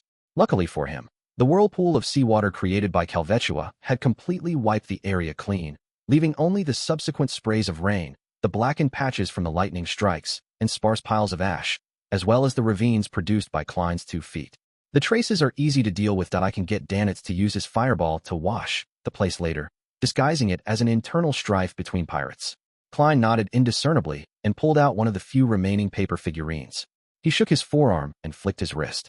The paper figurine flew out and burned on its own before turning into black ash. After doing all of this, Klein walked towards the door, frowning as he walked. The soles of his boots were gone, and the rest of his clothes were tattered and torn, wet, or charred. This was unavoidable under those circumstances, as it wasn't something a paper figurine could withstand. The tearing was a result of the potent suction from the whirlpool. The moist sensation came from Kalvetua's torrential rain, and the charred black marks were a result of being struck by bolts of lightning in the interval when Klein was using his paper figurine substitutes. Even now, despite having calmed down, his right forearm still spasmed a few times due to the electric shock. It cost me £8.6 solely. I have to get a new set of clothes. I had divined danger and had made preparations, but I didn't expect Kalvetua to be more powerful and crazier than I had expected. I hope that I'll gain something later. Klein silently shook his head. He restrained his expression and endured the pain before coming to the door and knocking 3 times. Danitz, who was constantly uneasy, hesitated for 2 seconds before he opened the door. Discovering that Gairman Sparrow had returned to his cold and reserved state, with him no longer emitting a hunger and madness that struck terror to his spirituality, Danitz let out a sigh of relief. He took a glance inside and asked, "Is it over?" "No." Klein curled the corners of his lips and revealed a gentle smile. "Not yet." Danitz jumped in fright. What else needs to be done?" Klein maintained his smile that concealed madness. "A clean-up is still necessary. That's basic courtesy." "A clean-up?" Danitz was stunned. Raising his right hand, he pointed at himself and said, "Me?" The corners of Klein's mouth widened. "Or shall I do the honors? Then I would be eaten by creeping hunger." Danitz let out a hollow laugh. "How should I clean this place?" "Use a fireball," Klein answered simply. As a part-time pirate, it didn't take much effort for Danitz to understand Gairman Sparrow's intentions. He walked past him and headed for the interior of the warehouse. During this process, he had a few questions in his mind, which were quite puzzling. Captain said that creeping hunger needs to devour a living person every day, but Gairman Sparrow can only satisfy it after a battle. He usually doesn't bother with it. Besides, in that battle just now, Gairman Sparrow had used Steel Mavadi's ice powers. He didn't feed it after. Strange. What secret lies behind this? A seal of a certain level? Or can it be that the organization behind him is capable of sealing creeping hunger? As Danitz cleaned the warehouse, Klein stood outside, looking up at the overhanging dark clouds, looking forward to what would happen next. I've already sent the iron cigar case that's tainted with the gray fog's aura over, so all I need to do is wait for Kalvetua, a fake sea god, to collapse and die. I hope the Beyonders of the Church of Storms and the Kingdom's military won't have the time to find it in time, or leave behind some items of certain value that they think little of. Klein slowly took in a deep breath, listening to the dull bombardment sounds coming from behind him. In a hotel, Alger stood at the window, staring out at the overcast sky. I received the Sanguine's anesthetic gas not long after the last tarot gathering. I was prepared to go out to sea to gather ingredients, but a week has passed, and I'm still stuck in Bayam. The corners of his mouth twitched as he shook his head. First, there was the incident of the world hunting Steel Mavadi. It earned him quite a sizable amount of money, and then he had to wait for the reward. After that, when the reward was obtained, he encountered the breakdown of that sea serpent, Kalvetua, and was ordered to search for the adventurers and archaeologists, Letitia and company. I heard that during the investigation yesterday morning, Letitia and the others were found. The mandated punishers and the military seemed to have obtained some important clues, and quite a number of them went to Simeem Island. This is something that I'll never have dibs on. Alger retracted his gaze, pulled up his short robe that didn't reach his knees, and muttered to himself, "Let it end as soon as possible." Once Kalvetua was completely dead and the tsunami was no longer a latent risk, he could leave the harbor.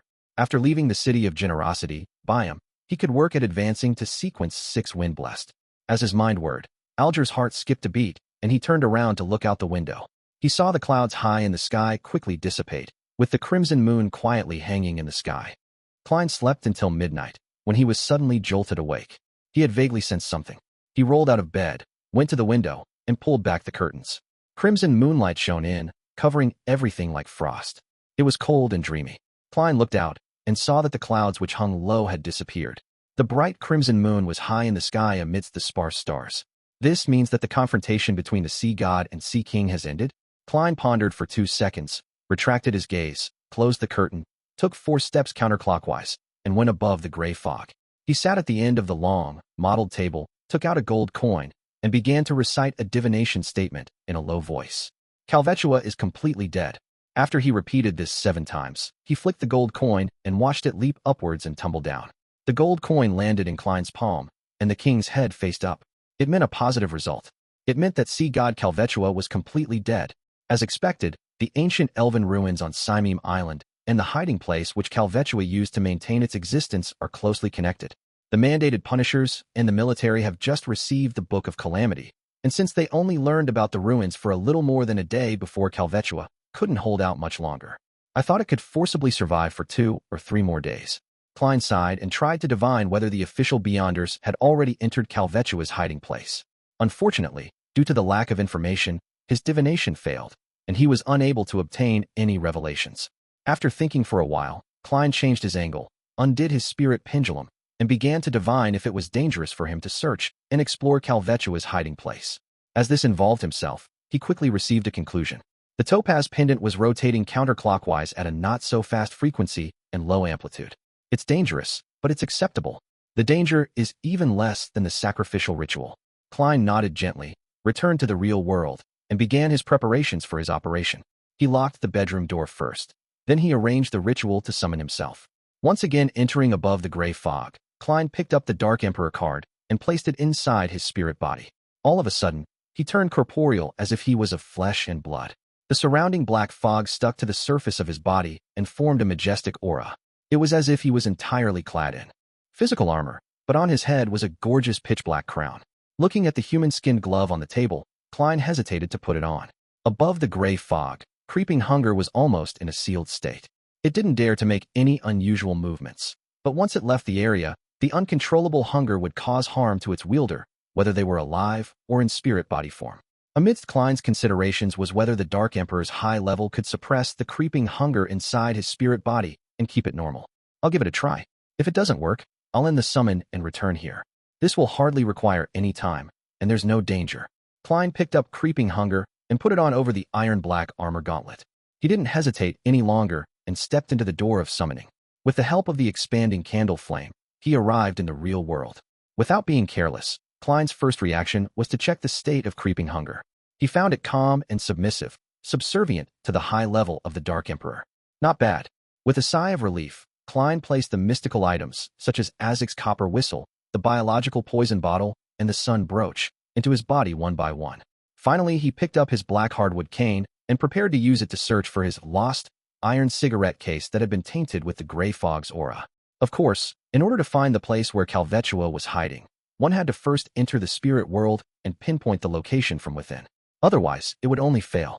As for how to enter the spirit world, Klein didn't consider the 3 methods provided by Mr. Azek. As a spirit body with intelligence and the ability to think, how was he not able to find the spirit world and enter it? He calmed down a little and recalled the scene of countless spherical light. His body and mind quickly became tranquil.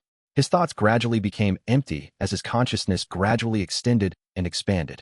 He soon discovered that he was surrounded by indescribable illusory, transparent things. All the colors became bright, distinct, but overlapping, and the gray fog had grown so faint that it seemed to cover everything in an ethereal manner. In the depths, high up in the sky, there were 7 rays of lustrous brilliances that shone with different colors. They seemed to possess life, and they contained immense knowledge. This was the spirit world. It completely overlapped with reality and was omnipresent. If I happened to encounter the mandated punishers or military personnel, I will immediately end the summoning and return above the gray fog. Klein took a step forward. After easily entering the spirit world, he felt his body become illusory. The black cloak behind him fluttered up slightly, and the hardwood cane in his hand stood upright. He said in a low, dignified voice, "The location of my unique iron cigar case." While chanting, Klein felt tense for a baffling reason. In the saturated and distinct colors of his surroundings, pairs of indifferent and eerie eyes glanced over. After repeating it 7 times, Klein released his grip and waited for the revelation. The black hardwood cane floating forward at an adequate speed, which was neither too fast or slow. Klein followed it, flying through the real, the illusory, the strange, and mysterious spirit world. Here, if he lost his bearings, it was very easy to end up completely lost and never be able to leave again. Of course, there wasn't a problem for Klein. If he really got lost, he could end the summoning and return directly to the space above the gray fog. Klein chased after the black cane, which was sometimes thrown and sometimes dropped, shuttling back and forth between distinct and overlapping colors. He passed by half-hidden spirit world creatures that couldn't be accurately described, and it was hard to know how far he had traveled. Suddenly, he saw an eye. It was round, with clear blacks and whites. The eye looked at him. Without blinking. There was no head, nor was there a corresponding body. Chapter 547, Priest. The huge eye, which had its blacks and whites clear, appeared translucent. It floated quietly behind saturated, overlapping colors. Klein couldn't tell if it was hostile or friendly. At this moment, Klein remembered a passage from the sites in the spirit world. The ancestor of the Abraham family had said, "Try not to cross eyes with any creatures of the spirit world for more than 3 seconds unless they have already expressed interest in communicating with you. This is considered provocative behavior. Also, do not let yourself appear terrified and nervous. For some predators, this will increase their desire to attack."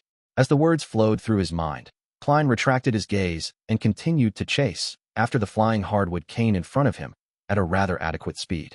The sight of the full black armor set and black crown he donned, matched with a cloak of the same color, entered the round eye. But the figure quickly passed by, disappearing far away. It didn't stir up the slightest change. In essence, the spirit world is a very dangerous place. If one isn't careful, one can encounter a terrifying existence at the demigod level. As Klein continued to make his way through, he realized that this place was truly chaotic. Although the 7 lustrous brilliances that could be used to mark his location remained high above, covering the sky, they could still be seen from time to time beneath his feet, to his left and right, and from the front and back. If not for his black cane, Klein wouldn't have been able to determine his bearings. Suddenly, through the faint fog of the void, he saw, on his left, based on a normal human being's concept of left, a floating castle. It was entirely black in color. Its spire towered, and it was covered with vines, extremely reminiscent of a Gothic style. At the top of the castle stood a translucent woman who was almost as tall as the castle. She was wearing a complex, gorgeous, dark, and gloomy black dress. She didn't have a head, and there was a neat cut by her neck. Her drooping hands held 4 blonde heads with red eyes. If one looked closely, they would find that these brilliant-looking heads were exactly the same. When Klein, who was disguised as the Dark Emperor, passed by, the 4 heads the woman carried blinked. Klein didn't respond as he flew forward as though he hadn't seen her. The woman slowly turned her body, letting the heads in her hand watch him depart. What kind of monsters are these? As the thought flashed through Klein's mind, he saw the black cane plummet rapidly. He hurriedly chased after it, once again experiencing the feeling of a free fall. About 8 seconds later, a faintly discernible collapsed building appeared in front of him. Outside of the building floated a spirit world creature which resembled a giant jellyfish. It extended transparent, sticky tentacles and pulled the surrounding area into its own territory. At the end of each tentacle grew a white skull with deep eye sockets. It kept shaking as it floated about with light but slow movements. The black cane passed through the strange creature of the spirit world and hovered in front of the almost illusory collapsed building. Found it. Klein was delighted at first before he solemnly glanced at the giant jellyfish that was waving its skull. He made preparations for battle, but he didn't attack immediately. Instead, he tried to emit the profound dignity that came with the high level of the Dark Emperor card. His eyes indifferently stared at the eye sockets that were deeply recessed. After 3 seconds of frozen silence, Klein said Ancient Hermes in a low voice, "Leave." The tentacles supporting the skulls twitched twice. Then, the giant jellyfish slowly floated up, disappearing into the depths of the spirit world. This Dark Emperor card is still very useful. I was already considering throwing Mr. Azek's copper whistle. The descendants of death should still have some standing in the spirit world. Klein breathed a sigh of relief and descended, grabbing the black hardwood cane. Then, he fell into the collapsed building ruin with a sense of anticipation. For him, even if the Church of Storms and the kingdom's military had found this place ahead of him and had taken away the most valuable items, he would still be satisfied as long as there were still some remaining. Even if there's nothing else, it'll be sufficient for me to explore in elven ruins and see what information they left behind. When Klein passed through an ethereal barrier that resembled a curtain, he felt the air around him suddenly become thick and heavy. A shimmering wave of light appeared around him, coming from the deep blue water that filled the area. At the bottom of the sea was an ancient, dark ruin. All the buildings had either collapsed or half collapsed. A huge pillar, carved with strange patterns and symbols, extended out from the middle. It appeared to be heading straight up to the top, as if it had supported the place in the past, but now it was broken and was leaning on the top of a nearby building. Klein recognized this place, as well as the pillar. It was the hiding place of sea god Kalvetua, a hidden place where reality blended with the spirit world. At this very moment, an unwilling, pained, angry, and crazed scream echoed in the air. It didn't weaken in the slightest. That scream was precisely the same howl of hatred that Kalvetua had let out before its death. It's really dead. Holding the black cane, Klein landed on the greenish-gray stone road in front of the ancient ruins. On both sides of the road stood pillars that were neither thick nor tall, and on them were also strange patterns that were different from the symbols and magic labels from before. At the bottom of each stone pillar, there was a figure sitting beside it. Some of them wore ancient robes, while some wore brown jackets that were fashionable nowadays. As soon as they sensed someone approaching, they raised their swords, axes, and other weapons, stiffly but quickly. They turned to where Klein was, revealing their weathered, grayish-black faces and their shriveled bodies which were devoid of any flesh or blood. Their eyes, feverish and numb, were fixed on Klein, who was wearing a black crown and black armor. Kalvetua's devotees. However, this also means that the Church of Storms and the kingdom's military haven't found this place yet. Klein sighed and injected his spirituality into the sun brooch. He muttered a word in ancient Hermes, holy. He activated the sun brooch's holy oath, and through the corresponding word in ancient Hermes, he temporarily added a holy attribute to the damage he dealt with his attacks. Klein flicked his wrist and threw his cane. He bent his body slightly and charged towards the first sea god guard, who came rushing over. While running at high speed, Klein suddenly turned left and dodged the enemy's axe. He then swung his arm backwards and used his cane to draw a clear grayish-white crack on the enemy's body. Pure golden flames silently rose from within the crack, wrapping around the sea god guard and burning it until it was on the verge of collapse. Bam! Klein exerted strength into his feet and stomped past the enemy.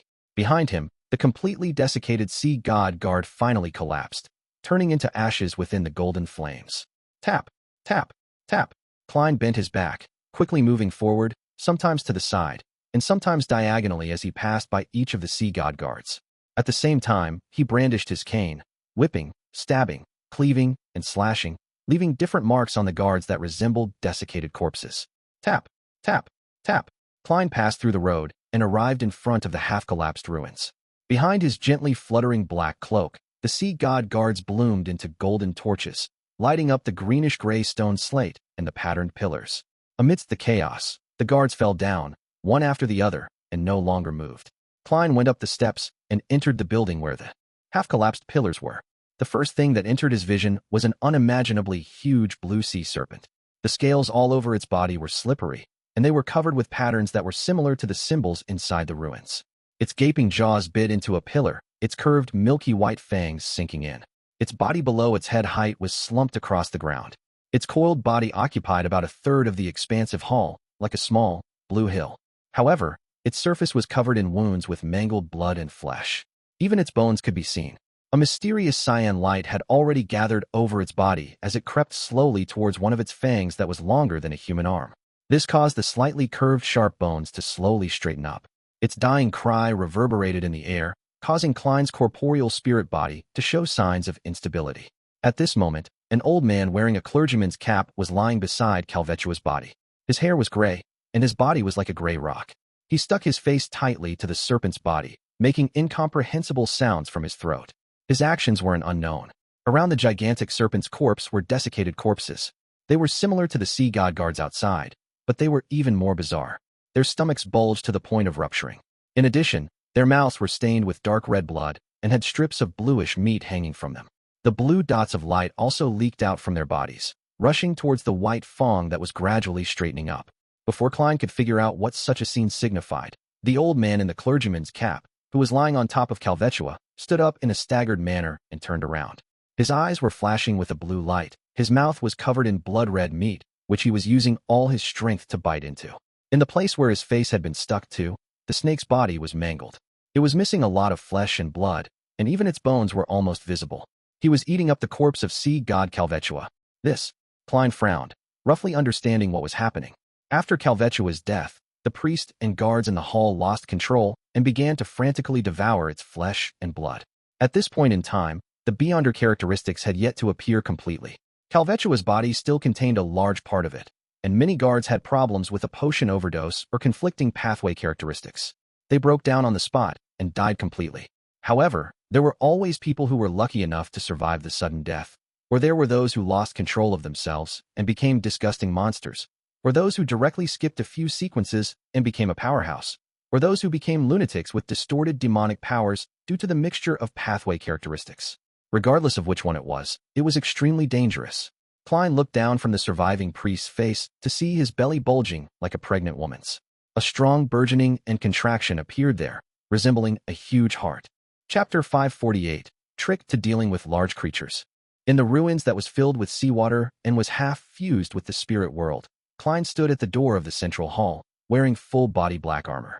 Inside was the gigantic blue serpent's body that was being mutilated for food and the old priest with his bulging stomach. The latter's skin was a grayish-black, as though it had become desiccated from prolonged exposure to the wind. His eyes flickered with an azure-blue glow as he stared intently at the guest, who wore a black crown, as though he was considering where he should start his meal from. Without any hesitation, Klein reached into his body with his right hand and took out a brown translucent bottle.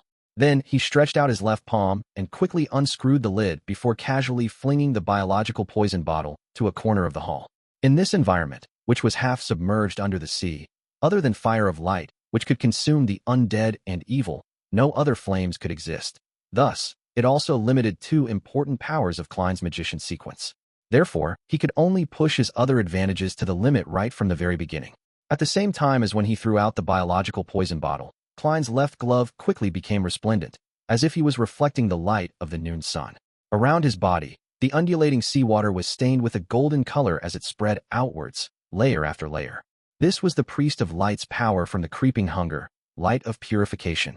The old priest who had eaten part of sea god Kalvetua's body was certainly not civilized and polite enough to just watch Klein prepare for battle in a chivalrous manner. The blue light in his eyes suddenly bloomed, and his bloated belly once again swelled. Howl! An ethereal, yet mournful sound came from his body, instantly covering the entire ruins.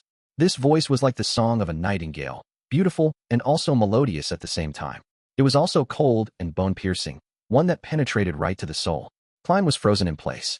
Similarly, all his thoughts seemed like they had been blasted by extremely cold waves and instantly froze. The old priest's body swelled up in an instant, as if he was a resurrected Kalvetua or a giant that had walked out of a mythical legend. One after another, blue slippery tentacles, all surrounded by silver lightning, emerged from under his ripped robe. They shot out and danced in the air, striking the stunned Klein. Sizzle! With a burst of silver light, Klein was sent flying before falling heavily at the doorway. The black armor on his body dimmed instantly and cracked, and he had subconsciously thrown the cane in his hand far away. His mind remained abnormally calm. In a situation where he was almost frozen, he didn't even have the thought of using paper figurine substitutes, and had ended up taking on the blow head-on.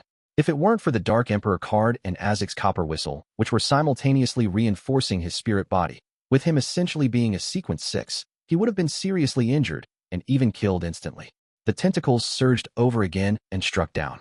Klein, who was jolted awake by the electricity, agilely somersaulted away, barely dodging the attack. He glanced at the man's body. He turned around immediately and ran out the door without any hesitation. It was a determined and decisive action. Tap, tap, tap. As Klein ran and flew as though he was pathetically fleeing for his life, the old priest's silver lightning-enshrouded blue tentacles were chasing him from behind in a bid to pull him back into the hall. But Klein would nimbly change direction, dodging with his agile movements and timely somersaults. Seeing that things weren't going as he wished, the old priest's belly expanded once again, and his cold voice resounded in the ruins. But this time, Klein was prepared. Although his body remained stiff and bogged down, it was soaked by the seawater before turning into a pile of soggy paper. At last, the old priest moved. With heavy but swift steps, he attempted to catch up to his enemy. The colossal figure rushed to the door, and the colossal figure slammed onto the collapsed roof and wall with a bang. The door here was originally large enough for a creature like Kalvetua to pass through, but the collapse of the ruins and the madness of this sea god before its death had caused the place to collapse. The collapsed rubble left the door with an opening that was 2 meters tall and 1 meter wide. As for the old priest whose mind was clearly abnormal, he had slammed right into it, causing him to be stuck. Klein, who had been waiting for this opportunity, stopped and turned around. He half closed his eyes, straightened his back, and spread open his arms. A beam of golden light descended from the sky, pounding the old priest's body directly. Patches of his robe that hung over his body had ignited, and his grayish-black skin and flesh fell to the ground in chunks, melting and evaporating under the pure radiance. It was only then that Klein made out what the oddity in the old priest's belly was. The swelling was intense, especially in several areas, forming the complete outline of 2 eyes and a mouth. It was as if there was someone hiding inside the old priest's stomach, putting their face there in an attempt to escape. Bang! The old priest exerted strength with his legs, which were covered by the black serpent skin, causing him to be thrown backwards from the collapsed door. Rocks were sent flying, and the seawater surged. He finally broke away from the pillar of light, but most of his body was covered in hideous wounds caused by the collapse of his flesh. Even his face was filled with signs of melting. Tap, tap, tap. The old priest's blue tentacles flailed in the air, bringing with them silver lightning as they lashed at Klein from all directions. The face at his abdomen would occasionally make a sound that made the spirit body quieten down.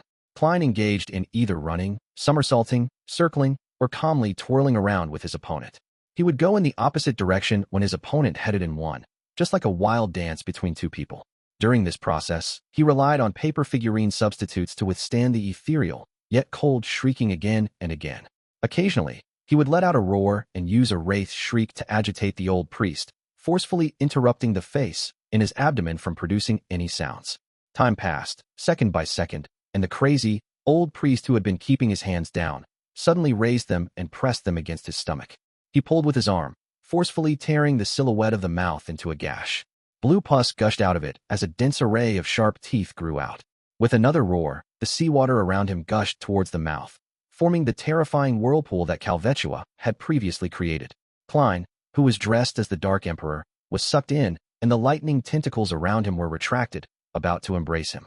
Klein didn't panic, and the glove on his left palm quickly transformed, looking as if it was made of pure gold. While floating in midair, he stared at the face on the old priest's abdomen and the seawater whirlpool below him. His eyes suddenly flashed with 2 bolts of lightning. Interrogator's psychic piercing. The old priest suddenly froze as the face in his abdomen wrinkled, and the terrifying suction force from the whirlpool instantly collapsed.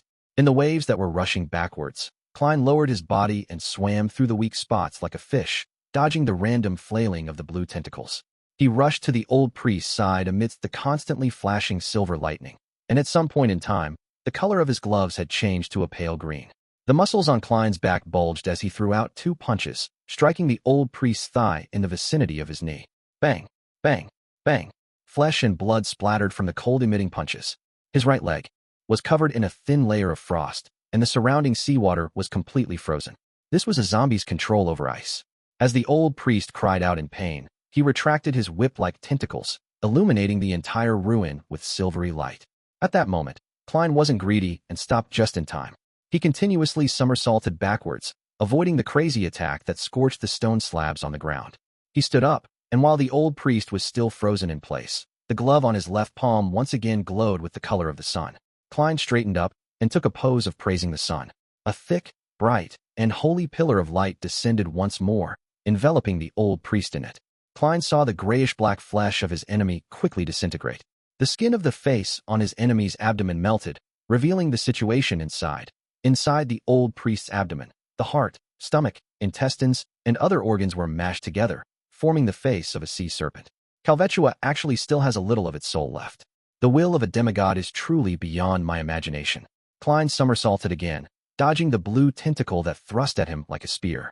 Wrapped with lightning, the tentacles, which had been melted away by the pillar of holy light, stabbed into the ground, twitching, twisting, and squirming. The bright and clear light quickly disappeared, and the sinister serpent's face on the old priest's abdomen stubbornly opened its mouth once again. At that moment, the old priest himself had bent his waist and let out a fit of violent coughs. The effort on the serpent's face came to an abrupt halt. The biological poison bottle had finally shown its effects. Klein didn't miss the opportunity. He stood up straight again and spread his arms out as though he was hugging the sun. A pillar of light with many golden flames illuminated the area. The old priest's figure first bent before shrinking, as if evaporating into thin air. The serpent face at his abdomen let out a shrill cry before completely vanishing. By the time the light dissipated, the old priest had returned to his original size. His bones had almost melted, with pieces of grayish-black flesh still hanging from his body. His aura quickly dimmed as his spirit rapidly disintegrated. Klein rushed over and, relying on his state as a wraith, began to channel his spirit. He wanted to confirm if the old priest was guilty of heinous crimes. He felt that he needed to maintain his bottom line, which was something he wished for and a precaution against corruption and madness. All of a sudden, he saw images of the old priest presiding over the living sacrificial rituals. Without hesitation, Klein reached out with his left hand to let the long-starved glove taste a delicacy. Flesh, blood, spirituality, and bone quickly surged into the gaping mouth of his palm, along with specks of blue light that came with some darkness. During the spirit channeling, Klein confirmed that the old priest was previously a soul assurer. His potion formula and beyonder ingredients all came from the Church of the God of Combat from the Fasak Empire. And by the time he became a sea god guard, he had already lost his mind and could only obey orders. After the death of Kalvetua, he had followed his instincts and eaten the flesh and blood of the deity he believed in. And in the end, the conflicting characteristics turned him into a monster. Just as creeping hunger was satiated, all the beyonder characteristics on the ground suddenly stirred, turning into a hurricane and sweeping into the hall before plunging into the white fong that was no longer curved. When Klein looked over, he saw that Kalvetua's remnant corpse had completely collapsed into something that resembled mud. As for the serpent fong, which had absorbed all the beyonder characteristics of the area, it had become a short scepter, quietly embedded in a half-collapsed pillar. On the tip of the white scepter, there were many tiny blue gems embedded there. Some of them died in black and others with the light of dawn. Seeing that creeping hunger was satiated, Klein rushed into the hall, cautiously approaching the scepter. Before he really came into contact with the scepter, he heard layers of illusory prayers ringing in his ears, and he saw illusions. He saw worshippers prostrating and praying, as well as members of the resistance crying over the shattered statues of their god. Chapter 549 High Elf. As the layered sounds of the illusory pleas rang in his ears, Klein felt as though he possessed a corporeal body. The deepest part of his head throbbed with pain, so much so that he yearned to slam his head into the wall to alleviate the pain with more pain. The scenes of different people praying to him made him feel an uncontrollable and abnormally terrifying sense of dizziness. It was as if he was walking the edge of a deep abyss and could fall down at any moment. It was only because he had his spirit body reinforced with the Dark Emperor card and Azek's copper whistle, as well as being accustomed to being prayed to, which had prevented him from losing control straight away like other non-demigod beyonders. They would have already collapsed to the ground in pain, turning into a monster or erupting into a mess of flesh and blood. All of the beyonder characteristics in this area have combined together to form a sealed artifact with the help of the serpent fong. Moreover, the degree of danger and negative effects have far surpassed that of a Grade 2 sealed artifact. Klein didn't rashly move forward, but instead took a few steps back and left the area where the praying voices were concentrated, to ease the pain and dizziness that would have caused his spirit body to collapse.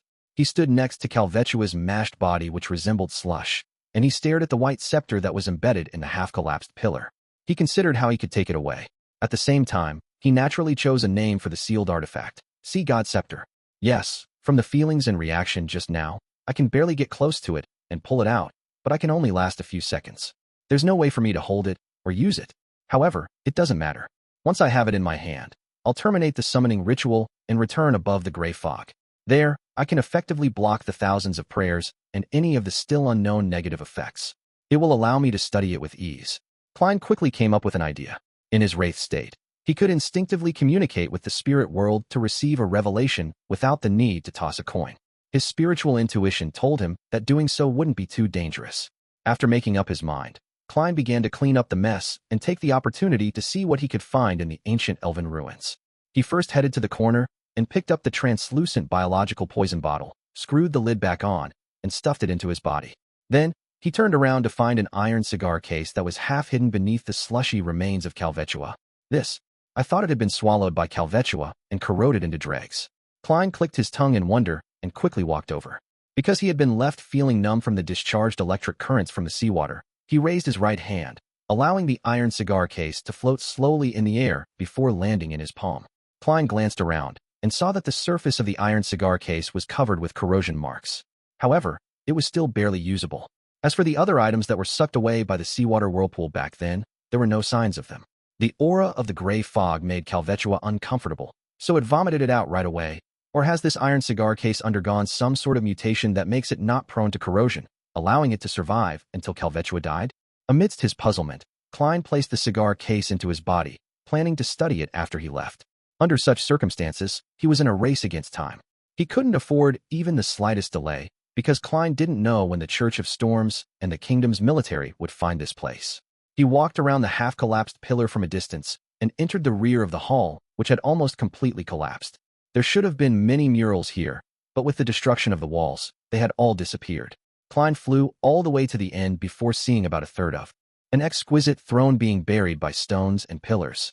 On the left side of the throne, there was half of a mural that depicted a confrontation between two figures. Looking down on the enemy from above was a man treading waves with dark clouds above him. He seemed to have storms draped over him, as he had relatively softer features. His contours had an oriental trait from Klein's past life. He held a spear formed of pure lightning in his hand against an ocean that had drowned everything. Beneath the man was a man wearing a simple white robe. His face was blurry, and it was difficult to discern his age. It was only barely possible to tell that he was a man. There was a halo behind the head of the white-robed man. It quietly emitted a bright light like the sun. Beneath his feet was an illusionary circle with 12 segments. Each segment had symbols representing different times. Behind him was a shadow that was like a curtain, and within the shadows, it appeared as though there was an eye peeking out from it. Relying on his solid foundation in mysticism and rich knowledge from many sources, Klein quickly made an interpretation. Waves, storms, dark clouds, lightning. This should be the ancient god, Elf King Sinaithrim. Indeed, he's just like the legends, with the rather soft facial features of an elf. This ancient lord of storms doesn't give off any irascible vibes, and his looks are surprisingly good. Heh, this is a mural in an elven ruin, so it's normal for them to beautify their own deity. The sun-like halo and the 12 circular segments that symbolizes time. Isn't this the father of Amon and Adam, the creator who's known in the outside world as the ancient sun god, and is revered in the city of Silver as the omnipotent and omniscient god? There's a shadow curtain behind him, and behind it hides an eye. Yes, one of the images of the true creator is the eye behind the shadow curtain's one. As expected, this is the creator who took back the ancient god's authorities with 8 king of angels following him. Is this mural a depiction of Elf King Sinaithrim's battle against the creator? Klein retracted his gaze and began searching for something of value.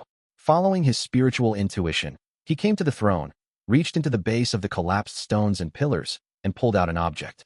It was a flattened golden wine cup. Its surface was engraved with intricate patterns, and its wine leg was already bent. At the bottom was a row of elven words.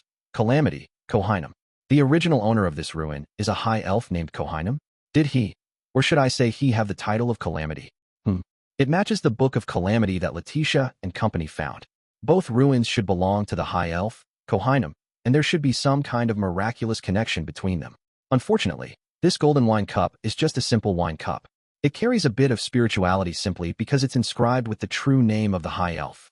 If Kohinum hadn't fallen, just a real name would imbue the wine cup with extraordinary powers. What a pity. Klein initially judged that Kohinum was completely dead because sea god Kalvetua had inherited his powers.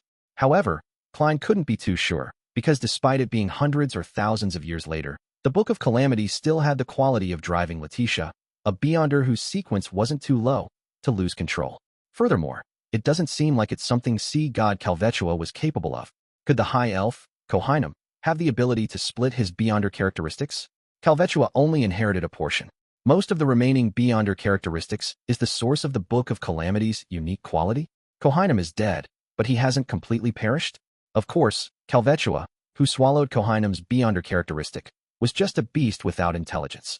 No one knows what happened at that time. Perhaps some of the characteristics were lost and formed a sealed artifact. After Kalvetua's defeat, it fell into the hands of the Church of Storms. Yes, I'll ask Little Son via the world at the tarot gathering next week. He should know who Kohinum is. Actually, there's no need to ask. He'll be offering 2 pages of ancient god legends. Perhaps there might be a detailed description of high elves next time. After thinking it through, Klein stuffed the wine cup into his body. After all, this was made of gold, and even if the high elf, Kohinum, wasn't dead and had some sort of connection with the wine cup, the gray fog could still block him out. After a thorough check, and seeing that there was nothing of note, Klein quickly flew back outside and picked up the black hardwood cane before wiping out any traces of the battle. Then, he took out a paper figurine. With a casual shake, he threw it into the seawater, causing it to quickly turn soggy before reducing to dust. The earlier parts can be interfered with, but I won't have the time or opportunity for the rest. Luckily, I am now disguised as Dark Emperor. As for the remains of Kalvetua, his flesh no longer have any value, and his bones are too heavy. It might affect my ability to wield the sea god scepter. With the help of cogitation, Klein stabilized his state and quickly flew towards the white bone staff on the half-collapsed pillar. Again, the sounds of illusory pleas filled his ears. Either pious, crying, fanatic, or numbed worshippers filled his vision, and the throbbing and dizziness became more and more intense. Relying on his rich experience and the spirit-body reinforcement from using the Dark Emperor card and Azek's copper whistle, Klein barely managed to hold on until he finally arrived beside the sea god scepter. He extended his right hand, and he grasped the middle section of the white bone scepter. As soon as the two made contact, the scene before Klein's eyes became clear, and the buzzing sound beside his ears instantly became real. He saw the bald, wheelchair-bound rebel, Kalot, collapsed on the ground, struggling to reach the shattered figurine of Kalvetua. Chanting its honorific name over and over, his eyes filled with despair. He saw Edmonton, with his blue sea serpent tattoo, prostrating himself in front of another Kalvetua figurine, which was strangely bleeding, constantly knocking his head against the ground, creating a bloody mess. In the slums, he saw believers hiding in their homes, weeping and praying numbly. Klein's black armor couldn't support his body anymore as it quickly collapsed. At the same time, his solidified muscles tightened as he exerted strength with his hands. Amidst the layers of resonating prayers and numerous clear scenes, he suddenly pulled out the short white bone staff that symbolized the sea god's authority. Whoosh! The seawater in the ruins surged violently, either churning or transforming into a whirlpool. Klein calmly held onto the sea god's scepter with his pitch-black crown before immediately vanishing. He directly returned above the gray fog. When the familiar towering palace entered his sight, the sounds of praying and the hallucinatory scenes in front of him had already disappeared. Sitting on the high-back chair belonging to the fool, Klein lifted his right hand and examined the sea god's scepter inlaid with blue gems and stained with some darkness and the light of dawn. Countless points of light floated around the sealed artifact. Each point of light seemed to correspond to a praying believer. This caused the milky white body of the scepter to glow with psychedelic and holy streams of light. At this moment, Klein felt like this scepter was the true body of the sea god. Chapter 550, The Negative Effects of the Sealed Artifact.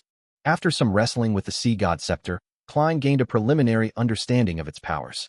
It could create tsunamis, create hurricanes, produce torrential rain, and bring forth lightning. It could allow a person to fly in the sky and roam the seabed with almost no restrictions. It was nearly indestructible and could be used to smash an enemy's head in.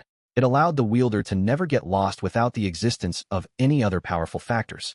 It would provide an unimaginable level of balance, drive many sea creatures to do one's bidding, respond to prayers from believers, and also allow the wielder to obtain the same kind of strength as a sea monster. It was equivalent to making the wielder the ruler of an entire expanse of the sea.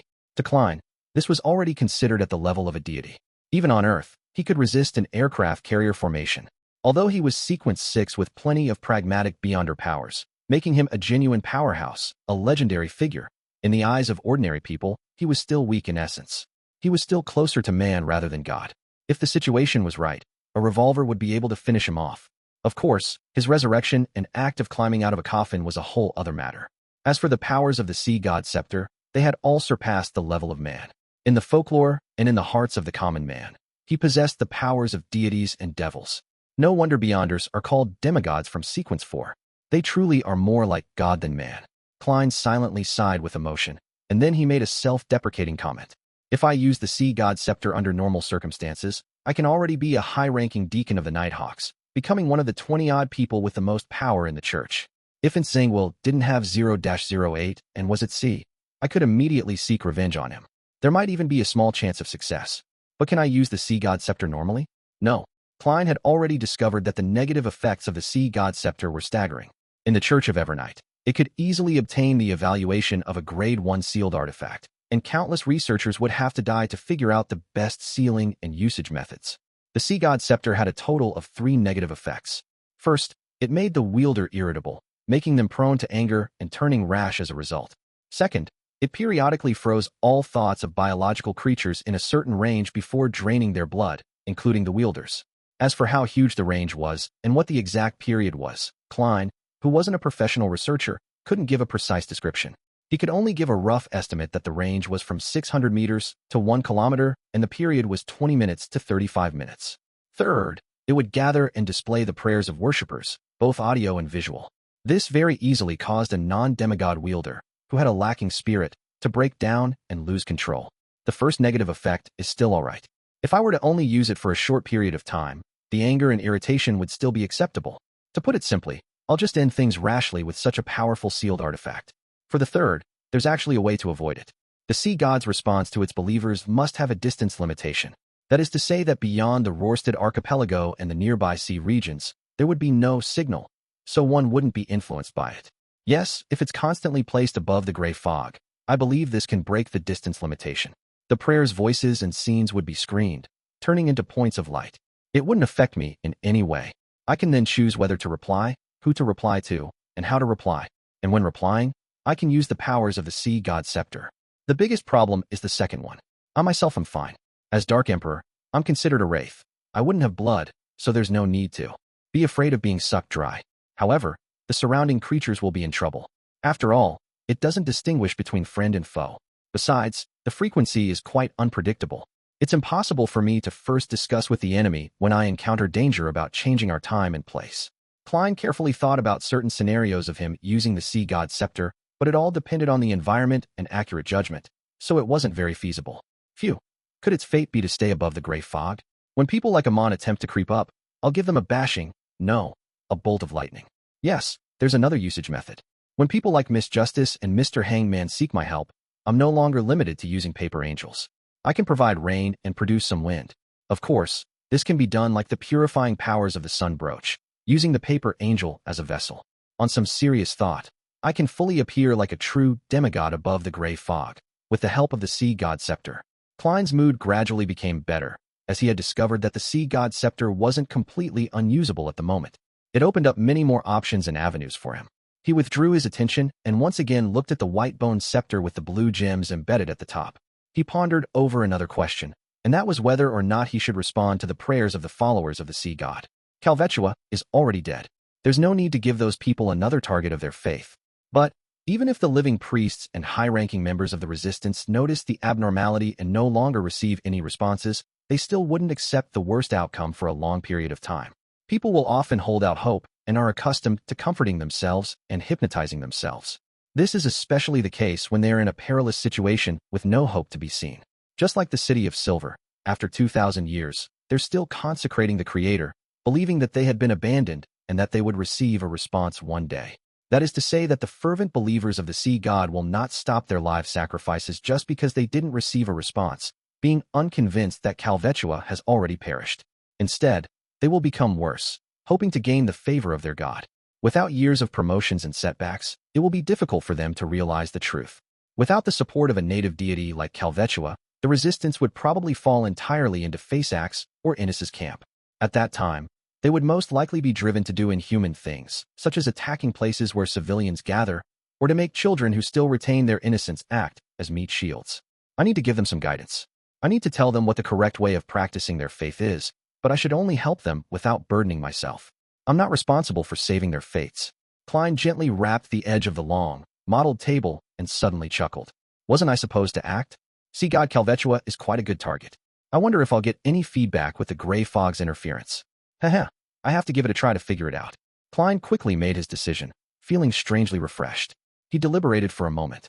First, he conjured a necessary scene. Then he held on to the sea god's scepter, spreading out his spirituality before touching one of the points of light.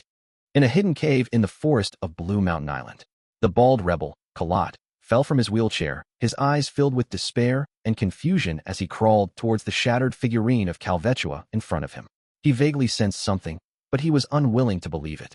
This meant that all of his persistence, all of his sacrifices, and all of his pain would become meaningless.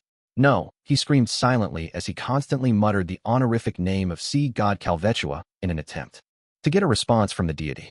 With his elbows on the ground, his fingers reached into the soil as he moved towards the front of the shattered figurine 1 inch at a time. He picked up the head of the sea serpent that was carved out of stone, and he found that its eyes had collapsed inwardly to become a strange black hole, and its fangs were falling off one after another. Kalat seemed to freeze, the light in his eyes seemingly vanishing. It was at this moment that he suddenly saw a blurry figure. Behind the figure was a dark blue tsunami surging into the sky and streaks of silver lightning that branched out like tree branches. Amidst his shock, Kalat instinctively lowered his head, an unimaginable sense of joy surging inside him.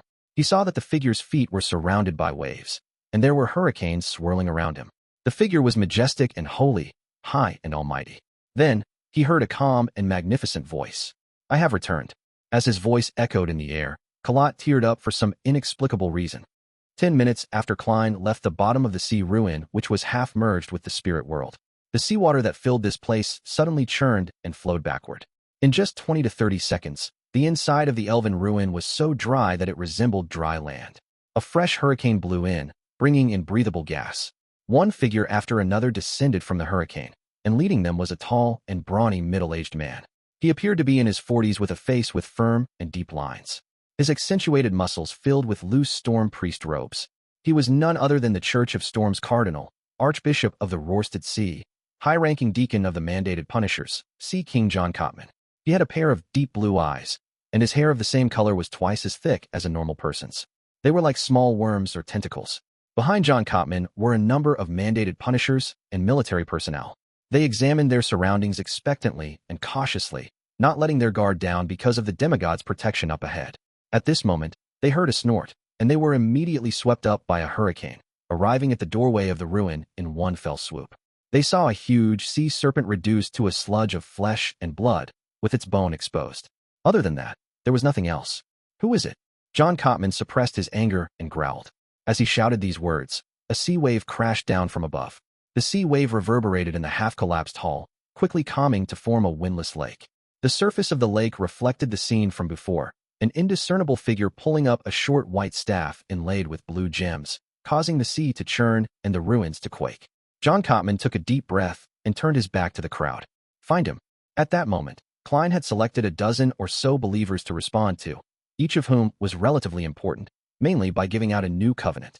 "I have returned. When the past is pardoned, I will redeem you." First commandment: "Thou shalt not sacrifice unto me living human sacrifices."